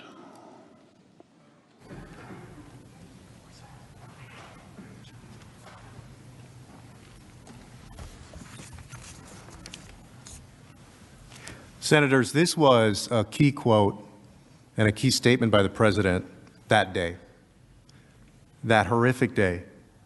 Remember, the Capitol had been stormed, it had been attacked, people had yelled, "Hang Mike Pence." I think this guy thinks he's at a murder trial. I think he forgot what he's actually there for. Pretty crazy. People brought baseball bats and other weapons. Many members of Congress and the Senate and the House were fearful for their own lives. The president didn't call the National Guard. Rooster, thank you for another 1 month gifted sub. Make sure you guys eat those up. To activate the Guard. And he said, "Remember this day forever." So if he was not guilty of inciting this insurrection, if this is not what he wanted, if it wasn't what he desired, by that time the carnage had been on television for hours. He saw what was going on. Everybody saw what was going on. If it wasn't what he wanted, why would he have said, "Remember this day forever"? Why commemorate a day like that, an attack on the U.S. Capitol, for God's sake? Why would you do that? Another 1 month gifted sub by Rooster. Thank you, brother. Appreciate it. Eat those up. And commemorate. No consoling the nation, no reassuring that the government was secure, not a single word that entire day condemning the attack or the attackers or the violent insurrection against Congress. And this tweet is important because it shows two key points about Donald Trump's state of mind. First, this was entirely and completely foreseeable, and he foresaw it. And he helped incite it over many months. He's saying, I told you this was going to happen if you certified the election for anyone else besides me. And you got what you deserved for trying to take it away from me. And we know this because that statement was entirely consistent with everything he said leading up to the attack. Second, this shows that Donald Trump intended and reveled in Another 1 month gifted sub by Rooster. Thank you, brother. I think that's 5 by him today. Appreciate you, man. forever, he said, not as a day of disgrace as it is to all of us, but as a day of celebration and commemoration. And if we let it, if we don't hold him accountable and set a strong precedent, possibly a continuation later on. We will, of course, all of us remember this day, but not in the same way that Donald Trump suggested. We'll remember the bravery of our Capitol and Metro police forces. We'll remember the officer who lost his life, and sadly the others who did as well, and the devastation that was done to this country because of Donald Trump.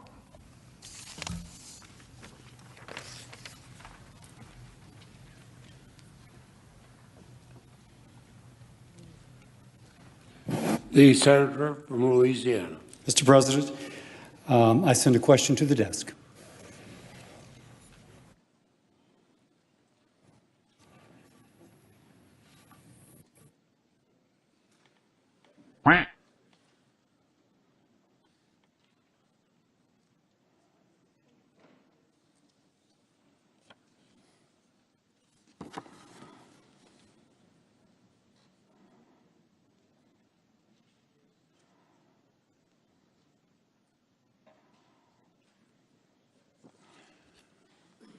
The senator from Louisiana, Mr. Cassidy, has a question for both counsel for the former president and counsel for the House.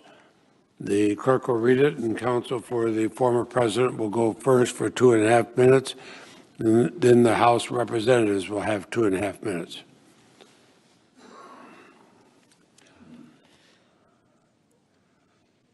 Senator Tuberville reports that he spoke to President Trump at 2:15 p.m. He told the president that the vice president had just evacuated. I presume it was understood at this time that rioters had entered the Capitol and threatened the safety of senators and the vice president.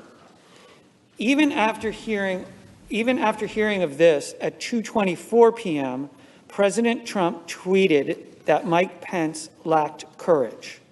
He did not call for law enforcement backup until then.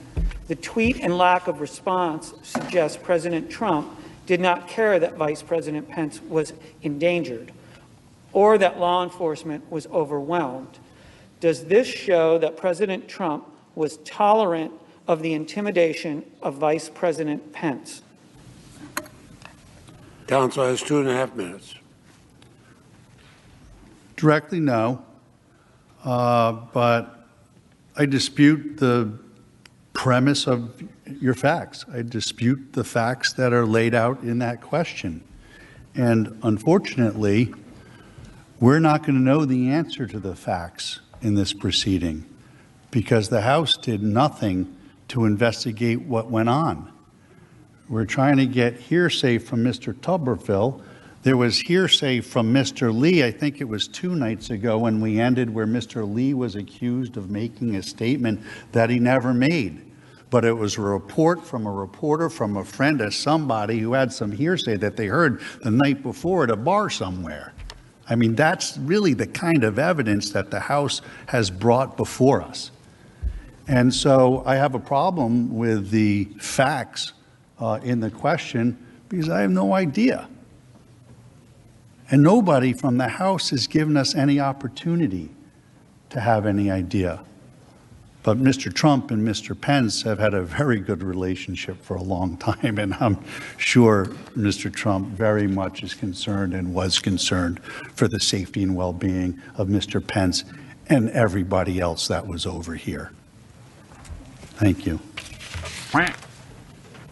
Managers and part of the House representatives have to. Another 1 month gifted sub. Thank you, Rooster Hill. Like I said at the end here, I'm going to shut the X tag off and see if you guys are able to donate any lemons yet. See if they still have me in the gulag. And yeah, we'll do that here at the end here. Soon they're wrapping up. For not having the evidence that's within the sole possession of their client who we invited to come and testify last week.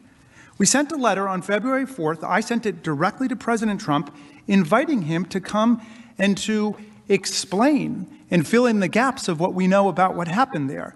And they sent back a contemptuous response just a few hours later. I think they maybe even responded more quickly to my letter than President Trump did as a commander-in-chief to the invasion and the storming of the Capitol of the United States. But in that letter, I said, you know, if you decline this invitation, we reserve all rights, including the right to establish a trial, that your refusal to testify supports a strong adverse inference. What's that?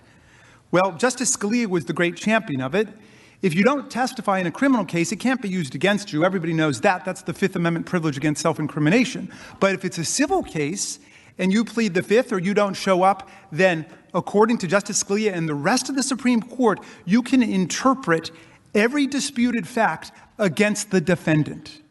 That is totally available to us. So, for example, if we say the president was missing in action for several hours and he was derelict in his duty and he deserted his duty as commander-in-chief, and we say that as inciter-in-chief he didn't call off dogs, and they say, oh no, he was really doing whatever he can. If you're puzzled about that, you can resolve that dispute, factual dispute, against the defendant who refuses to come to a civil proceeding. He will not spend 1 day in jail if you convict him. This is not a criminal proceeding. This is about preserving the republic, dear Senate.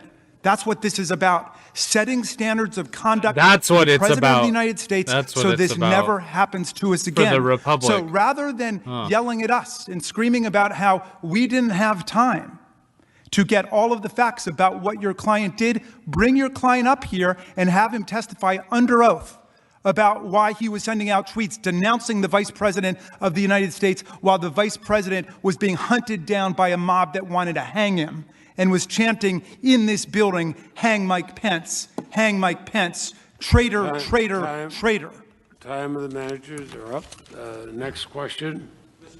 The senator from West Virginia. Mr. President, I send a question to the desk directed to the House managers.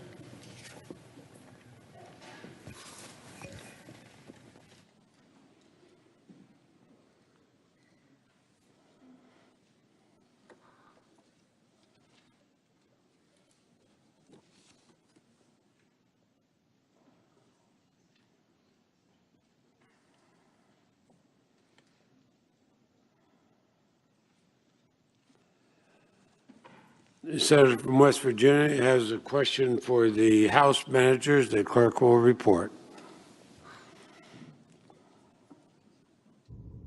A lot of questions for the House managers. Would the president be made aware of the FBI and intelligence information of a possible attack? And would the president be responsible for not preparing to protect the Capitol and all elected officials of government with National Guard and law enforcement, as he did when he appeared in front of the St. John's Episcopal Church?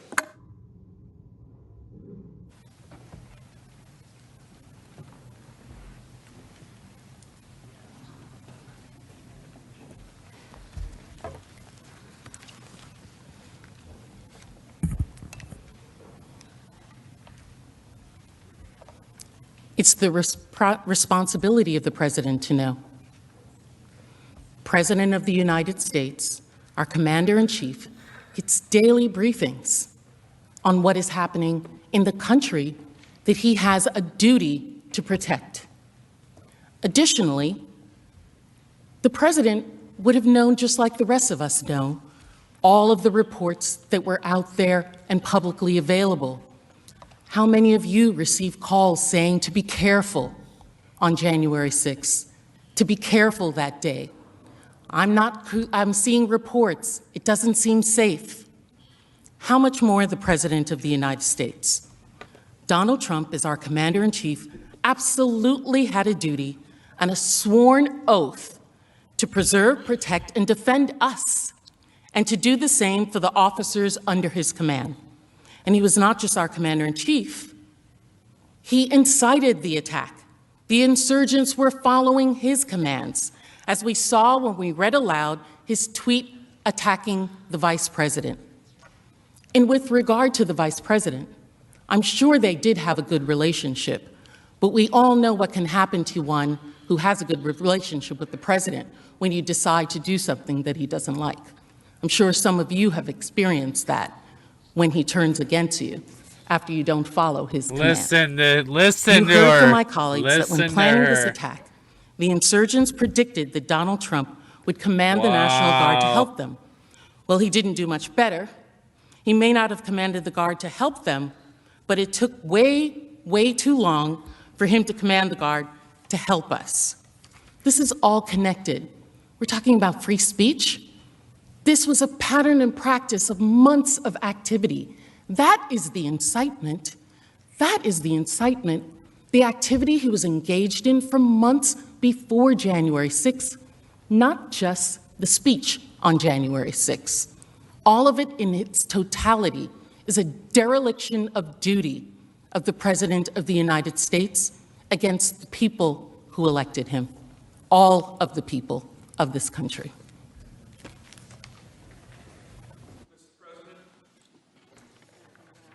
The Senator from Alaska. Mr. President, I send a question to the desk for the former President's Counsel.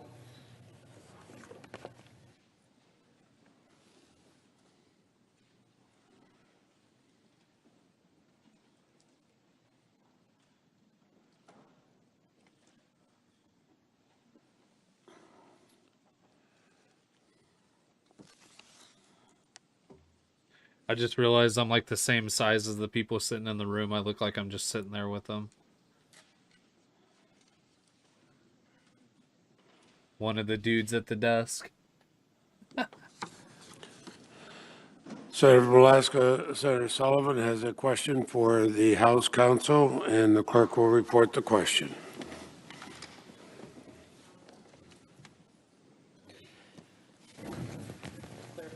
Mr. President. For the former President's Counsel, sorry about that. Thank you, Mr. President. The House manager said yesterday that due process is discretionary, meaning the House is not required to provide, and indeed did not provide in this snap impeachment, any constitutional protections to a defendant in the House impeachment proceedings. What are the implications for our constitutional order of this new House precedent, combined with the Senate's power to disqualify from public office a private citizen in an impeachment trial? Counsel has 5 minutes. That's a complicated question. Could I have that read again, please? The House managers said yesterday that due process is discretionary, meaning the House is not required to provide, and indeed did not provide in this snap impeachment, any constitutional protections to a defendant in House impeachment proceedings. What are the implications for our constitutional order of this new House precedent, combined with the Senate's power to disqualify from public office a private citizen in an impeachment trial? Well, first of all, due process is never discretionary. Good Lord. The Constitution requires that an accused have the right to due process because the power that a prosecutor has to take somebody's liberty when they're prosecuting them is the ultimate thing that we try to save. In this case, just now, in the last 2 hours, we've had prosecutorial misconduct. What they just tried to do was say that it's our burden to bring them evidence to prove their case. And it's not. It's not our burden to bring any evidence forward at all. What's the danger? Well, the danger is pretty obvious. If a majority party doesn't like somebody in the minority party and they're afraid they may lose the election, or if it's somebody in the majority party and there's a private citizen who wants to run against somebody in the majority party, well, they could simply bring impeachment proceedings. And of course, without due process, they're not going to be entitled to a lawyer. They're not going to be entitled to have notice of the charges against them. It puts us into a position where we are the kind of judicial system and governing body that we're all very, very afraid of. From what we left hundreds of years ago. That's right. Amen. And what regimes Amen. all around this world Amen. that endanger us. Amen. That's how they That's act. right. That's how they That's right. conduct themselves. That's right. Without giving the accused due process. That's right. Taking their liberty without giving them just a basic fundamental right under the 5th through the 14th applied to the states, due process. If you take away due process in this country from the accused, if you take that away, there will be no justice. There'll be and none, nobody will be safe. But it's patently unfair for the House managers to bring an impeachment proceeding without any investigation at all, and then stand up here and say, one, they had a chance to bring us evidence, and two, let's see what we can do about flipping around somebody's other constitutional rights to having a lawyer or to having to see the evidence at all. It just gets brought in without anybody, as it was here, without anybody having an opportunity to review it beforehand. They actually sent it to us on the 9th, the day after we started this. So it's a really big problem. The due process clause applies to this impeachment hearing, and it's been severely and extremely violated. This process is so unconstitutional because it violates due process. I'm not even going to get into the jurisdiction part. The due process part should be enough to give anybody who loves our Constitution and loves our country great pause to do anything but acquit Donald Trump. Thank you. Mr. President. Senator from Connecticut. Thank you, Mr. President. Mr. President, I send a Senator question from to the desk Connecticut. for the House managers. Guy can't even speak. Crazy.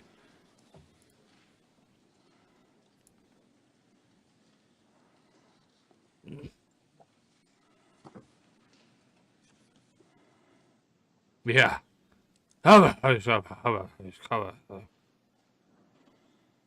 Yeah.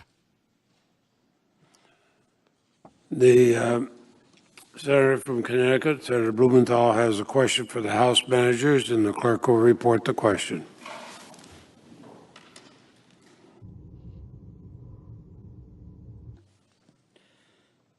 Former President Trump and his attorneys have cited the Brandenburg v. Ohio case in support of their argument that the First Amendment protects Trump. Did the Brandenburg case prohibit holding public officials accountable through the impeachment process for the incitement of violence. This is how you know these senators are a bunch of soy boys, a bunch of little 5-foot soy boys that got to use mics to talk up. They used to not even have mics. You had to speak up with your actual man voice from your tummy. Get something good in there. Now they're using mics. So, soy boys. Let's start with the letter of more than 140 constitutional law professors, which I think they described as partisan in nature.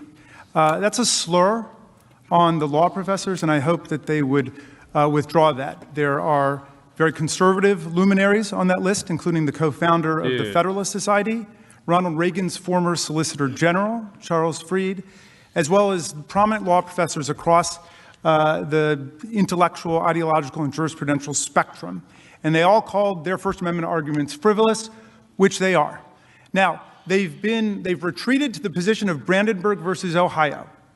They want their client to be treated like a guy at the mob, I think they said, a guy in the crowd who yells something out. Even on that standard, this group of law professors said there's a very strong argument that he's guilty even under the strict Brandenburg standard. Why? Because he incited imminent lawless action and he intended to do it, and it was likely to cause it. How do we know it was likely to cause it? It did cause it. They overran the Capitol, right? So even if you want to hold the President of the United States of America to that minimal standard and forget about his constitutional oath of office, but as I said before, that would be a dereliction of legislative duty on our part. If we said all we're going to do is treat the President of the United States like one of the people he summoned to Washington to commit insurrection against us, okay? The President swore to preserve, protect, and defend the Constitution of the United States. That's against all comers. Domestic or foreign, that's what ours says, right? Did he do that? No, on the contrary. He's like the fire chief. He doesn't just say, go ahead and shout fire in crowded theater. He summons the mob and sends the mob to go burn the theater down. And when people start madly calling him and ringing the alarm bells, he watches it on TV. And he takes his sweet time for several hours. He turns up the heat on the deputy fire chief who he's mad at because he's not making it possible for him to pursue his political objectives. And then when we say, we don't want you to be fire chief ever again, he starts crying about the First Amendment. Brandenburg was a case about a bunch of Klansmen who assembled in a field, and they weren't near anybody such that they could actually do violent damage to people. But they said some pretty repulsive, racist things, but the Supreme Court said they weren't inciting imminent lawless action because you couldn't have a mob, for example, break out the way that this mob broke out and took over the capital of the United States of America. And by the way, don't compare him to one of those Klansmen in the field asserting their First Amendment rights. Assume that he were the chief of police of the town who went down to that rally and started calling for, a rally at the city hall, and then nurturing that mob, cultivating that mob, pulling them in over a period of weeks and days, naming the date and the time and the place, riling them up beforehand, and then just saying, be my guest, go and stop the steal. Come on, back to Tom Paine. Use your common sense. Use your common sense. That's the standard of proof we want. They're already treating their client like he's a criminal defendant. They're talking about beyond a reasonable doubt. They think that we're making a criminal case here. You are. My friends, the former president is not going to spend 1 hour or 1 minute in jail. This is about protecting our republic and articulating and defining the standards of presidential conduct. And if you want this to be a standard for totally appropriate presidential conduct. Is there a standard for the presidency, though? I don't think there is a standard for the presidency. I think Trump proved that. Okay, sir? Take your little seat, your little 5'3" suit, all of 150 pounds. All right, sir? Sit down. Sit down, sir. Sit down. I think that's why Trump was elected. To get people like you out of office. Soy boy.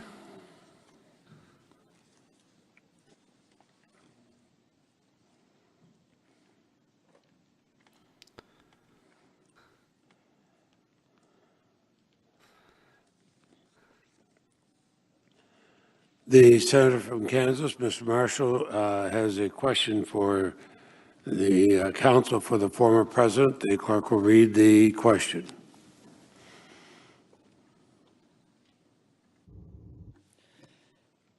The House manager's single article of impeachment is centered on the accusation that President Trump singularly incited a crowd into a riot. Didn't the House managers contradict their own charge by outlining the premeditated nature and planning of this event, and by also showing the crowd was gathered at the Capitol even before the speech started, and barriers were pushed over some 20 minutes before the conclusion of President Trump's speech?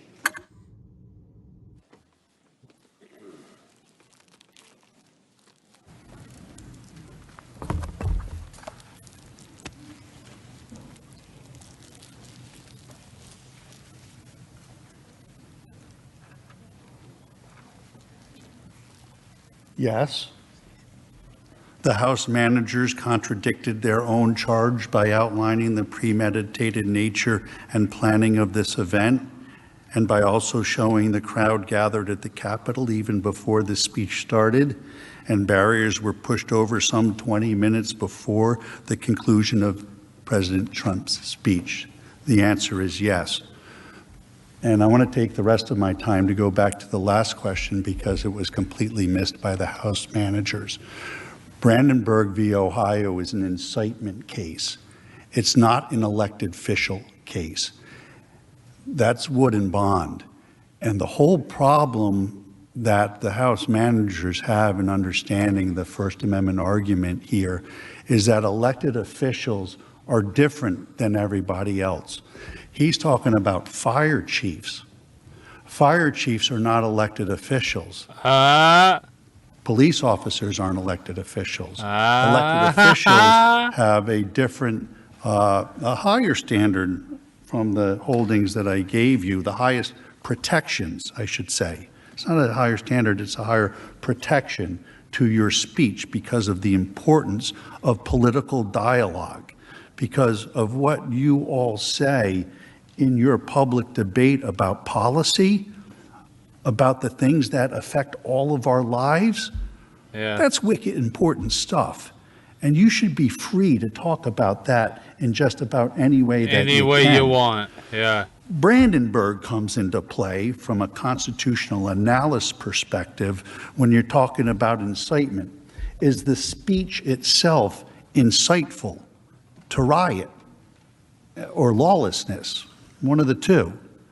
And the answer here is no. And Brandenburg, through, again, Bible believers, require you to look at the words of the speech. You actually can't go outside the words of the speech. You're not allowed to in the analysis.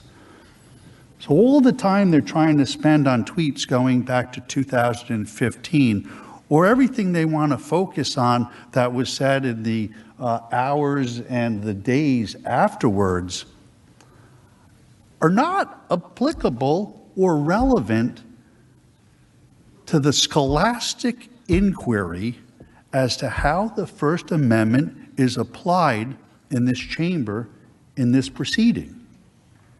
And so again, you need to be focused on what's the law, and then how do we apply it to this set of facts.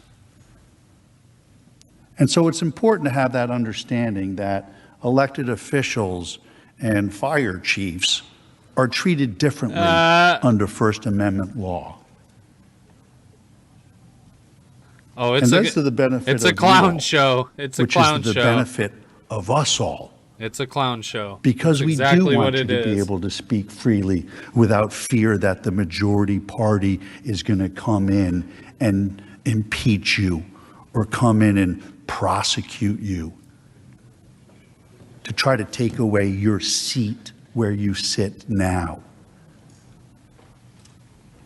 That's not what the Constitution says should be done.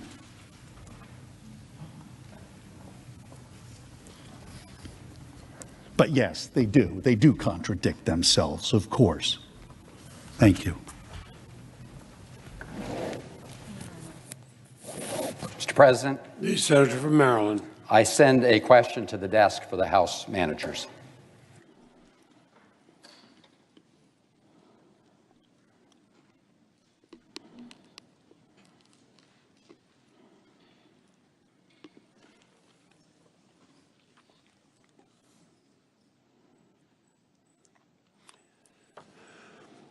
The Senator from Maryland, Senator Van Hollen, has a question for the managers. The clerk will report the question.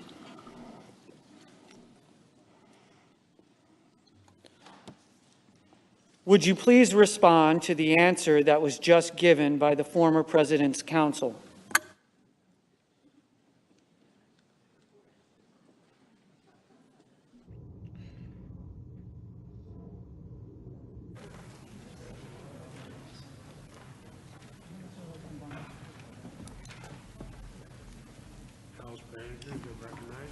Mr. President, thank you. I'm not quite sure which question the senator was referring to, but let me quickly just dispense of the counsel's invocation again of Bond versus Floyd.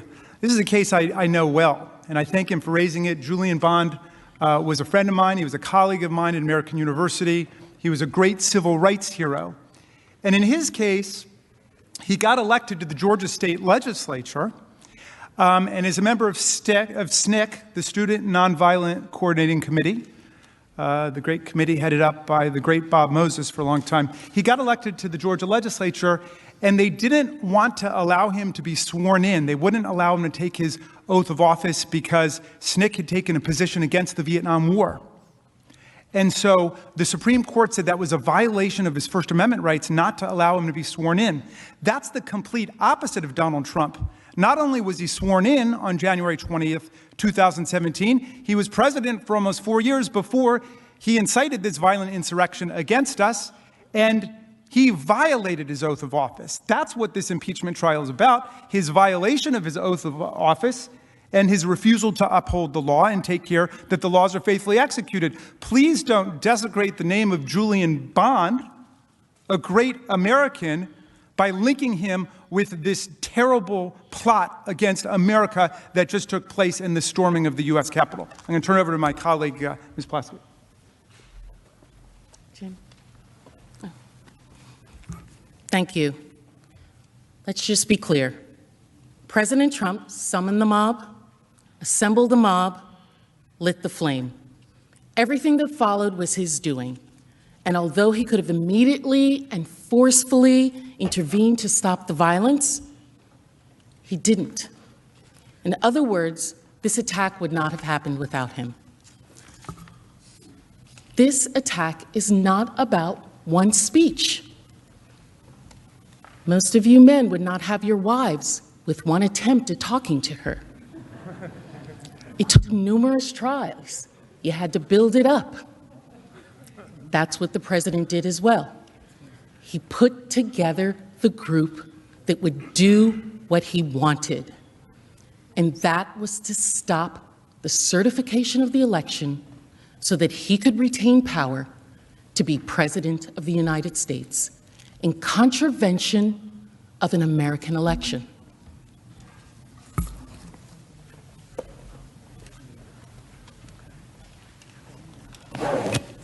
Mr. President? The senator from Florida. I send a question to the desk.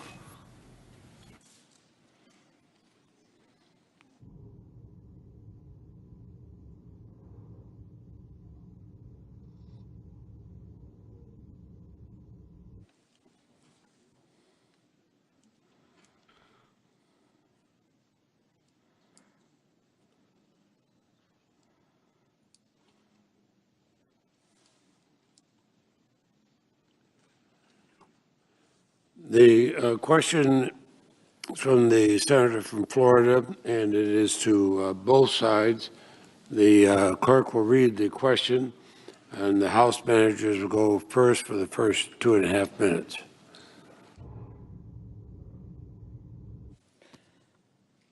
Voting to convict the former president would create a new precedent that a former official can be convicted and disqualified by the Senate. Therefore, is it not true that under this new precedent, a future House facing partisan pressure to lock her up could impeach a former Secretary of State, and a future Senate be forced to put her on trial and potentially disqualify from any future office?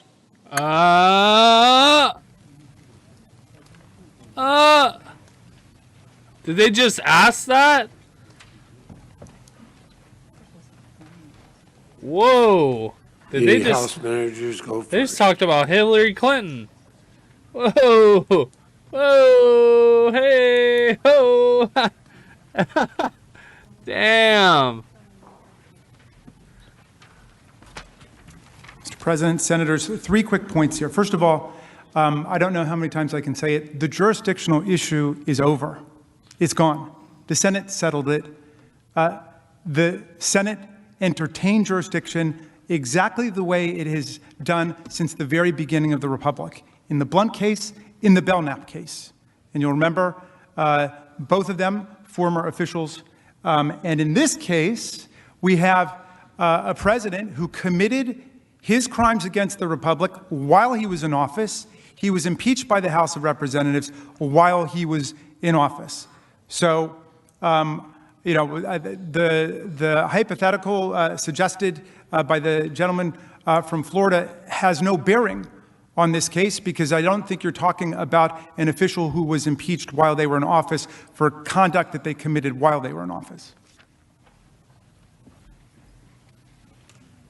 The counsel for the former president has 2.5 minutes.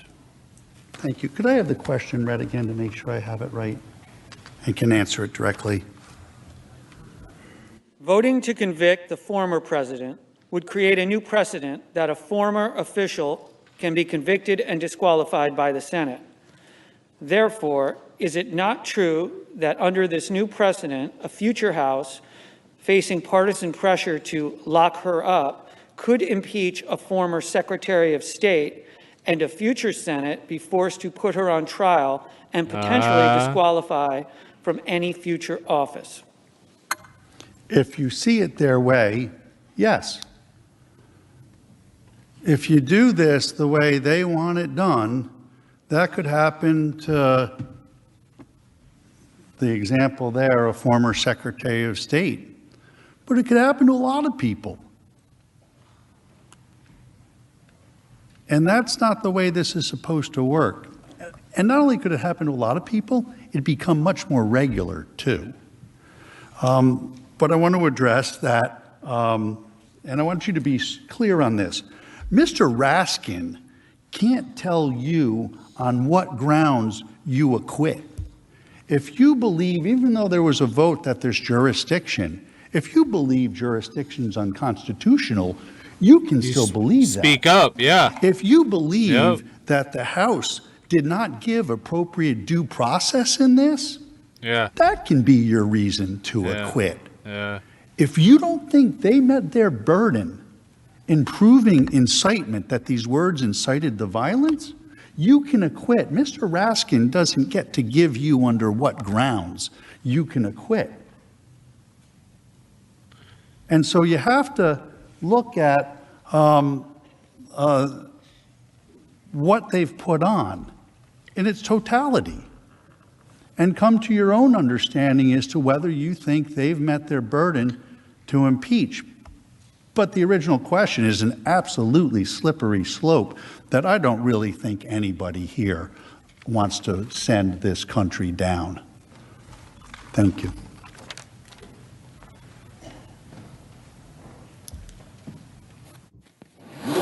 Mr. President, I send a question to the desk.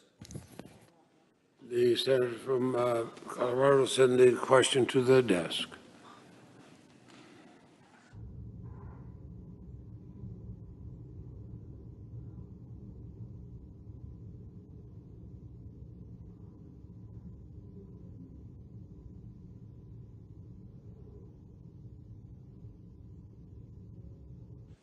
And I would note, just for the,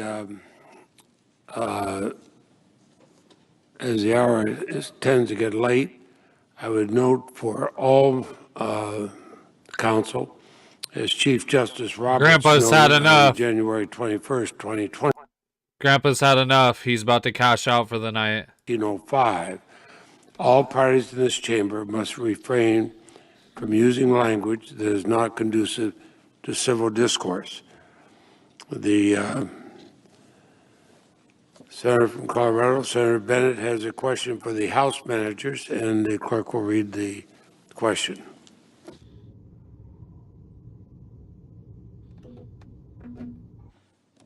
Since the November election, the Georgia Secretary of State, the Vice President, and other public officials withstood enormous pressure to uphold the lawful election of President Biden and the rule of law.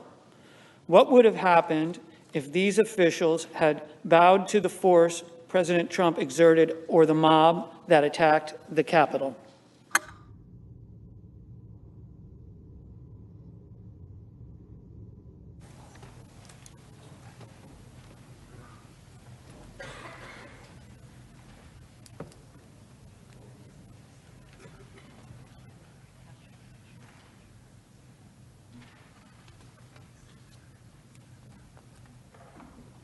It would have.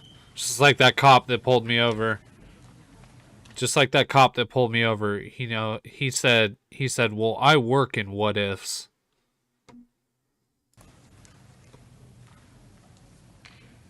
Scumbags.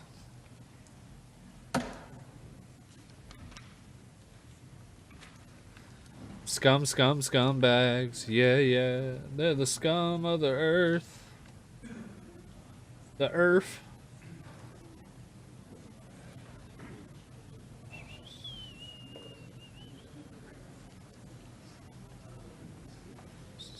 The House managers have 5 minutes.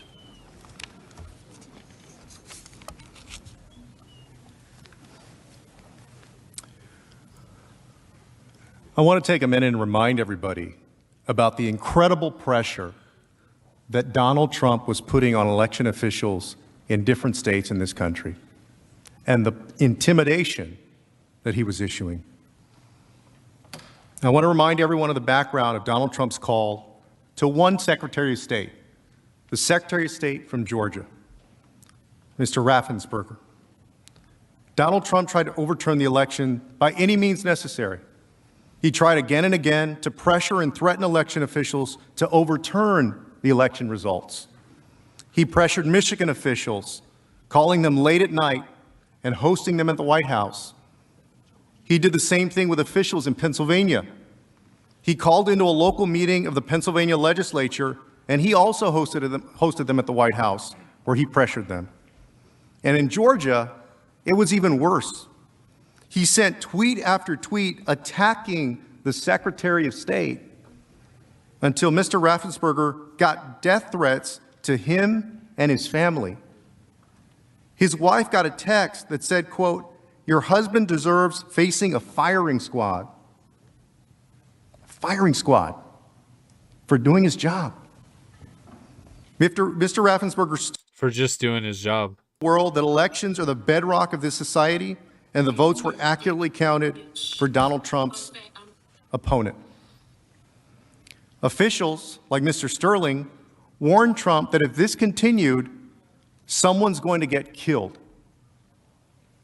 But Donald Trump didn't stop. He escalated it even further. He made a personal call. You heard that call because it was recorded.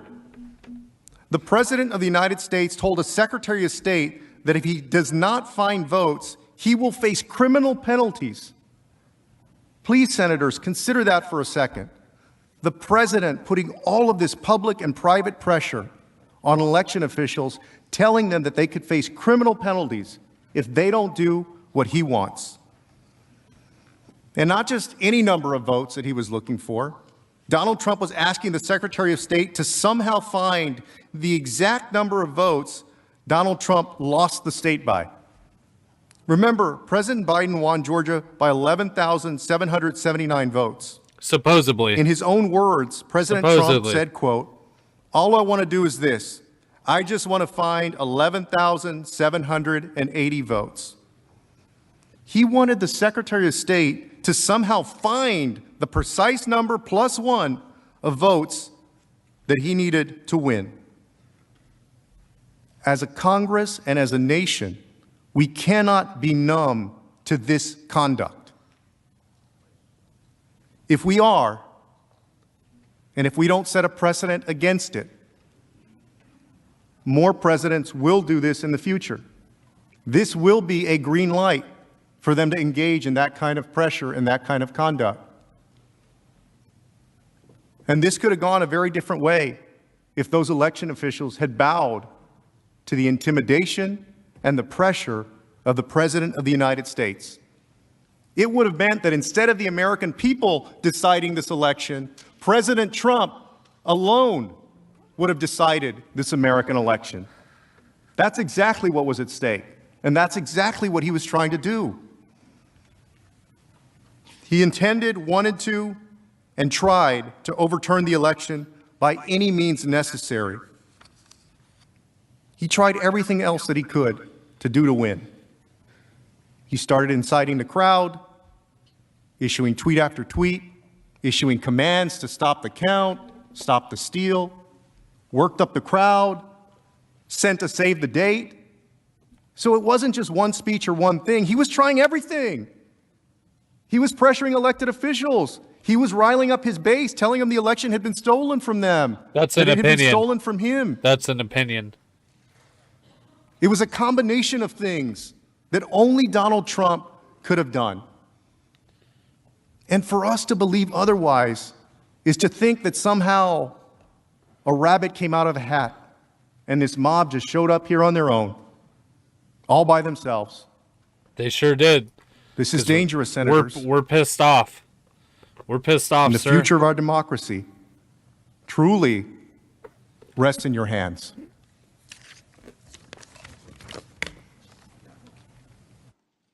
It's not going to they're not going to impeach him. The senator from Texas. Mr. President, I send a question to the desk.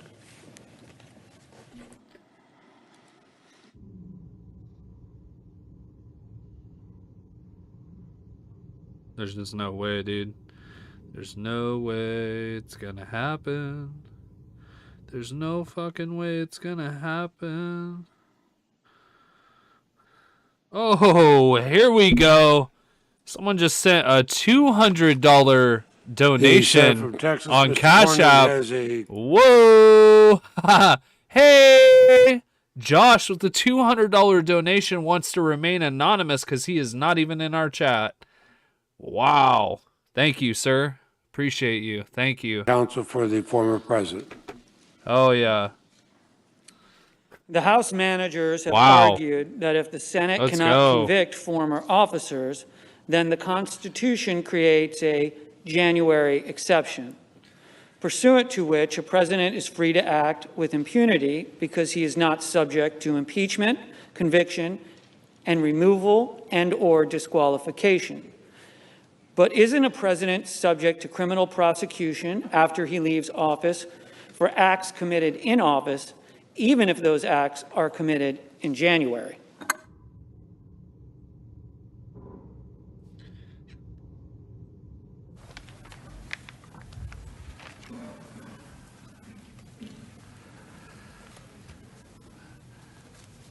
The senator from Texas's question raises a very, very important point. There is no such thing as a January exception to impeachment. There is only the text of the Constitution which makes very clear that a former president is subject to criminal sanction after his presidency for any illegal acts he commits. There is no January exception to impeachment. There is simply a way we treat high crimes and misdemeanors allegedly committed by a president when he is in office, impeachment, and how we treat criminal behavior by a private citizen when they are not in office.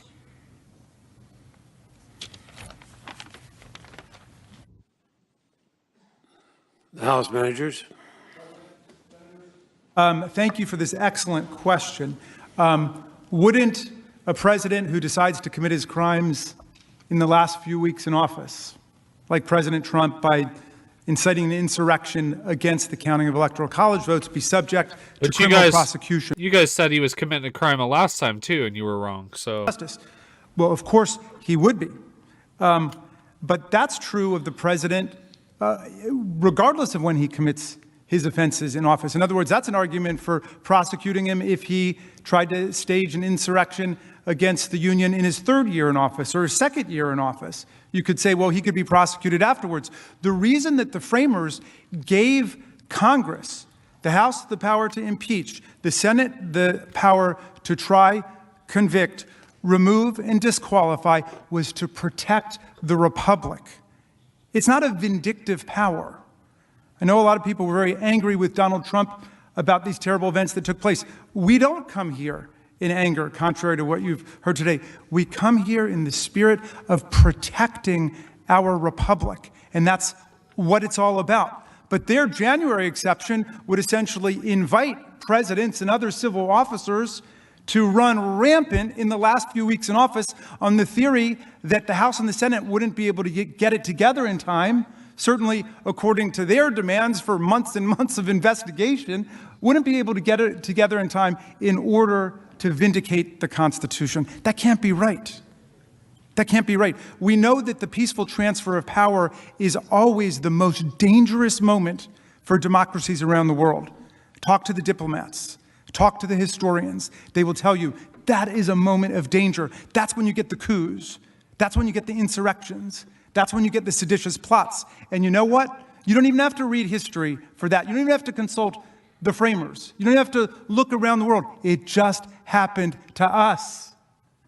The moment when we were just going to collect the already certified electoral college votes from the states by the popular majorities within each state, except for Maine and Nebraska, which do it by congressional district as well as statewide. But otherwise, it's just the popular majorities in the states. And we were about to certify it, and we got hit by a violent insurrectionary mob.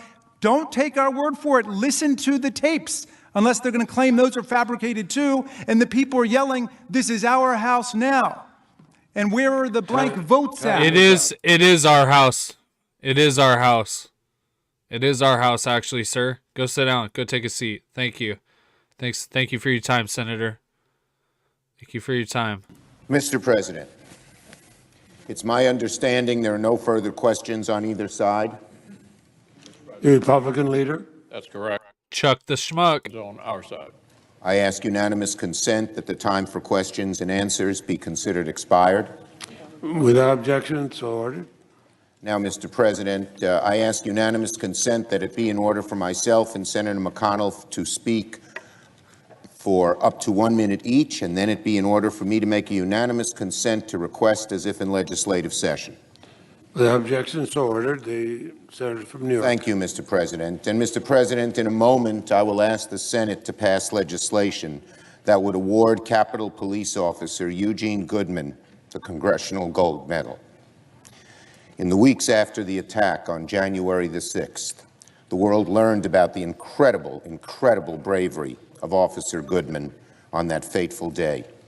Here in this trial, we saw a new video, powerful video, showing calmness under pressure, his courage in the line of duty, his foresight in the midst of chaos, and his willingness to make himself a target of the mob's rage so that others might reach safety.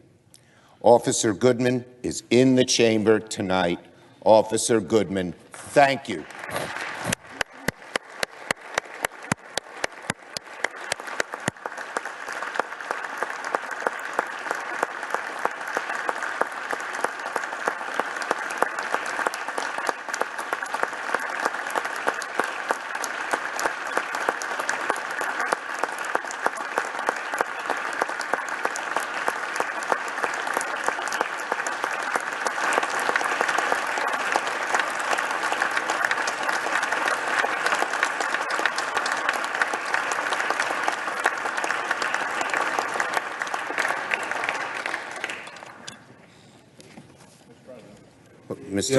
Republican Leader McConnell? Oh, I'm sorry. Okay. I just want to say, I think we can all agree that Eugene Goodman deserves the highest honor Congress can bestow. But before we move to pass this legislation, I want to be clear that he was not alone that day. The nation saw and has now seen numerous examples of the heroic conduct of the Capitol Police, the Metropolitan Police, the SWAT teams that were... It's very ironic that they are now praising police. After talking about defunding them all year, they are now praising police officers and just had a standing ovation from one of the police officers at the supposed insurrection. From the events of that disgraceful day. Let us give them all the honor and recognition they so justly deserve.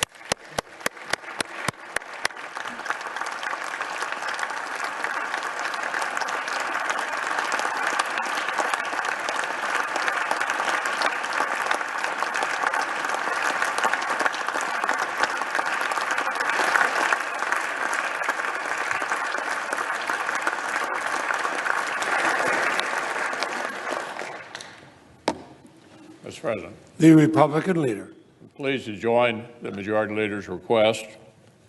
January 6th was a day of fear for those who work here in the Capitol and of sadness for many more watching from afar. But that awful day also introduced our nation to a group of heroes whom we in Congress were already proud to call our colleagues and to whom we owe a great debt. In the face of lawlessness, the officers of the U.S. Capitol lived out the fullest sense of their oaths.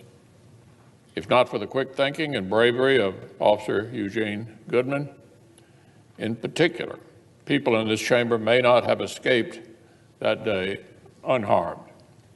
Officer Goodman's actions reflect a deep personal commitment to duty and brought even greater distinction upon all his brave brothers and sisters in uniform. So I'm proud the Senate is taking this step forward, recognizing his heroism with the highest honor we can bestow.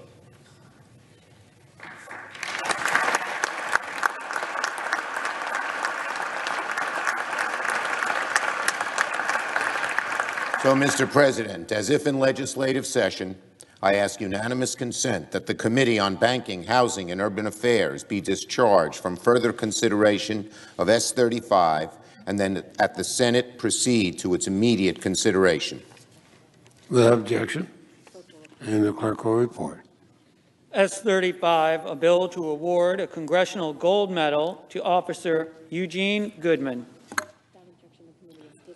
Without objection, the committee is discharged, and the Senate now proceeds to the measure. Mr. President, I ask unanimous consent that the Van Hollen substitute amendment, which is at the desk, be considered and agreed to. The bill as amended be considered read a third time and passed, and the motions to reconsider be considered made and laid upon the table. Without objection, so ordered. Now, Mr. President, I ask unanimous consent the trial adjourn until 10 a.m. tomorrow, Saturday, February 13th, and that this also constitute the adjournment of the Senate. Without objection, we are adjourned until 10 o'clock tomorrow. Up 10 o'clock tomorrow, that's when the vote is. Bunch of scumbags. Scum into earth. Okay, so that was the Trump impeachment trial. I believe that was the last day of litigation. Tomorrow they're going to go to a vote.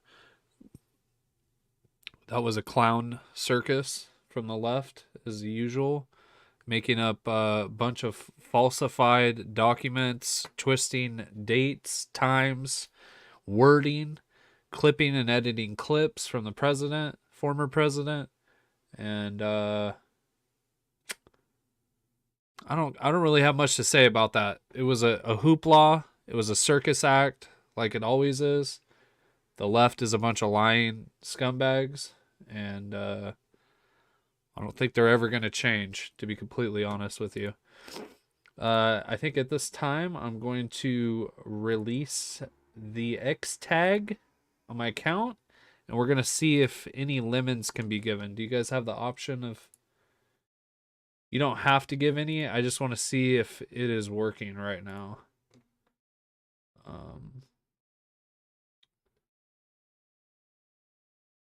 You should be able to pop it up if there is an option. I just changed it. Oh, nope, it isn't gonna let me. It isn't gonna let me. It doesn't let me change it while I'm live. Okay, so